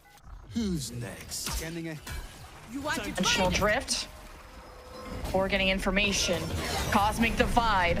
Putting Sad in B jail. And, well, Sad are trying to stay on the perimeter. And QoR gets so greedy to get active. They get punished. Welly is locked into a corner and emerges at the perfect time. He's traded, but QoR, despite such a huge investment, don't even get the first blood, and it's Zaj that ends it on a good foot here for Sad. It's a tough balance to strike for QoR's attack here, because at one point you are being insanely obvious with where you're going to end up and where you're pushing. Like there's a lot of time between you actually showing your face on the site and you giving away what would prove that you're going to be there. This time it was the dimensional drift from Smoke, which gained a lot of space on top of the Cosmic Divide for the execute. So QoR, you know, very, very unafraid to admit that this is where they're going, but their confidence was almost too obvious to the point where they could start pressing forward, and Sad were so ready for these guys to just swing out and take the angles. Welly ducking back into such an isolated corner of the Cosmic Divide that he's ultimately kind of vulnerable in, and then Smoke walks him down dry. And because he's already been doing that this whole match, well, he's more than ready for it. QoR have to find the moments where they can strike that tempo back themselves, force Sad to be the ones to slow down at their terms. But that's such a good amount of intel gained by Sad as well. Note, though, with the insert, catches Stellar. And the Hunter's Fury to play preventative by Welly to just keep the stack from moving forward, but now they can get their own pinch going on a main, and Payne isn't landing his shot. And Jerwin pushed up with the op, and he gets the spike down, so is this all this work for QoR? Not like... They have to go grab that, and it's an op that they have to address, and okay, almost a kneecap. Jerwin doesn't usually miss those, and he's gonna use the conversion paths, and man, QoR are really stuck. Follow up here from Sad. Jerwin's just gonna swing on his own, and he's got Welly with shock bolts to spare. QoR just being very careful on how they swing into this. You don't want to keep feeding Jerwin, do you? Oh, he's hungry, and Welly won't give him the ace, but man, there's blood on the floor. That was a hemorrhage. What on earth was that round, man? Moose TPing into CT while a pinch onto A main is headed up by a spike that's getting held on his own, and then Jerwin hits a convergent paths behind him into a lane perpendicularly, and it hits all three members of the people from QoR who are approaching? I mean, that is bewildering circumstances for either side to work with here. But all the while, what's the most certain thing that's gonna protrude throughout that? An operator without anything stopping it. Jerwin getting 4 now, already about halfway through to his next conversion paths. Massive recon by Welly as well to confirm the early push-up by QoR. Been a couple rounds now that Welly's had his recon. He had a lot of information, and he has the drone to spare too. Wow, look how deep Welly is too. He's not even gonna play towards the site. He's trying to stop QoR from infiltrating, and he gets what he wanted all along, but at 2 HP, I like that Kumi steps up to the plate. QoR hoping to punish. They've already evicted the pit. Zaj will give it up. Got the conversion pass activated here for Kumi with just a Bucky. And you still have just a Sheriff. QoR at least get the spike down, and up close and personal, these weapons could do damage. But Jerwin's up is still a variable that QoR have not accounted for. Now Kumi just has to play out of sight, out of mind, but you gotta protect the spike. But against 4, it's an uphill battle. And that's all she wrote. Very bold to use that convergent paths then and there. when you're aware of, because of the fact that you have the worst buy and they've used the Viper's Pit on B main, there's a decent chance that the rest of the team is going to be weighted off of that site. But they really did want to get that spike down, I suppose. That's a good catch by Kumi. But yeah, I mean, now you don't really have much to work with in the sense of, like, game-making plays, so Core is going to have to win in firefights, which they'll have to set the stage for themselves. Yeah, tough to know where to approach from here, honestly, if you're Core. I mean, Sad already is not happy with letting go of 4 rounds, but if they let go of another one here, then I'd become really concerned. It feels like they should have this pretty figured out and cornerstoned. Got light shields and an op from Smoke. And this was such an important win condition for Core when it came to Breeze. When it comes to a lot of maps, Smoke creates that threat level that Sad will have to respect once they know. And Jerwin's op, Corno is still in the picture. And we're traversing through smoke, and Kumi makes a big play. You remove pain, so you're not going to have the pain of a paranoia trying to get into that side of the map. Core is still defaulted. Cut noise on a main, but with Stellar this far up, he'll hear the rotation, right? Oh, buddy. They're on the other side. Pain was the only thing watching A, so Sad are completely blind. Yeah. Why did Pain step out? Like, what prompted him exactly? Because all I saw was a smoke. There was no, like, flushing involved. 30 Curious. Take a gander, I guess. Take a gander. Just admiring the view. Yeah, and Core admire getting the spike down, and I like how deep they play, knowing that Saj could be lurking about, but he's shifted his position, and while Core shift into gear, Hunter's Fury from Flya to already suppress Saj's potential of a retake, but the mid lane has been broken open by Saj. Taking down the door and the defenders, the barrel sticking out, Flya gets, wow, finishes off Saj, who was at around 40 HP, and now it's a scramble with a 1v1, and the spike will not get defused. A big round to close out for Note. On the vulnerable corner, wall bangable, that lets Note get the easy 1v1 and then still save the operator potentially here. No, oh man. Oh, they did, yes, I think. Might not have. Either way. But I mean, yeah, I don't know why Pain is walking out there, but it lets them get a free sight. And then it's the darndest thing. Both of these teams have been taking what looks to be an easy win condition, like that presence in the back hall, and then, I don't know, putting like an amplifier under it, just trying to use it to the nth degree to take the round on its own. Because rather than lean into making a checkpoint system, you take your backhaul presence and then you move it forward with a Hunter's Fury, so you try to, you know, get a fight going or stall a couple extra seconds. That lets the rest of SAD get in with less attention paid to them, with another pair of eyes that cannot focus on them. And that lets Zaj kind of just waltz in, start getting a couple frags on the hut, make it a little bit awkward, so that you still have to come back to main and do this whole song and dance that it just feels like could have not been necessary if you had a couple more things that you just decided to hold on to. But I mean, we're seeing that same level of proactivity from SAD. No, you're seeing, like, every time Jerwin senses an opportunity to be able to find a crowd, he will go for that conversion pass. It doesn't matter if anybody's near him. It doesn't matter if anybody can pick up the kills. If there is an opportunity to catch a lot of people and force them to, at the very least, wait, that's good enough here. Pain can just replicate his style from Split of being that Omen solo defender, sometimes with a friend that just has usually had perfect timing on the paranoias, and to just play delay. And I think he's learned that lesson, and he'll have a friend with a big old gun. Jerwin with the op. And Core gotta be careful where they step, and they gotta look both ways when they cross this road, and they're able to smoke off Pain and kind of put it on Jerwin to watch this entry. While you have Stellar watching mid.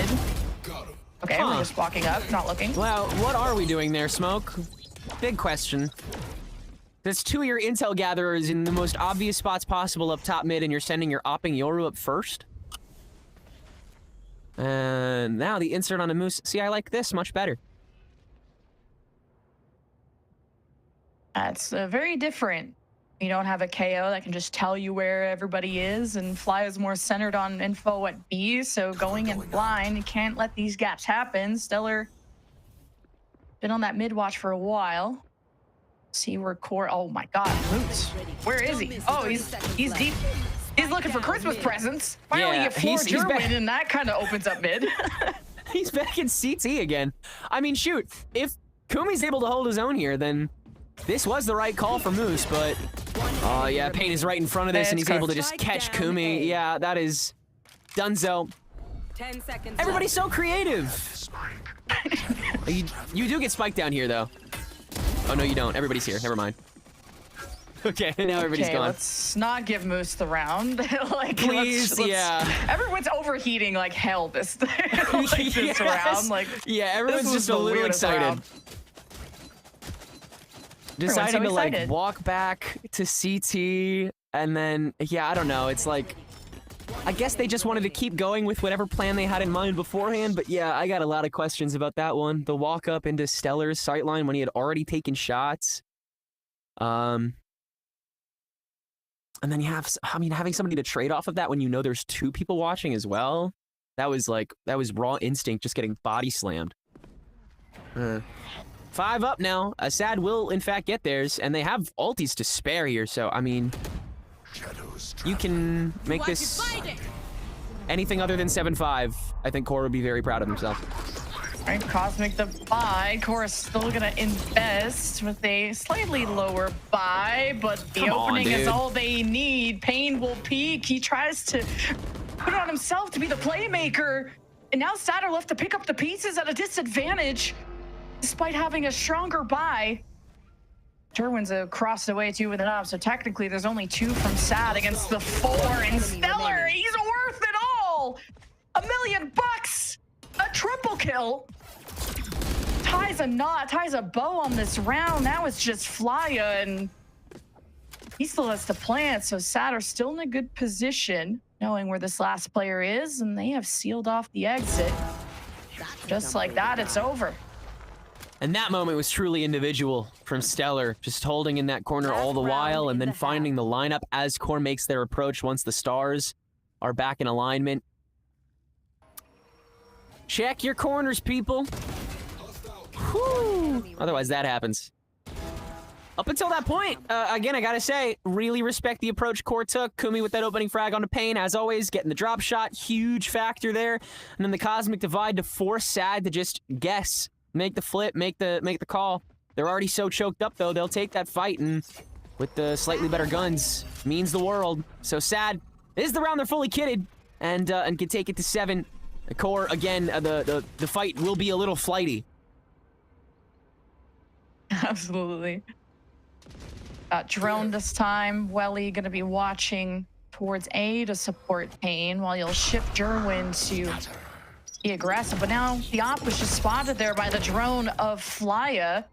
He got the Hunter's Fury, so Flya's gonna play his life and let all the activity be run here by Core. Refract out though, so now Smoke will take the mantle. Flash out, take a fight, take a seat, Kazaj is on duty. And no B site for you, kids. And Core left with just 2. Now make it 1. And that Hunter's Fury was not enough to disrupt it. A flawless final round of the half here for Sad to go into the next 7-5. Never a moment where Derwin isn't feeling himself, and again, given open season, that op is going to run wild. 16-6 exiting the half here, and now opening up the offensive. We'll see how they're able to make their own approaches possible. I mean, this is supposed to be Core's strong half, too. This is supposed to be where Moose and Note are really able to activate. Kumi, obviously, no longer on this chamber. Means that the approach will be a tad bit different. Could switch off operators at any point in time, really have a certain threat dangling over your head on essentially both sides at the same time. Schrodinger's operator, per se.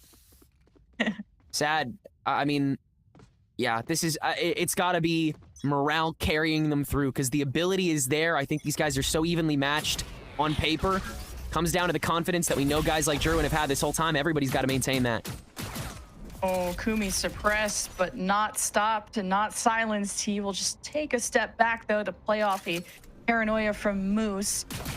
right as the drone comes out, maybe a little too early, or maybe thinking there was going to be a follow-up behind the drone, but Sad have options, and they've already forced a drawback from Core. Smoke gate crashes out, and Sad can advance off of this.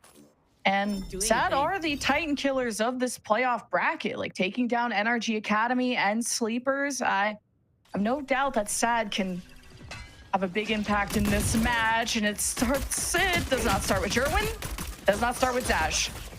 But maybe Pain, and does not go with Pain. But it's an absolute scramble here for the pistol. Jeez. A lot of chip damage done in the early bits of that bout, but Welly actually lands a really decent dig, so it'll still be a 2v2 for the post plant. Core really was playing the long game as safe as possible, and Moose with the wrap back has made it a 2v1. Welly likes to sheriff upgrades. Bigger gun, bigger hit. Moose and Kumi. Oh, just a quick peek is all you need. And Core have now converted both pistols in this map, and they're on series points. So hold on. This could be a good one. You know, even keeping two people standing there, that still just looked like such a good round from Core. The chip damage as they were floating through B and mid without taking any themselves, and then fully understanding that the fight was going to be held on that A site, only starting to initiate from there, just trading your way through, doing your due diligence. And all the while, Moose is able to get that wrap back going, because you don't really have any decent flank checking on either side now. So, Sad gonna have to keep eyes on their sixes, especially in the rounds where Core maintain advantage, because you know how much they love those snowballs. Recovering it. Core have converted every anti-eco too, so I'm not expecting a slip up, but you know, let me throw a caster curse out there. Smoke, I'm in the smoke, in the hell of it. Geez, Sad. Let him get a second shot off, and that means Welly dropped. And you need everyone part of this post plant if you even get a plant. Pain and Stellar have to break into this fortress, still covered by smokes, and still having No with a Spectre that could overpower this duo, who have already been spotted on their approach, and I don't think there's gonna be an easy exit. So Sad gotta just get in No's face, and almost caught him with the stars being activated, and No with 7 HP. He's got plot armor. He's the main character. Love seeing Note take initiative on this map in particular. Corrosion has been his bread and butter Astra map, and you'll see he's top fragging on here yet again with it. In particular, in situations like that where he has these tight chokes and corners that players are just so scared to approach without any sort of help or bullhorn, it's the perfect place to stick a gravity well or a Nova Pulse and play actively on top of yourself. Nobody ever sees it coming when it's Note on his own, but Note on his own is just so damn good that you should always be ready for a fight like that. On the attack, he's normally also, again, such an aggressive frontliner despite being on Astra as opposed to Clove like he was previously. But here, wow, he's able to hold it down, take it for the long haul. I think everybody got behind the wall just in time for that approach from Kumi. I was gonna say, how did he not get damage? Okay, that explains a lot. Unfortunate. That was Kumi just changing things up. You don't really get to see him be the solo aggressive duelist. He's usually that supportive guy that is the one enabling Smoke, and this time they'll be doing that, but now Smoke has been disabled at that moment, neutralized even, and Core in a position to swing out and stagger and trade, and Moose is checking things out at A. It's a little too quiet, and you've sussed it out. Sad, we're faking B, and here comes the spike, and Jerwin keeps the momentum in check here for Sad. Close enough. Yeah, that Nova Pulse again from Note was looking really good to at least get the one, but Core has to be satisfied with just taking the fragments with such a huge difference in eco this round. Any closer and they might have considered having a stricter buddy system, but here it's just about getting yours, and if you don't sweat it too hard. This is what the bonus is built for. Have all the rifles too, because the big thing is economy between these two teams, because when Jerwin, they can afford Outlaws, they can afford Ops. That has thrown a real wrench into things. And especially if Jerwin or Smoke, only one of them have an Op, it throws the whole map into a loop, because Smoke has been able to take over Breeze when he had an Op. Jerwin was very consistent on Split, and just overall, the teamwork on Sad was so strong. but just so close to comebacks, but never enough to actually achieve that revenge over Core. Now that you got Core win streaking through maps, SAD are gonna need every lead they can get, and it has to build from here. Yeah, this has got to be the round where you prove that you can hold a candle, because Smoke is going to be able to buy that operator. And you bet your bottom dollar Core is going to be willing to not go heavies in order to get that kind of buy down. Man, Outlaw would hit so hard here for SAD. But the activity is what it comes down to. And do you coin flip, be hyper aggressive, contest main? A lot of options that SAD have not really checked on yet. Just 3 rounds deep into this. You want to keep a buddy with Smoke, because you never know what kind of shenanigans kind of trouble he'll get himself into. So then you have someone that can pick up the op and fight with him. And that's why I love Node on the Astra. It gives you a good fight advantages, especially in choke points. SAD are approaching the op, and they could be approaching a grave if they're not careful, because Smoke does not miss. But I like that you throw util, you try to get him away from that position. And SAD just get the skies clear, and Stellar gets a pick on Flya. A rotation potentially readable here. Kumi can creep up B main though and catch Pain before the rest of the team makes it on over though. That's some crazy timing coming from him. That's left mid open though, and Jerwin has given himself away there, so Moose has to start playing double duty with these smokes, and Core has to start going for the pinch with the 2 members that are still on the other side. Otherwise, Jerwin's just gonna clear this out. I have the spike. What the heck? The heroics from SAD, it's crazy. And we're okay, grabbing the orb. I was like, we're planting, right? And that'll give the conversion paths to Jerwin once he gets this down, and Core just gonna wait for the next one. But you got 2 rounds of insurance here for SAD, and that's really exciting. Yeah, they'll let this round by. Not give anything else away, knowing how cooked this is when so much of the territory outside of it's been uncleared. Core don't want to take any risks with an eco this touchy. That operator will definitely find its value. It's just a matter of when. This time around, yeah, just that cut in mid. No support available for the lineup, and Jerwin takes that fight so well. So 9-7 now for SAD, making very good cuts. Already building up that economy themselves, keeping 4 rifles here and now.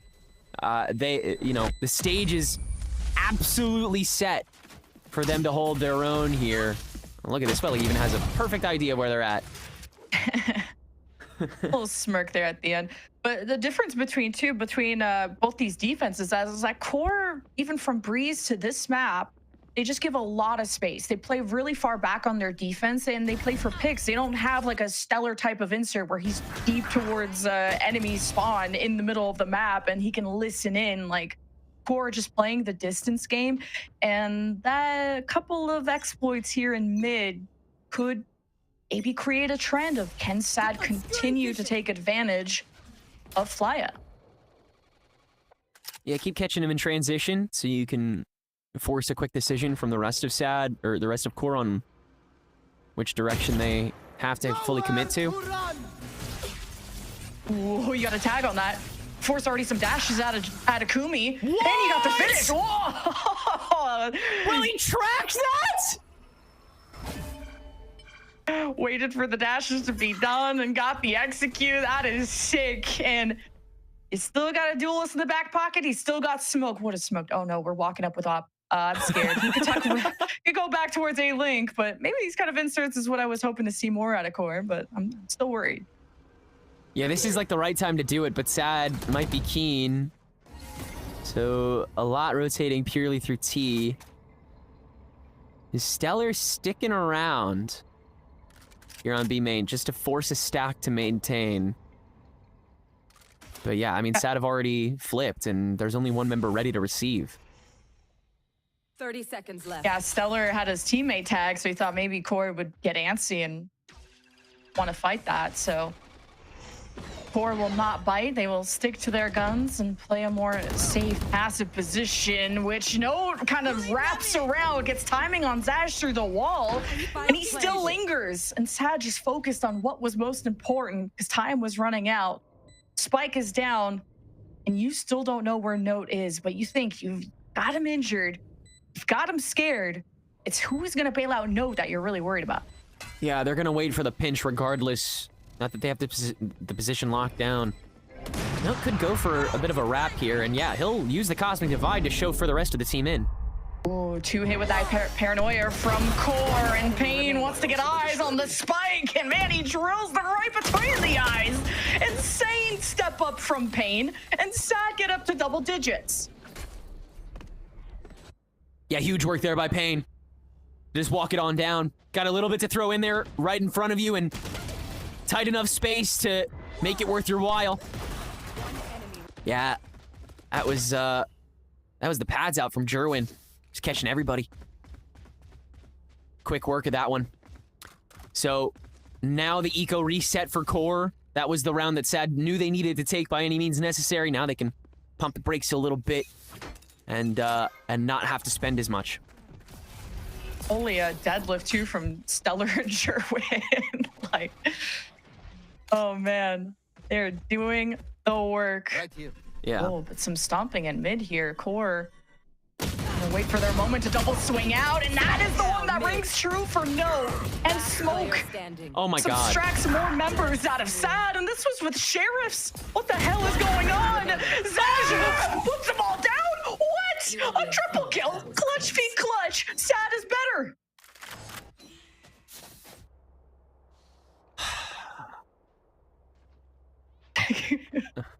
The sigh from you is killing me. I don't want to talk about that one, man. I was all and then nothing. But you get to see it the again. Five-man swing out. Jerwin's attention's not paid. The paranoia right in the middle of it all to let the rest of you jump in, and then Hazaj. Yeah, I mean, this is just purely praying that they're coming from the same side. Oh my god. Well, that'll put an end to the Sad hype. Breaking my headphones, bro. Oh my god.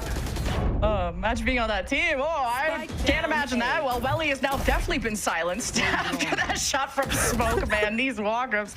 And he's gate crashed out, but QoR have now given up the entire site. And Pain doesn't have a paranoia, but he's been feeling himself, but traded out.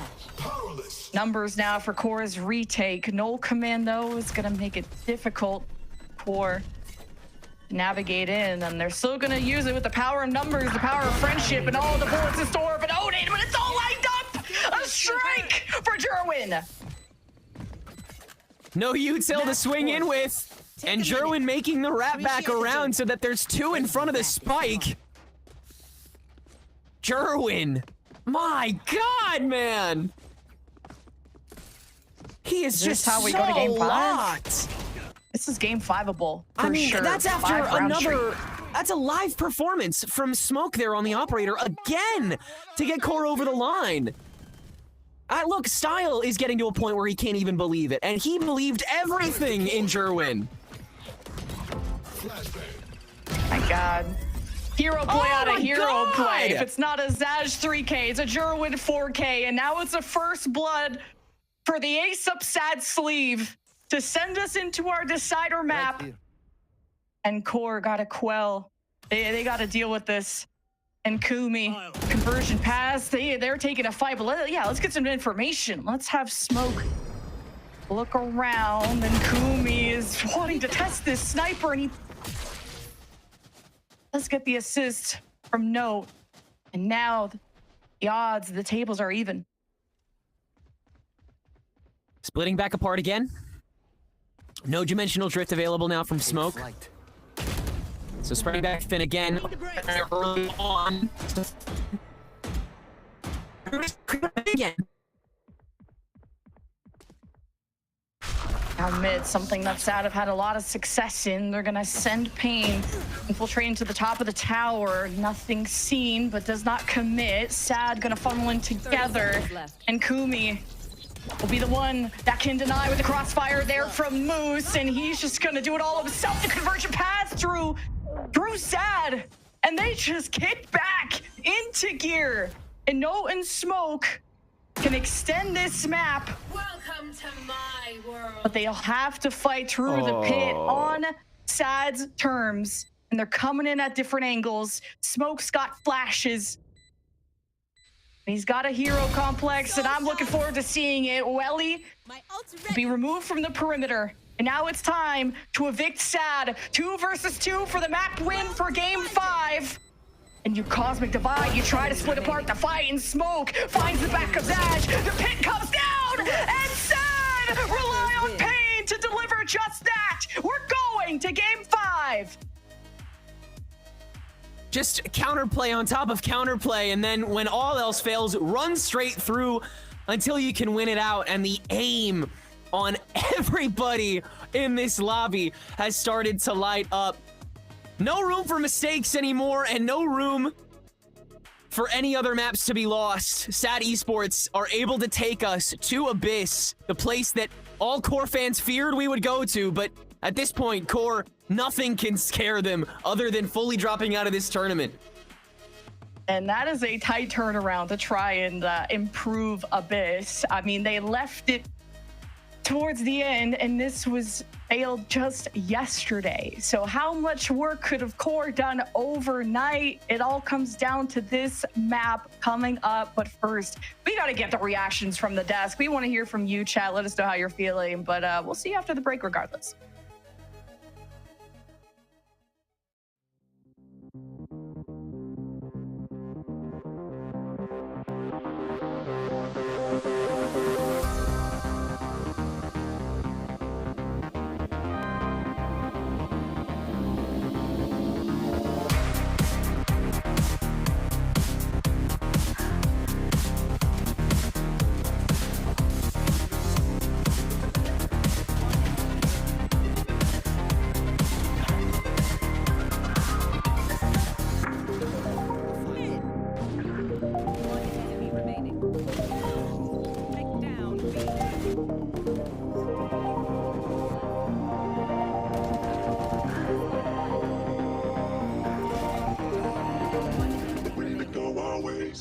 Don't you see the mess you made?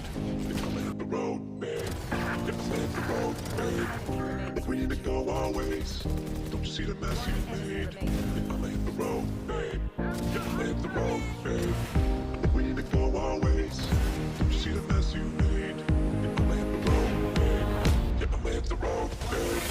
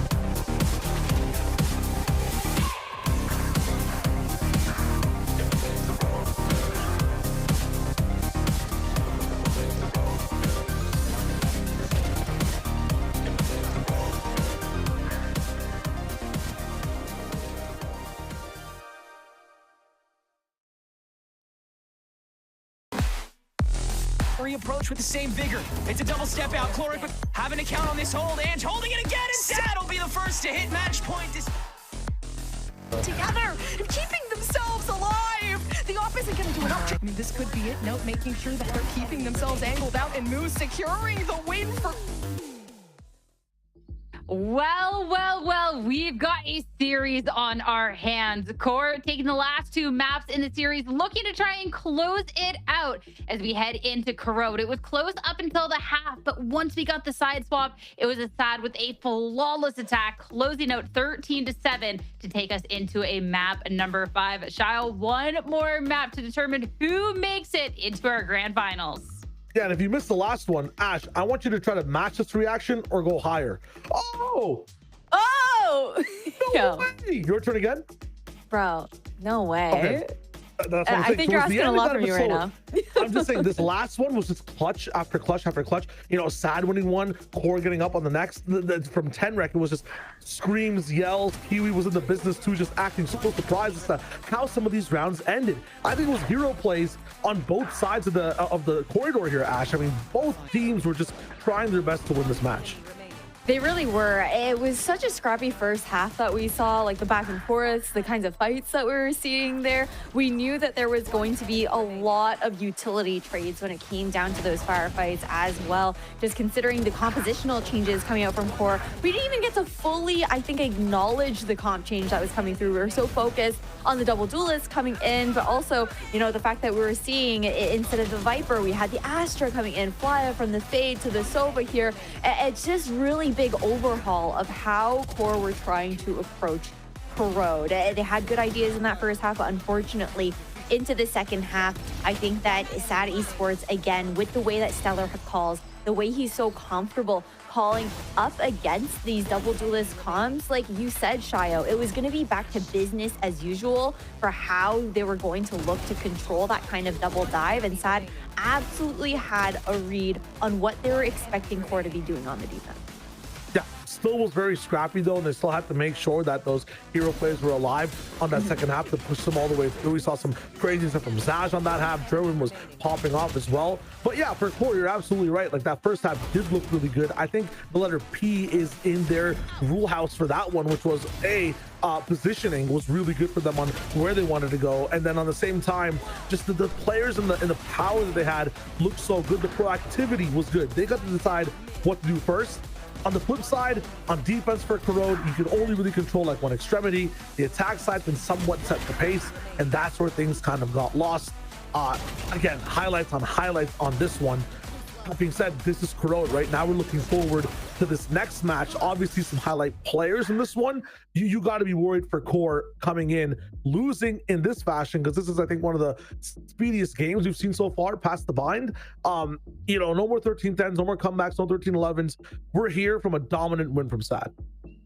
And that's also on the back of QoR winning out both of those pistol rounds. We had highlighted throughout the series that was so important for QoR to be able to get that momentum, but it kind of seemed all null and void when we looked at that map. SAD losing out, but still getting such a strong win, Ash, is incredible, especially too when you start to look at a couple of those key members of QoR who were shooting back, but SAD still just standing so far above beyond all that. Yeah, you're talking about those key members. Like, Note was putting his all into this. I feel like a lot of those micro moments too, where he's able to use his Astra utility in some of those repositions, take a little bit more favorable fights. But unfortunately, we didn't see the support that we really needed coming out from some of the other players on the side of QoR. Meanwhile, a bit more of the even playing grounds there for the side of SAD. Everybody felt like they were stepping up to the plate in that SAD, on that SAD team there, Shio. Everyone's stepping over the plate, but I think one person's going to be rising above that plate in general. Defense side especially was kind of popping off, finding some openings on the attack too. Gerwin was playing the game, Ash, like we've never seen before. Well, there are big pop-offs on this map, but at least for this team so far, 332 ACS, the first bloods are getting higher as well for him on the Waylay. It shouldn't honestly be as heavy. You should be activating other players on his team to get in, maybe get you know, Stellar a little bit of space to get that pick. But the fact that he's doing this all on Waylay, looking this good, especially on defense too, that's just bars.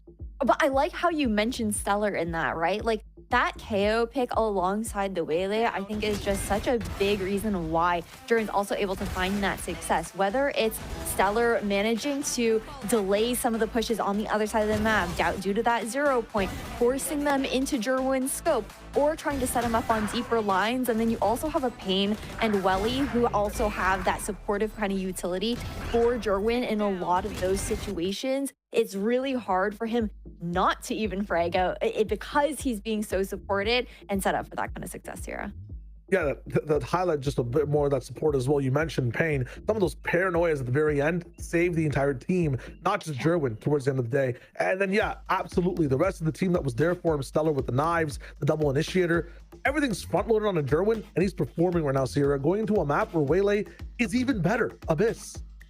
I mean, let's reset the stage going into this final map of the series. Throughout the day, we have said for Core that this is a problem map. What we have seen out of them on Abyss has been a little bit troublesome, but we kind of also didn't really talk about the fact that, yeah, for Sad, we highlighted this was better, but Shayo, that's off of one win we saw week 1 in an overtime versus Winthrop. Relatively, this is still actually a really big unknown territory for us. So I've got a lot of questions heading into our 5th map.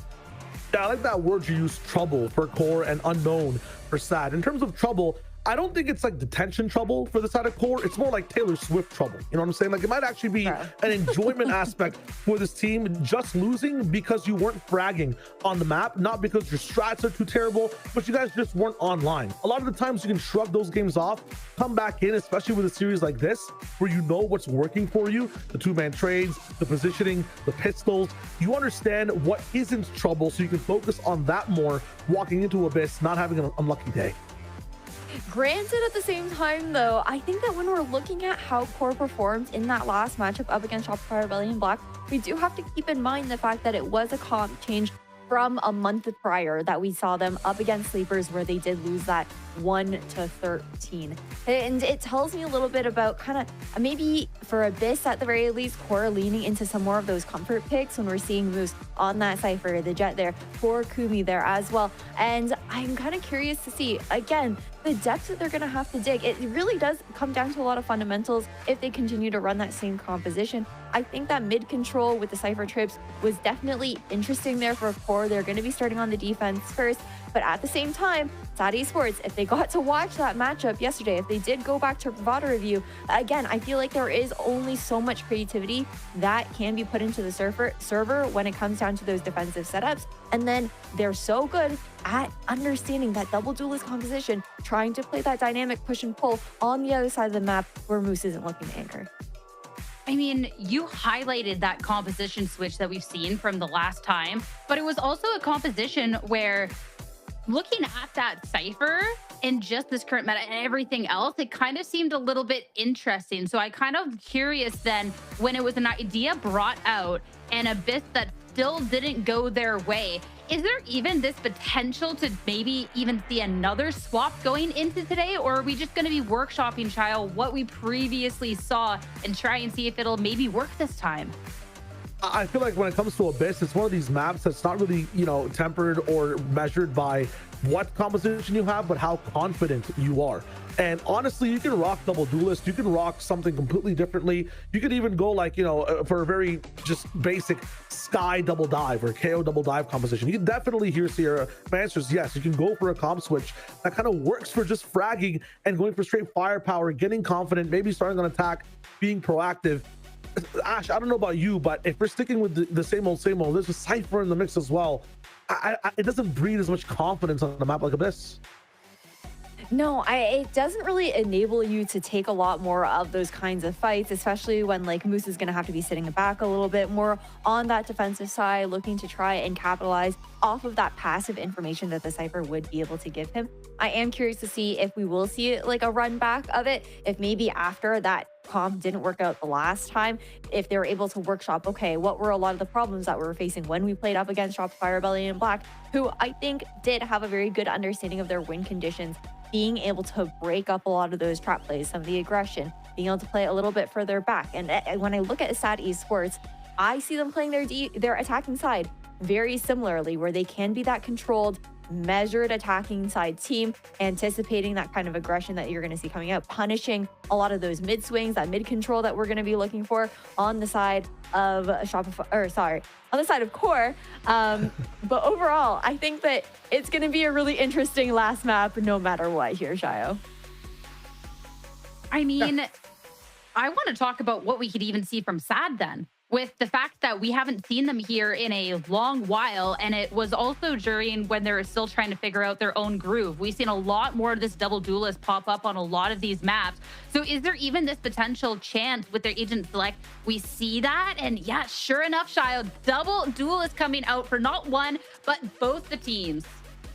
Yeah, so again, you look at this map across the world and teams are struggling on it. I think the best example is maybe EMEA Team Liquid in the way they were attacking both Abyss and a lot of the compositions on maps where they didn't have something actually locked down. People are slotting in for some type of dive with Yoru. People are slotting in for the highest chance to make an impact, whether it's defense or offense. Kumi on Jet, interesting. I think that's where he feels the most confident. We've seen him pop off with, like, you know, the 27 kill games, the craziness to be able to have a spearhead for the team. On the other side of things, Veto for Stellar up in the business. Should be very interesting to watch SAD's approach to this one, because I think the last time they played this one, they didn't have a Sentinel. They had a double initiator solo Jerwin on the Waylay compositions going in, Ash. Yeah, but I really like this change up for them. I think Zash has just been so proficient on that Yoru. It's going to be a really big difference maker, especially when you're trying to cut through and avoid those mid rotations so you don't get caught out from some of those lurks, especially with Moose looking to catch those off guard. And then we do have one change in that comp on the side of Core. Previously, when we saw this composition, we had no on that Omen. Now it's going to be the Astra that does provide a little bit more of that stall ability, a little bit more utility that can also help set Smoke and Kumi up on certain sight lines, or also help them out in some of these fights. So I'm going to be interested to see how these adjustments look in the server. This is the third time within Stage 1 Challengers these two teams have matched up. First time, it was SAD Esports to take the win. Second time, it was Core to knock SAD Esports down into the lower finals. Now, being here, it's all on the line. Map number 5 for a spot in this grand finals. Who's going to take it as we head into Abyss? That is the question to answer. And to help answer it, we'll send it to our casters for the final time today, Tenric and Lemon Kiwi. Thank you so much, Tierra. The grand finals ticket is on the line, and none other than a rematch, and a grueling one at that. We have been treated with one of the best series in playoffs between two teams that have been duking it out for ages. Core got the first laugh, I guess, but who will get the last laugh? And we got to decide this on Abyss, so I don't think they're laughing, Tenric. Open season for the aimers, and aiming is where these guys have been skyrocketing across the series. We've seen just like lightning fast reflexes pop up on more and more players across these 10 as the match has progressed. I want to see who gets enabled the most here on Abyss, but SAD starting off on the attack, a lot watching them, and of course Moose on this Cypher still a little antiquated at this point.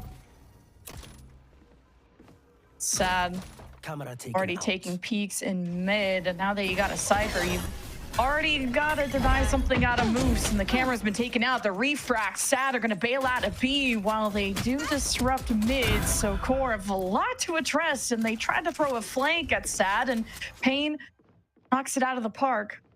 So now SAD are left with a lot of options with a weakened Core on the other side. And mid's going to continuously be a really weak part of this map anytime Kumi goes down, so you can facilitate a rotation every time he does. Now that SAD's cut noise there, Core has to spread thin again and prepare for every contingency, so SAD can stack up, have a much better push. Oh, but seems like Note might try and get a better angle early on. Might as well. Risky, only got 12 HP, but you still best the GOAT of Stellar, which you don't get to see him on Veto every day, so SAD are now very split from each other, and I think this is going Core's way. Sudden turnaround after Note watches that creep up the pillar, knowing Stellar was gonna walk all the way through. Try to loop over to the pinch. And well, he's gonna get caught early by Moose here, who has just rotated back over to Old Reliable. He might be able to do this solo. Does he dare to, though?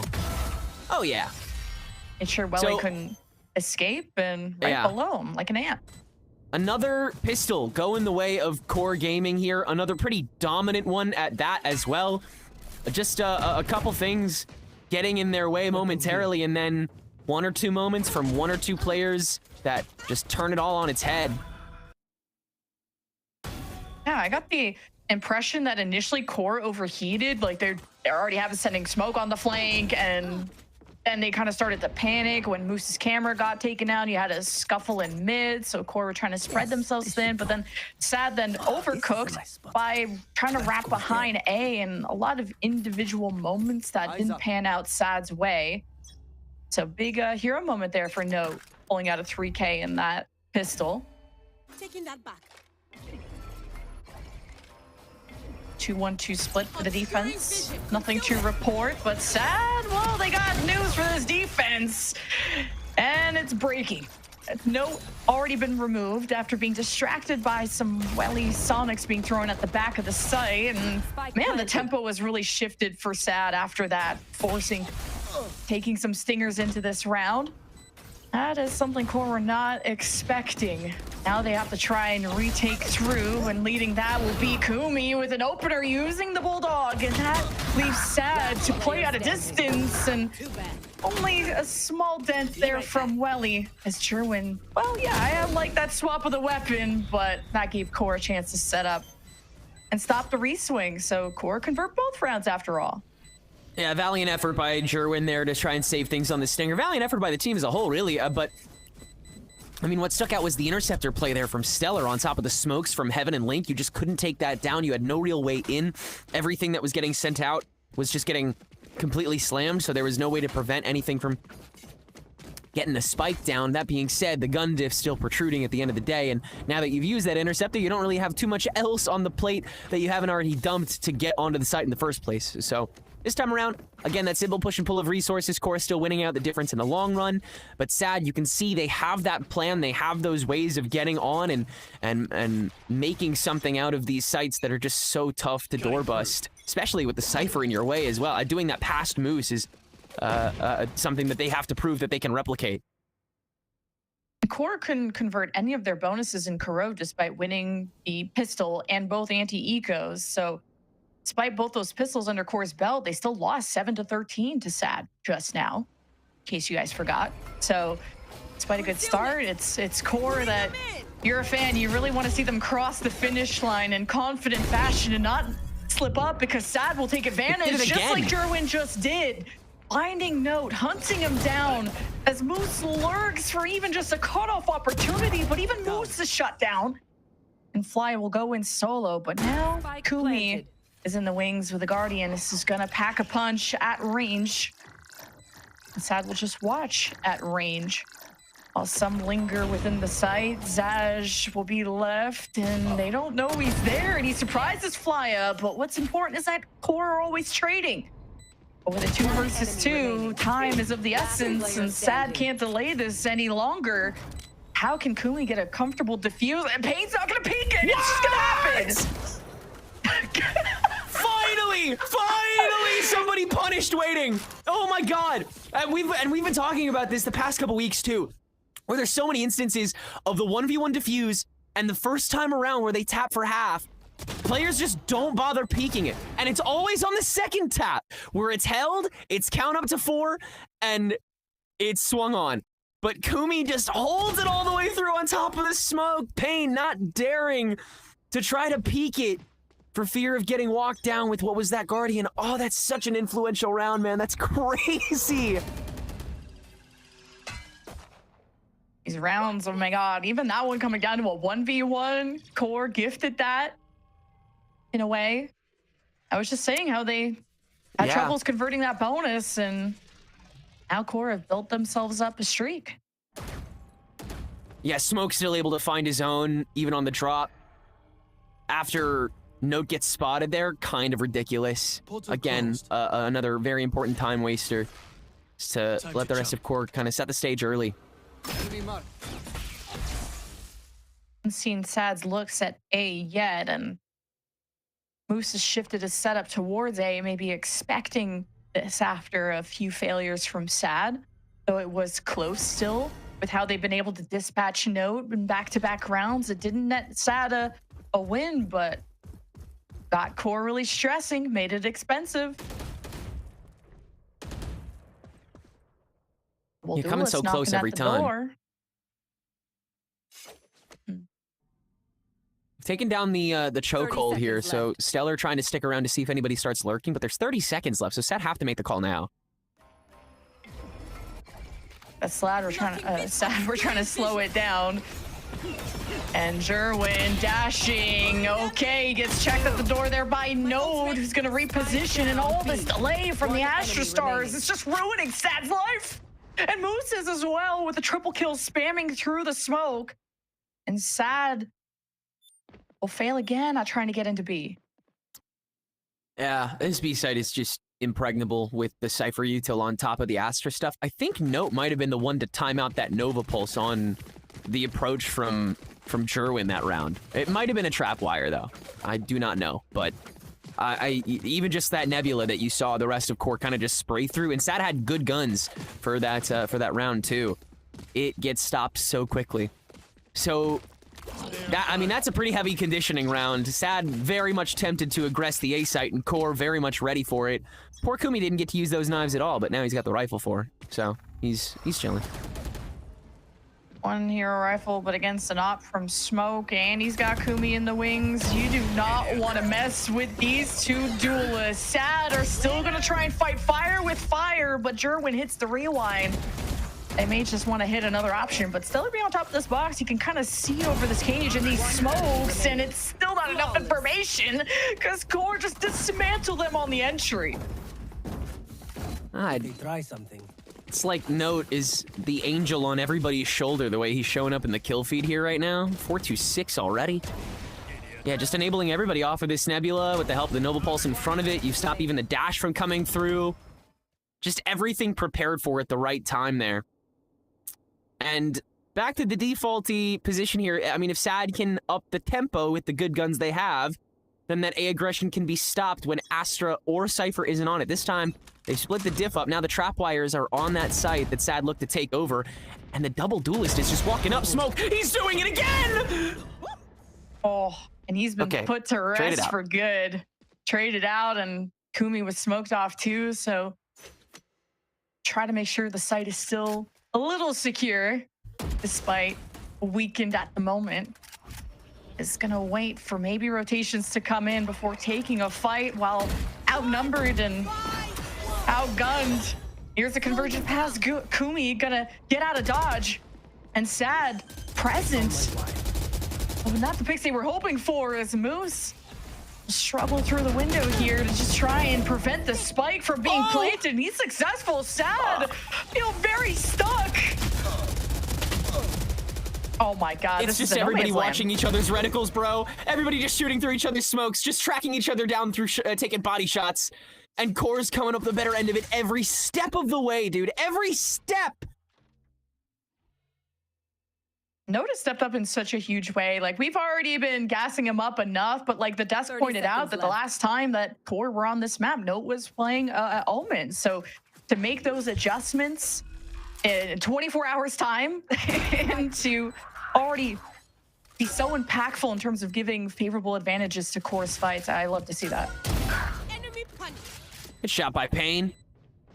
Good to get the early one. This is very doable for SAD, really, especially if you hear this much coming through one end, but that also means that you can just throw a Hunter's Fury into the rest of the channel. They will make it barely through and evade, and Welly down to 33 HP. Wow, what a Hunter's Fury, though, to get Core, like, jumping through hoops, and when you say jump, you jump when I say jump. Oh, both aware of each other, diffuse halfway through, Welly seeing it, and okay, that got a little too close for me, but no time left. Great stalling done there to hold on to the round, just barely though. And the Cosmic Divide as well, utilized there by Note. So, ultimately, yeah, a couple questions. I mean, yeah, I guess Smoke deciding to not hit the gate crash there as opposed to sticking around trying to get maybe another one. But The Hunter's Fury doing a great job of really clearing the board, doing some really good chip damage, and Welly finding the right timing on the cross-up with the spike to make sure that they only get half. Well timed by Sad. Again, just enough to get over the line. That's the thing, right? Like, it feels like a bunch of these rounds are ending in 1v1s, 2v1s, and for Sad to even pull off that round after getting erased on the 8 entry, at least they're able to get the revenge and kick off with the first blood. And you do not want to let Kumi and Smoke just walk up on you, and they're risking it. They're testing the waters to see what map control Sad will give them and how much they can get away with, which Core is not too much this time. And they'll utilize the util they need to just to make sure that the Cypher util is no longer there. All this just in case stuff. All the more reason to fully commit to a site rather than go for these fakes.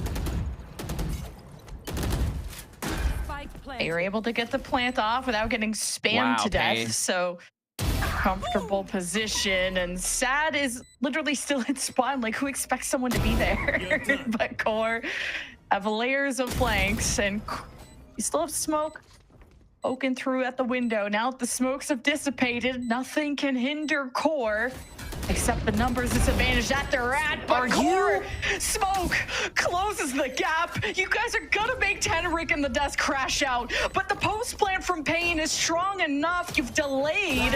Core back on it, and Welly on prevention duty. Clutch v clutch, 1v1. Welly playing his life, and it all ends on a 4K.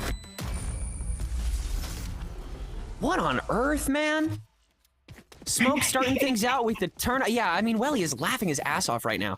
Like, after a round like that where Smoke goes crazy on the Outlaw, gets that pickup after the... God. Everybody's kind of losing their minds a little bit here. Turning onto that is nuts, but yeah, Welly able to track all of these and then dare note thrice over on the spike tap. Still win it too. Super gutsy from him. But again, it's the kind of work you need to do to get back on track here. Because just the capacity that these hero moments have to just make such an impact. Yeah, well, he can't save you now. Shot in the hip. Welly's gonna need a new one. And now you got Sad just not wasting any time trying to avenge his death. Big crash in. Jerwin active. Evolution from Stellar, able to plan without being hindered. You got dimensional drift, and Zaj says he ain't got no friends to drift with. At least the odds are even. Jerwin about to meet a not so friendly neighbor. Okay, the decloak, Smoke will join his teammates, but the Cosmic Divide will seal in Sad into their own sights. And now the flank has been activated from Core. They're sending 2 on that front. And Sad are now split from each other because of their own ults. And this just did not work out. Core's retakes are next level. That's completely separated everybody. And forgive me, did Pain not have his gun out after that was up and running? I don't know why you wouldn't be in that position to try to fight that out, because you were gifted a rare opportunity where you could fight on top of your own position there. But I mean, yeah, just taking over after that divide is up, and Sad headless chickens there. Now you don't have the Evo either. Poor Stellar having a rough go at it for a first half again. So yeah, this is the right time to pull the plug and take a second.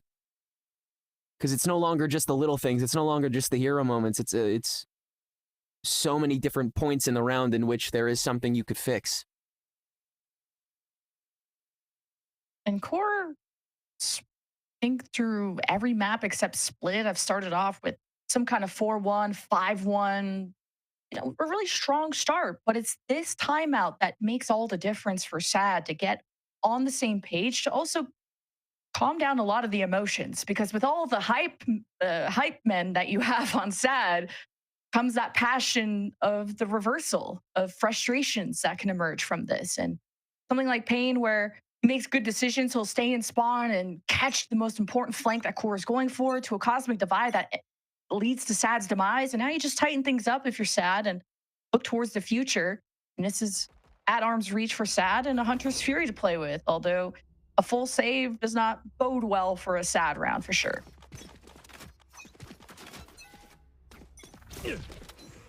Well, considering how opportunistic both sides have been, it wouldn't surprise me if Sad find an excuse to use this Hunter's Fury anyway. The quintuple swings that we've been seeing from them, shoot. When we're hopping into the site that is back to its conditioning formula. Astra plus Cypher, Jerwin with the light speed into default Cubby. Everything is as it should be. This is where silence is still scary, though. For Sad to enter the site and not spot a single person, you hear inklings. Oh, the defender touches Barry. Two! There's no way. Wow, Flya gets it done again. And the pistols will only roar at one, of course, side. And it still be a secured round. And if you're Sad, hey, silver lining. You got an ult out of the picture. It's true. Yeah, you did. If I'm coping. You did get rid of the Hunter's Fury. That is very true.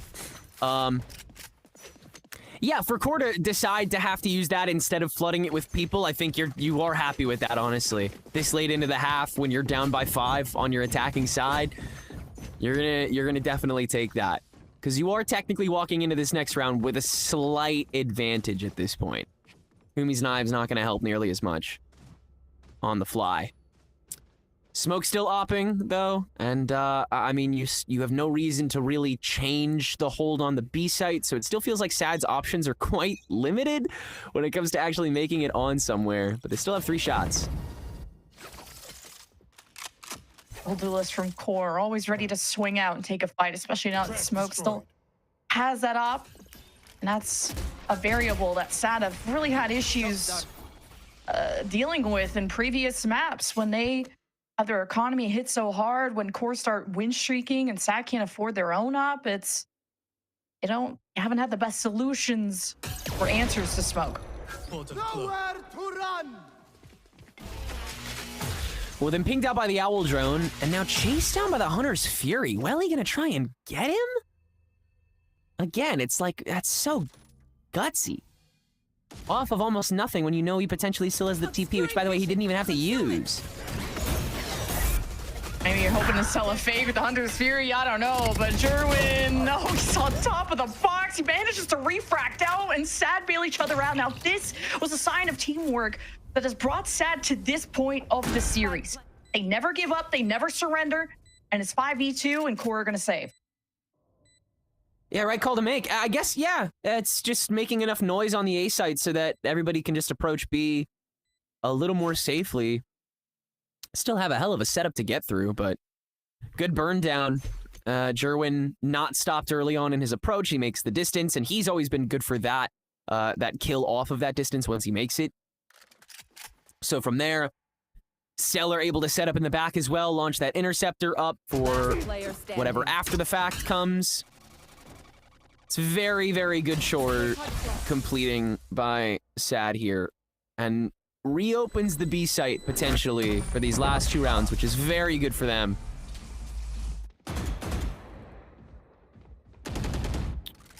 How good's money? That's my big question. Just wondering, I imagine Kumi got the op backup, right? Okay, cool. Either way, I'm sure they're fine economy-wise, but hey, Sad, it's later into the first half that they start showing that they can't be bullied around. And again, just trying to address these duelists, especially the op, by just throwing Welly util out there, Sonics, drones, because it gives a sense of danger that Jerwin could be dashing up behind that. So we'll have to be careful. Right side for Smoke this time. No drone to ping it out. No, nowadays. You get a decoy instead. Right through the clone. I like these layers that Sad are creating, just conditioning that. Is this going to be the real Zaj? Is Jerwin dashing in right away? And the timing not on Kumi's side, and he's the only one going in. And Smoke is just taking a seat. He's at 32 HP. Moose takes a peek at the window and he dies too. Okay, better late than never. The threat looms of an op at the back of the site, and if I'm Sad, I'm trying to ignore it. I've got the spike planted. You got main control. You just got to worry about the flank because here comes Flya. Up against Stellar. It's going to have some help here from Welly. This could be the win condition for Core as Flya creates some danger on the flank and Welly will quell it. That will force a note to save. how quickly Sad was able to triple up the second they read that first kill? Very quick thinking from them. And ultimately, yeah, just impressive work overall there to, like you said, sequence out the engagement, and just have a lot available seemingly all at once, but the shuffle of it was very good. The drone first to scare Smoke, then the decoy to make him shoot at the first body he sees. So he gets blinded, forced away. Nobody else can peek for those crucial couple seconds. You move in, you dash and gain the space, and then you can start taking over. Zaj gaining that high ground is also a big plus, especially as the smokes are about to dissipate. So timing very good this time around for Sad. Means a lot for them. Still can't peek out into open territory, but apart from that, as long as the coverage is there, they have the team play necessary to be able to take this on. 7-5 very much in the cards if they keep composed. Still a night and day difference between Core's defense here versus the Core defense that kicked off against SRB yesterday. You know, they only took 3 rounds in the defensive half, so even if this ends 7-5, still really impressed with the turnaround that Core made. Yeah, absolutely. This has just been very disciplined. A lot of really solid calls from Flya as well. Knowing exactly when to activate on their end. So my question is just how heavy the IGL tax will be between Stellar and Flya. Well, I can't imagine the pressure being in a lower bracket, the final, like game 5. Now it's pedal to the metal of Sad leading the spike in. Gate crash out. Zaj won't fully commit. A lot of trips to get through while they've sold. Welly looking at left. Yeah, the drone coming out from Welly's presence on B sold the potential for that hit, despite the dimensional drift clearing on A. They thought that Zaj was going to be the lurker, but in fact, he's the starter cap. But Moose at least able to cap off Jerwin as the rest of Sad approaches A. Moose is such a good nuisance to have for defenders. Like, imagine just the stuff he used to do back on Split. When he was a solo defender, he's already repositioned towards the window. He's smoked off. He's someone who likes to time with his team, and now you're gonna have your presence shown. Smoke is already being traded out. Node is pressuring through the backside. Here's the double drop down, and Sad are overwhelmed, and they can't overcome this. Teamwork stronger here on Core's side as they'll lead the second half 8-4. Yeah, just 5 rounds out from getting to those grand finals. Just got to get it done on the attacking side. That neural theft was definitely a helper, but I mean, even just the raw confidence emanating off of Core with that reapproach was very much all they needed by that stage. Opening picks by Moose, followed up by Smoke. Hard to follow up even when it's 4v3. And then the Cosmic Divide doing a lot of work to have Sad get their own shuffle going again. Wow, look at all the retakes from Core. Like, every round 1 except 2 were retakes. Yeah, I mean, Sad had hella openers, man. I mean, you remember how many times Jerwin was still able to just get the opening shot onto Note on B to start out the half there? Like, those were so free for him. Those never stopped. And Zaj, as well, with the opening picks, has been really clean. Again, it's like we always say, it's like for Sad, the puzzle pieces are all there. You just got to see him come through more fluidly here on the defensive side, which, you know, so many reasons why that would be the case. Revealing area. Core still going for that majority sheriff buy that has made them so proficient at these first bloods. And Flya just making me look like a genius there, and Core have the crystal ball to keep the pistols in their favor. This is such a strong point for them. And Sad got to pick up the pieces while also trying to traverse through mid, which has been given up. So much clearing that Sad have to do on an individual level. And Stellar has to hold back this tidal wave of an offense coming his way with barely any injuries. Looking for some hero plays, but at this point, the chapter, it writes itself. Jeez, Stellar man. surrounded. Pick a side. Oh, take it out. Whoa.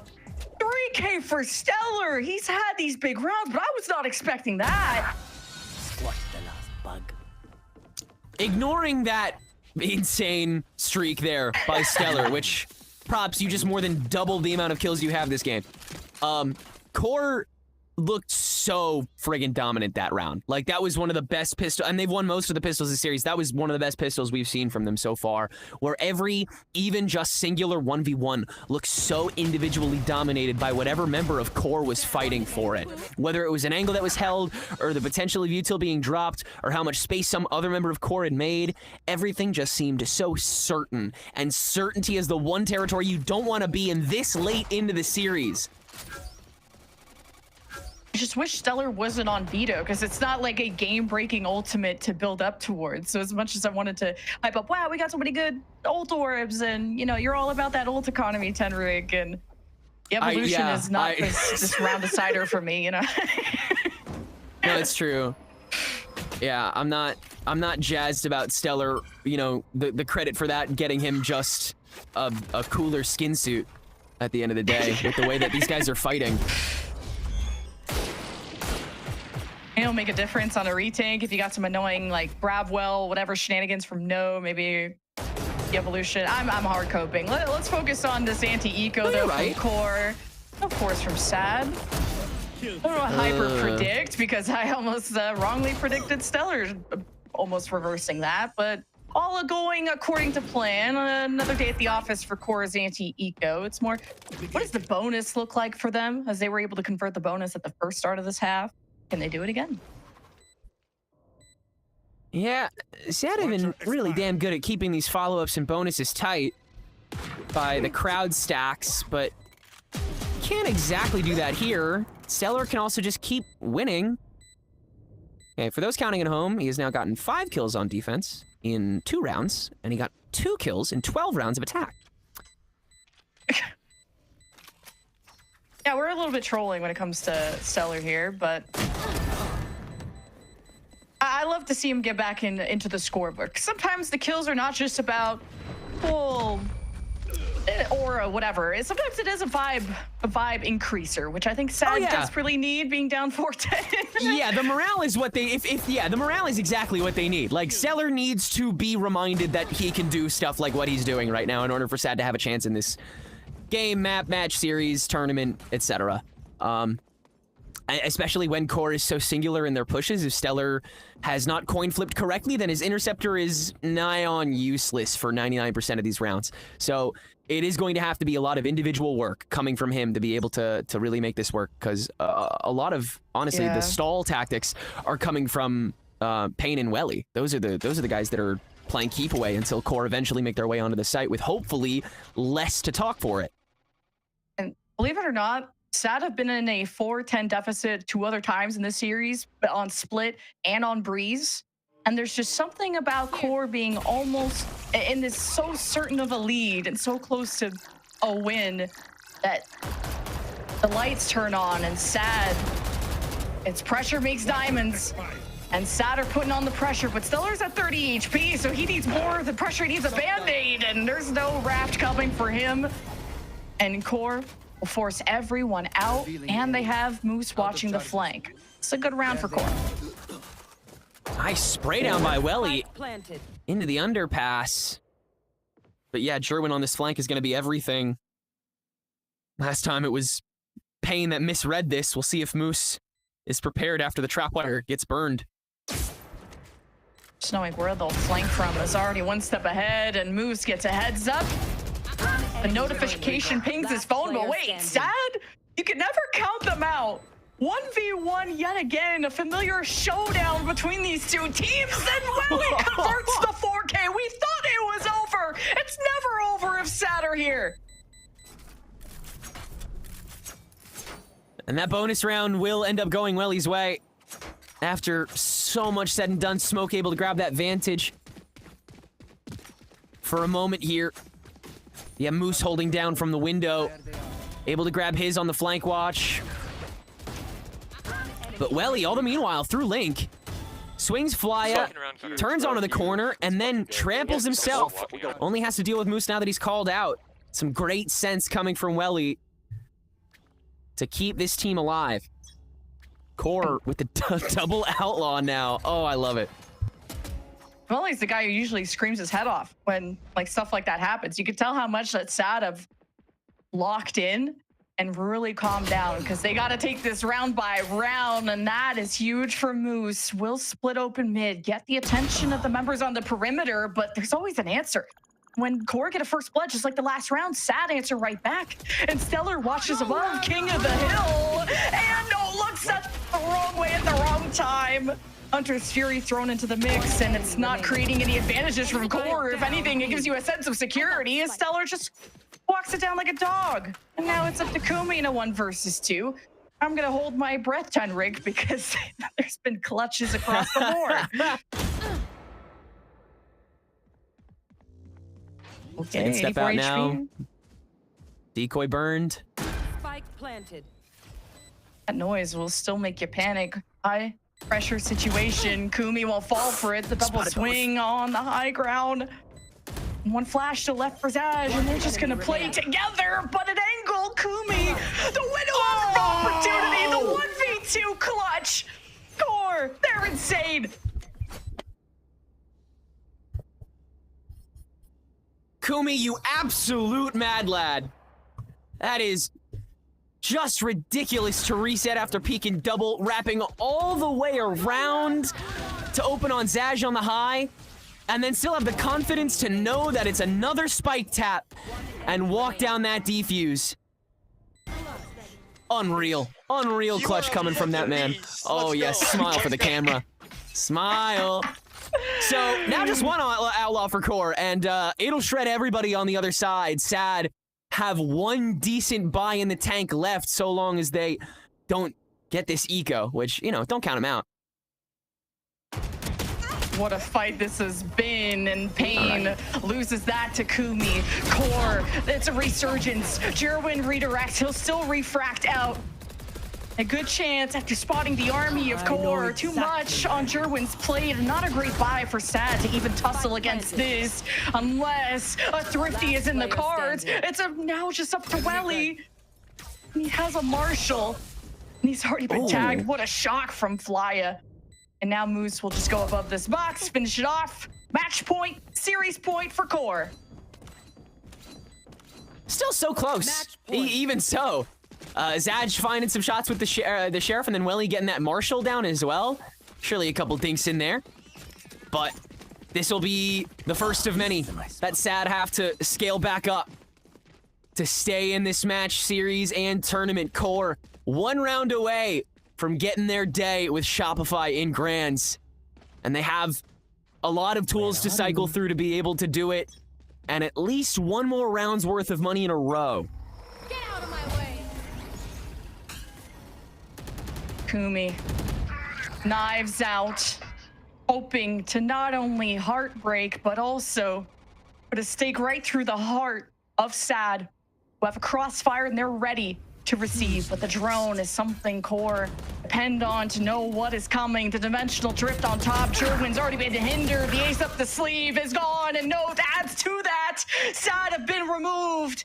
They've been neutralized, but they have some heroes around the corner. Sad need to assemble the Avengers, and Zaj gets traded out. Layer by layer, Stellar, the evolution, he's on his way. But Welly just doesn't have time. He has to pull it off, and he's traded as well. 1 versus 3 for Stellar. He was incredible in the pistol, but it's all over. Core have denied Sad's perfect season, and it's Core's fate to be in the final. You can talk, but you can't deny. Core have secured top 2.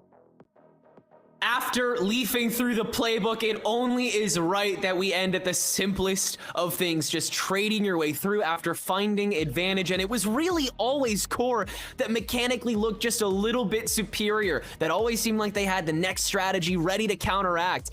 And the reactive play from Core as well was just a tad bit faster across the board. Sad, just unable to come up with a game plan that fit outside their own. And sure, those through lines that they have are so clean when they come together, but outside of that, there was a drastic difference between the rounds that they had in control and the rounds that they had to improvise. Seems like the players have the capacity to be creative. It's just about allowing for that space every single round. And Sad, they want to have a plan. They want to have the story. It's just VALORANT just doesn't work like that. It's too fluid. And Core, they're too slippery. They slip through the cracks. They match out the win. And big congratulations to them for now getting this rematch. Yeah, and QoR slipped up just yesterday and lost some faith of some people based on this very map, Abyss against SRB. And for 24 hours later to turn it around, the kick sat into the dirt 13-5. That is a statement to make, and QoR have secured their rematch against Shopify Rebellion Black in that grand final. This series was a treat, and we'll be treating you guys with a post-match interview coming up next, so don't go anywhere.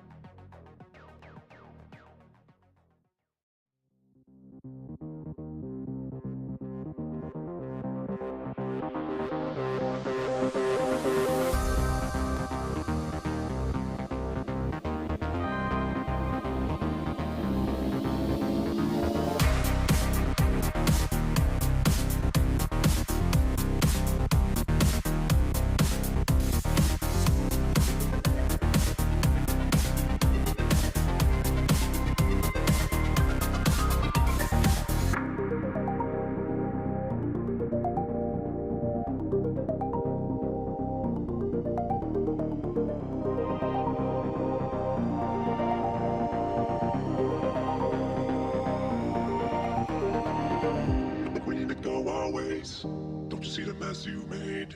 Yeah, I'ma hit the road, babe. Yeah, I'ma hit the road, babe. I think we need to go our ways. Don't you see the mess you made? Yeah, I'ma hit the road, babe. Yeah, I'ma hit the road, babe. I think we need to go our ways. Don't you see the mess you made? Yeah, I'ma hit the road, babe. Yeah, I'ma hit the road, babe.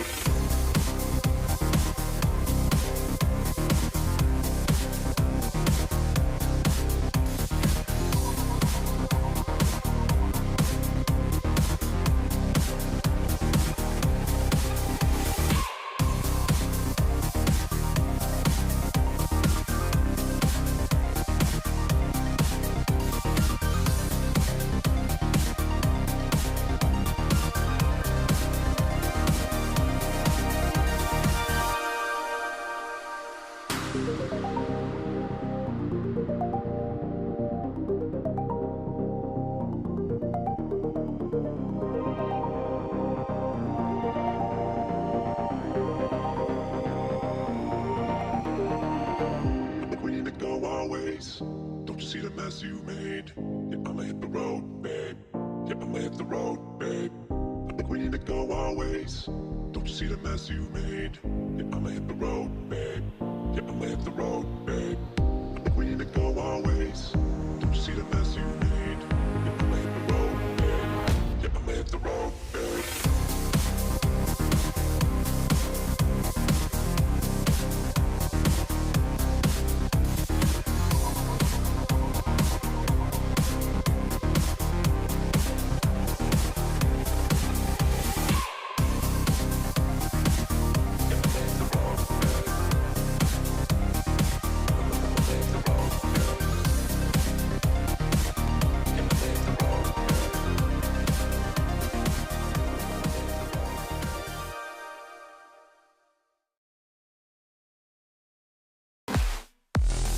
Approach with the same vigor. It's a double step out. Chloric with having to count on this hold and holding it again, and Sad will be the first to hit match point.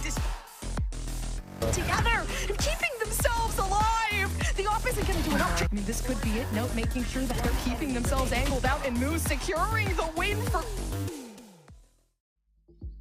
And it goes all 5 maps, but in the end, congratulations to QoR, who have cemented themselves into the grand finals here of Stage 1 Challengers.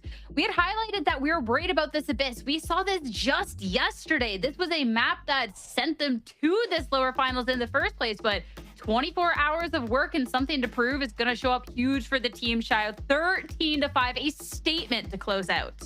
Yeah, I talked about the right kind of trouble to have on a map when you lose. If your team is just not awake, you're getting out-fragged, and the basic macro is just not appearing on the day, that's good trouble. That just means that the next day you're actually active, you're fully online, you're ready to go, and these guys were firing against what was some crazy hero plays from Sad as well. The clutch back to go from QoR, overall as a team as well, an approach with Kubi in the driver's seat. I feel like this was a reinvigorated QoR that is ready to take those grand finals on their terms again.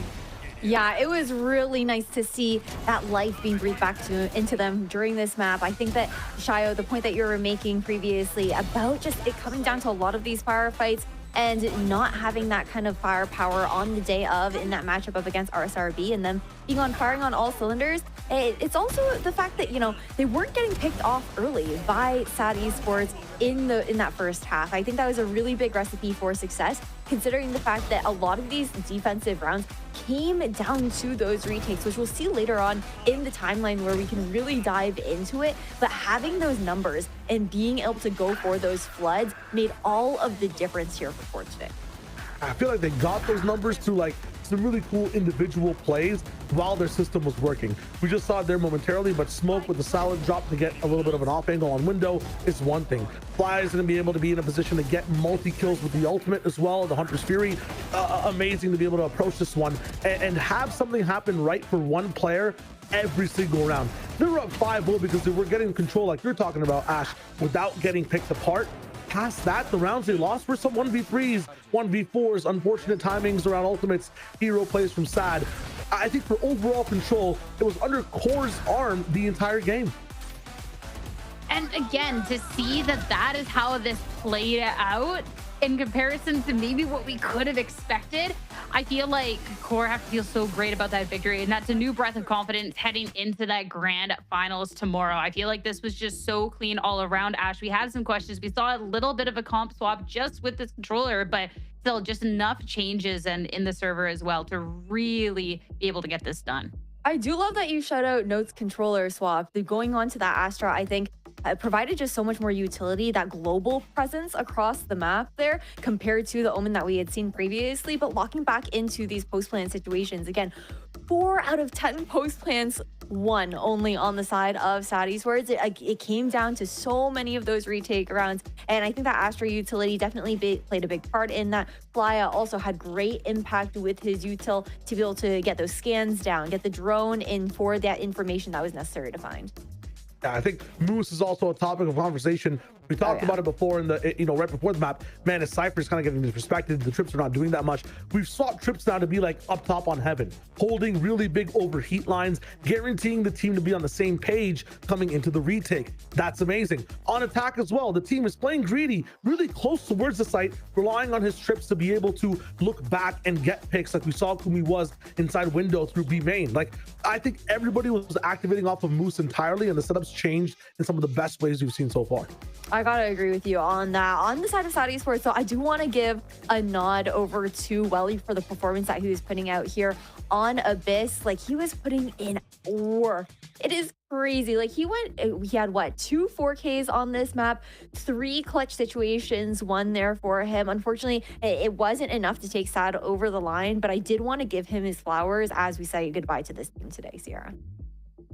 I mean, this SAD Esports to go through a flawless Swiss run into this performance they put up all 5 maps, even if that Abyss didn't end in the way they would have wanted, I definitely think that this team has had a lot of growth. They came into this stage with 2 rookie players, and I'm excited to see what they have to offer here in stage 2. But Core, again, this level up, we've seen a couple of these players in challengers before, but not to this effect. And we have to talk about the impact that Kumi had here, especially in the later half of this game. We've seen every look from him. We've seen the veto earlier on this season. We got Waylay, and now on to this Jet. And that impact, what he was able to accomplish, especially in the later half of Shao, just snuffed out any momentum that SAD Esports could have ever tried to get. Yeah, confident calling from his side as well and what he wants to do. It's one of the coolest things that pops up as a duelist player, as an entry player for the team when it gets activated. I want to specifically highlight that very last round in terms of retake, where he just flies off the map, is able to get a few knives up in the business, get 2 kills, dash in, get pressure on the last one too. And he had people confused as well with his different type of pace of gameplay. The clutches, being able to just navigate, one-on-ones over and over again. It was amazing from this guy to just enable the entire team to be on that same page, on that same aggressive line. I love the confidence too. The little is like just the pop off in the later stage with that Jet, I think was really nice to see. And Ash, this is a team too. Best of 5 today. They have a date with SRB tomorrow for another best of 5. Yeah, and honestly, it's going to be a really exciting matchup. I think that this team has shown like the endurance that they're able to have in these best of 5 series, even for these new players here as well to the scene. And I think it's going to be really exciting to see that rematch, because in a best of 3 series, you know, it can be hard depending on how that veto goes. But when it comes to that best of 5, when you're opening things up to be that longer game, that's where things get really scary. It's going to be an intense one for certain. You guys don't want to miss it. I mean, it's going to be an amazing series tomorrow. We already had such an incredibly long series today. And here to talk about it just a little bit more, we have Kumi on the line. We'll make this a short one because I know you got a best of 5 grand finals to prepare to for tomorrow. But talk to me about this this lower finals, especially to that Abyss, because what we saw yesterday in comparison to today, that was just night and day. How did you accomplish that? I mean, yesterday we just weren't really playing our game. Like, we were making it too obvious. Like, we were making plays that we think were perfect and not really like what we want to do. And so, I mean, today we kind of just played toward our comfort, and yeah, it just felt a lot easier when we were all playing our comfort, you know? I love that you talk of that comfort, because we get to see you on a variety of different roles throughout a series. We saw Veto earlier on, we saw you on the Waylay, we saw you on the Jet. I want to know, what is your comfort, where you feel like you provide the most value for the team? I take pride in being consistent on any role, but yeah, my main role, I guess, is just being a support for my teammates, whether it's mentally or in the game. I know on Duelist, like, it's not really like, you don't really think of support, but like my way of supporting is like retrading, like swinging with someone, calling the swings, like anything like that is just my comfort. I mean, you get the comfort, you can also pop off yourself. That later half of Abyss for you is just phenomenal. Last but not least, you're in the grand finals tomorrow. Another best of 5 ahead, up against an SRB that sent you down into this lower finals. How are you feeling it's going to go, especially with the best of 5 again for you? I mean, I'm feeling confident. We play our game.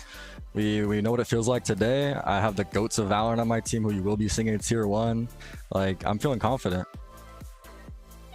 I'd love to hear that. I'll make sure you can go get some rest before tomorrow, but congrats on this one. Best of luck tomorrow. Thank you. Thank you so much. Back over to the desk. I love the insight of his role for the team, and just overall, they're feeling confident. They're feeling good. And Ash, they should. Honestly, they frankly should. They definitely should. And I think having such a standout Abyss to end off this best of 5 series is the high that you want to be ending it on here for the side of core. Heading into tomorrow's matchup, especially when the Abyss map was where they fell short, really, in that matchup against Shopify, Rebellion, and Black. It'll be their 3rd time playing up against each other. This split for the grand finals, too. I don't think that things could have ended any better for core today. Absolutely agree. I think one big thing that they've solved is kind of their mysterious, do we have a bad map pool? But the question still remains, is pistol that important for core? Like, do they need to be winning these rounds to start these early streaks? Because, you know, up top with Shopify, they're no strangers to winning those rounds as well. Is it those early streaks? Either way, celebration for them tonight. VO5 tomorrow, we'll find out then. Maybe hold off on the celebration at least one more day, because the job's not overdone yet. Like, this was a great win. Don't get me wrong, but SRB have been a formidable opponent. This is the team that has gone through this upper bracket. It was a 2-0 victory to send core down into that lower finals, and a team that has scaled so much. So I definitely think we got a lot of answers today for how core can go into this best of 5 at Shile, but we'll have to see with SRB on the opposing end how that one's going to be shaking up. The big thing is today, SRB, they've watched the games. They can see some of these changes. The ante will be there, and it's in their court to change whatever they want to, or whatever they think might not work against core. These guys definitely have an uphill battle coming into tomorrow. But if you look at some of the prowess, how they're depending on one player to always, you know, show up, and that player does on the side of core. If we continue that pattern, they get streaky with it, they win these double pistols. Could be a 3-0 day. Oh my goodness, could be a 3-0 day. Not you calling it like a whole day in advance. All right, let's chill out just a little bit. I mean, what we've gotten to see out of both of these teams, and especially too with how core ended the series, I don't think we have a 3-0 in our horizon, but we're gonna have to wait and see. It has been an entire stage of Valorant all leading up to this. Only one day remains to find out who our stage 1 champion is gonna be. It's all gonna go down tomorrow, our grand finals. Stay tuned. It'll be a great one. Thanks you all so much for tuning in today, though. We'll see you tomorrow. Marshals, a lot of good distance between Sad and their opponent. It's really hard for QoR to close the gap, especially when they've already been drained a bit. Stellar up close and personal greets them with a hug, and Saj will add to that equation. And QoR will just go down with the shift. Smoke won't make it a flawless round. But the dance continues. Sad of Welly, the initiator to fear in this series. And Sad will put a stop to this QoR round unless QoR can rely on Moose to make some magic happen. This wraparound to trust Flya to fend for himself solo.